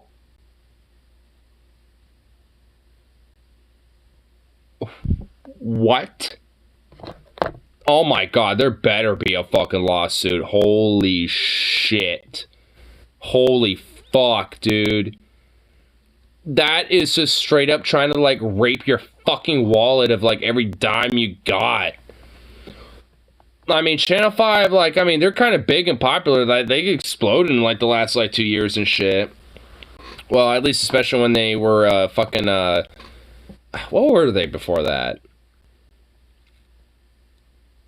I don't even remember now at this point. But, like, they were, like, they were named something prior to that, but then Andrew Callahan changed it to Channel 5 News because of some bullshit of, like, the, like, actual, like, owner of the channel of, like, fucking him over some pay and stuff like that. So he cut out that motherfucker and basically did his own channel and exploded from there, basically. But nonetheless, like, he's pretty much exploded, like, in the last 2 years, and it's like, even though, despite that, like, I mean, it's not, like, fucking, like, raking in, like, insane amount of, like, fuck you money. So, for, like, 7,000, like, what, a month? Who in the fuck, unless you're, like, just some fuck you, like, money type of, like, rich bitch, like, who can afford that? Like, what? That's just insane. That's literally insane. Fuck! Vimeo bandwidth usage is calculated using factors like video plays, resolution, loading the player and thumbnail image, downloading and live streaming according to the company's website. Overage charges aren't imposed unless an account reaches unusually high levels or is in that 99th percentile of users. Vimeo places that threshold around 2 to 3 terabytes per month. In communication with affected creators, Vimeo isn't shy about its policy to charge top creators more. On some high consumption accounts, including your account, Vimeo has been losing money supporting its usage. Read email notices. At this point, good. This has been problematic for our leadership team, and they made the decision to implement a fair use policy in which we reserve the right to charge the top 1% of bandwidth consuming accounts based on the amount of bandwidth they're utilizing. Bullshit. According to them. Yeah. According to them. So fuck them, because according to internal numbers that no one else has access to. Yeah. Do we have access to that information? No. Bullshit. We were not even using that. I looked at our stats before. We weren't using 2 or 3 terabytes a month. That's bullshit. Honestly, like, especially for DFF, how in the fuck are they using, like, just terabytes worth of data? I mean, like, they're not that huge. Me becoming an adult film star here. Wait, what? Okay, I'll do it. Fair enough. Yeah, anyway, fuck Vimeo. They're pieces of shit, and I agree with Paul. If there's a class action lawsuit against them for this fucking shady bullshit they pulled on a bunch of accounts and the money that they fucking cost us. We're there. We're there. Just Good. let us know. Anybody else who's affected by this? Hell, I'll fucking help fund their, like, lawyer fees and shit. I don't give a fuck. Like, if some of my Patreon money is unironically going to that shit, hell, I'll just incentivize me to donate to their shit more, honestly, at this point. Just be like, hey, you need some lawyer fee bills paid? Here you go. Here's, like, a little extra 10. They're other creators that are specifically affected by this, fucking send them our way. Because Seriously. we're willing to fucking band together and sue this fucking platform because they can go fuck themselves. What they did was fucking unconscionable bullshit. And you know, if they really wanted to fucking raise rates on us, you do it fucking, you boil the frog slow, right? You know, raise it little bit by little bit over time. 10%. Yeah, 10% more. So then there's like a period of fucking adjustment at least, instead of just like, hey, by the way, all of a sudden you got to account for like we're charging you like insanely more than what you signed up for. It's like we're already paying you, fuckers. Oh, dude, those vultures, they still write to me. They're like, oh, we'd like to have a conversation with you. I'm just like, I ignore that shit. I'm like, are you guys fucking kidding me? What the fuck? They're still trying to hit them up? Are you serious? It's like, hey, even though we told you to basically get fucked by, like, the biggest dildo possible, would you like to come back and try to get fucked by that same dildo? It's like, no, like, go fuck yourself. Like, boo. I'm like, what is this? But now you want to talk again? Yeah, can we sell you this remember how we plan? fucked you in the ass? Well, we decided, you know, we're gonna fuck you in the ass some more maybe if you'll sign up. Would you want to get fucked up for another ass fucking? Even if money was no object, fuck that. Because you know what's gonna happen? Oh, you're more successful? Give us more. These people are extortionists. I won't give them a fucking penny ever again. I won't use their platform again. Fuck them. They're worthless. Amen, brother Scotty. Scotty. You right. Oh, Scotty, you right as usual. You right as fuck. You right. Right as hell. Paul! Good shit. Man, fuck Vimeo. Like, I mean, it's like one thing to be like, hey, you know, like, you know, it's like we kind of are like a massive absolute free speech platform, and then you just like literally harbor Nazis or some shit. But then it's just like another thing to basically be like, hey, you know, we're like, you know, a good platform as an alternative, but by the way, give us all your fucking money. It's like, I mean, that's just a totally another thing in general, in my opinion, at that point. It's like, what? Like, excusez-moi la Francois? It's like, what are you, a fucking, like, literal mafia? Like, honestly, like, so many fucking corporations basically are mafias at this point. I mean, it doesn't surprise me that their business model is based off of, like, that same exploitative, parasitical, fucking mafia-style, like, practice, you know, when it comes to this shit. It's like, ugh. Gross.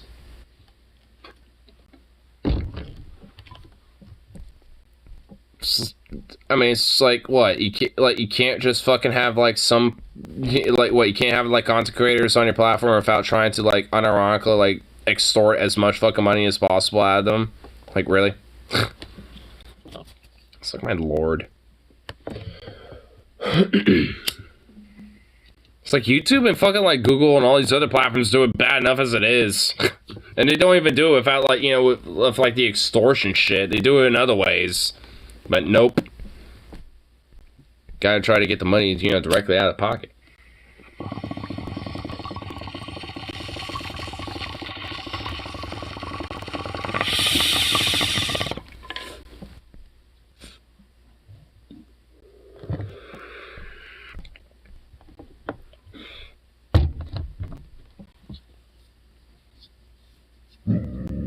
Hey. Don't even start.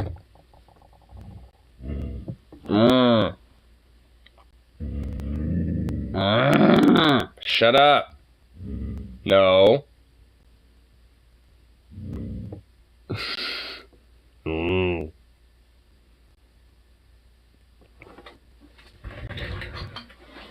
Get over here. I want to hear it. I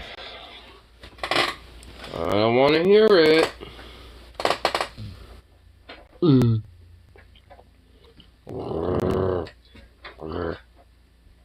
Yeah, it's that you're growling at him, which actually I'm okay with. Growling all you want.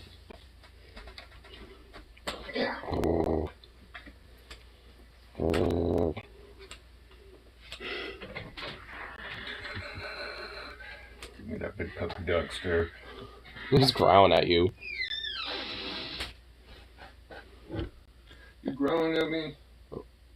Well, at least until you got in here. Well, even he did one more when you were walking in. You growling at me, bonehead?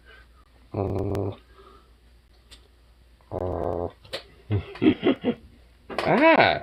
Don't lick my ear. Well, now you aren't, because now you see who it is. Oh, you're so soft. You're just a soft little baby. You're just a soft boy.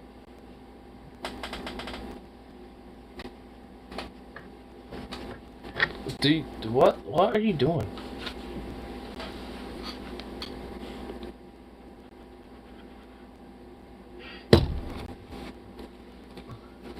What are you doing with your little feet? What are you kicking over here? Hmm? Big fat goof? What are you doing?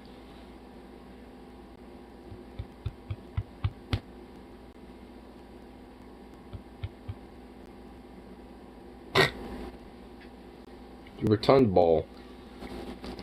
You big ball, you. Look at you. You're just a ball. Alright.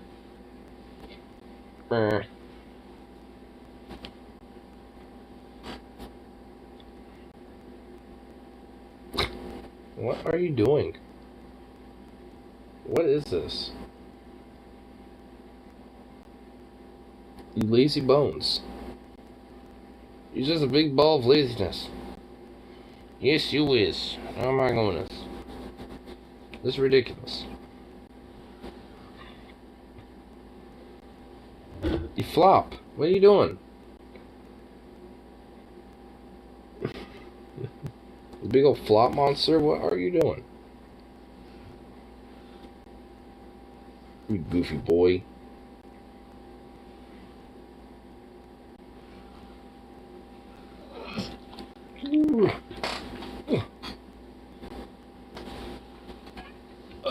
Okay, there you go. Ugh.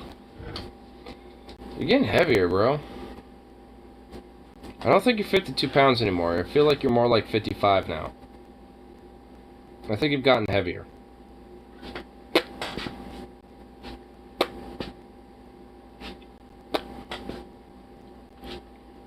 Nut shot. You're not affected by that at all? What are they, made of fucking titanium? Jesus. Not that I'm actually putting force to it. I'm not trying to, but...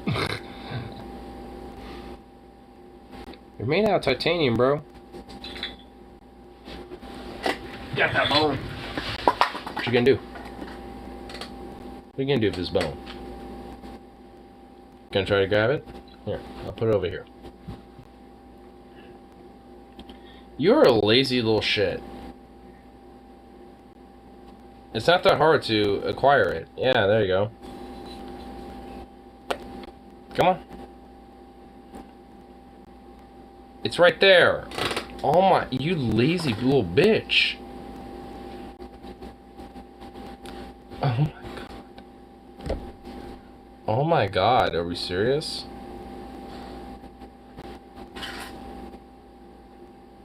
You're a lazy little prick. Hi.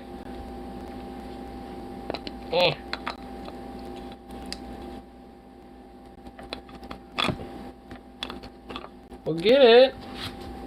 You're lazy. You're lazy. You're just being lazy, bro. Whoa. Okay, that's not being lazy. That's like a certain dominance. Like, Jesus, okay. Hi. Or, oh, okay, bye. Boop. Get it. You had it.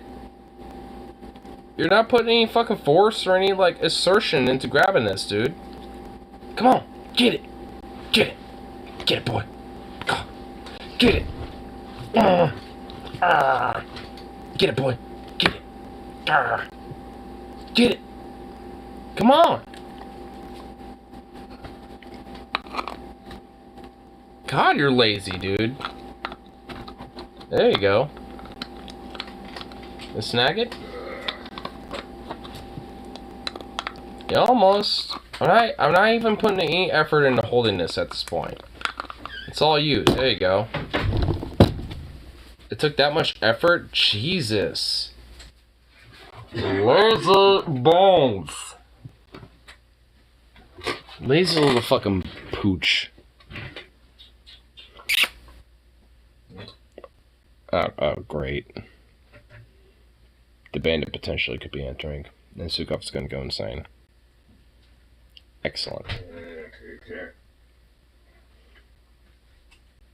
Oh, no, maybe not. Sukov ain't going insane. Yes. Yeah, you big bone there.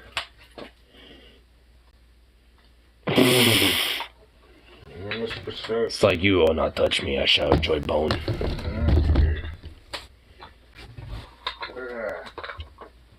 What a goofy little dork. What a goofy little boy. What time is it? It's about 2 in the morning, my god. One more night of having to give a fuck about what time it is right now. 6-day work week, man. I am like honestly fried from working 5 days straight after a split day work week, and now it's like fucking one more day. At least I look forward to payday. At least that exists. It's like, yay. I got that to look forward to, and I should be getting $10 that one of my co-workers owe me. Which they don't got an excuse, because they get paid the same damn day I do. So they don't got, any way to fucking weasel their way out of that. Not that I'm like, gonna pull Sooty Griffin and, beat the fuck out of him like, Brian would. Like out of Brian, it's like, just utterly, like, mafia-styled, like, whacked, but still alive.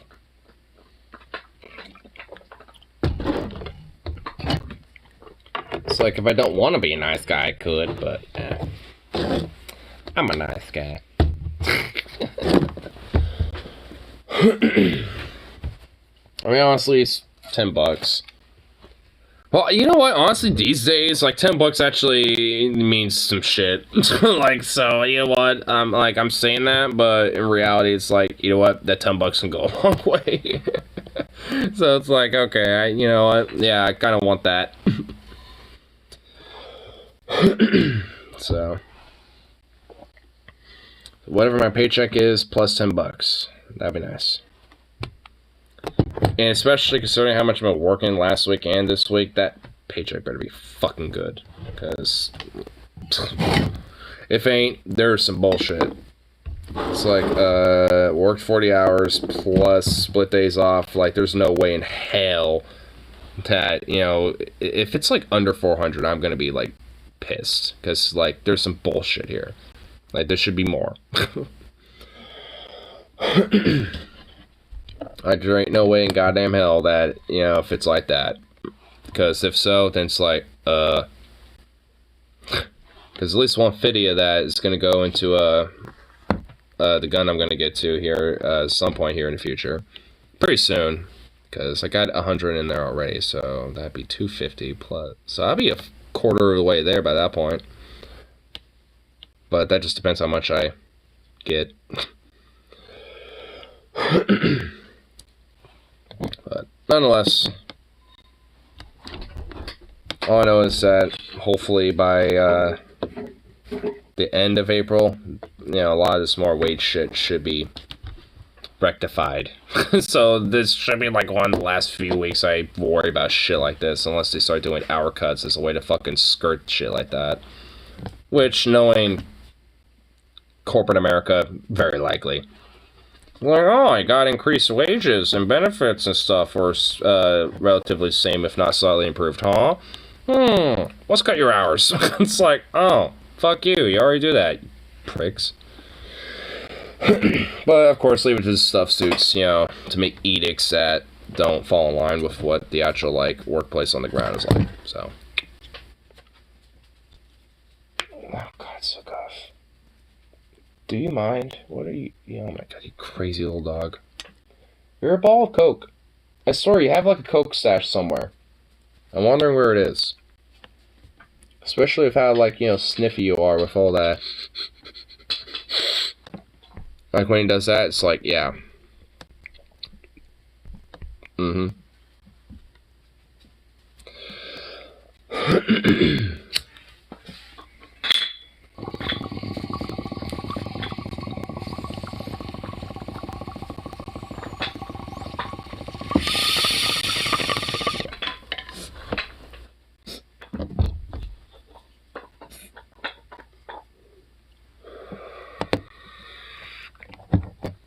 Anyway.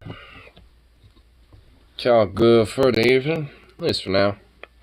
But, one more day. One more day.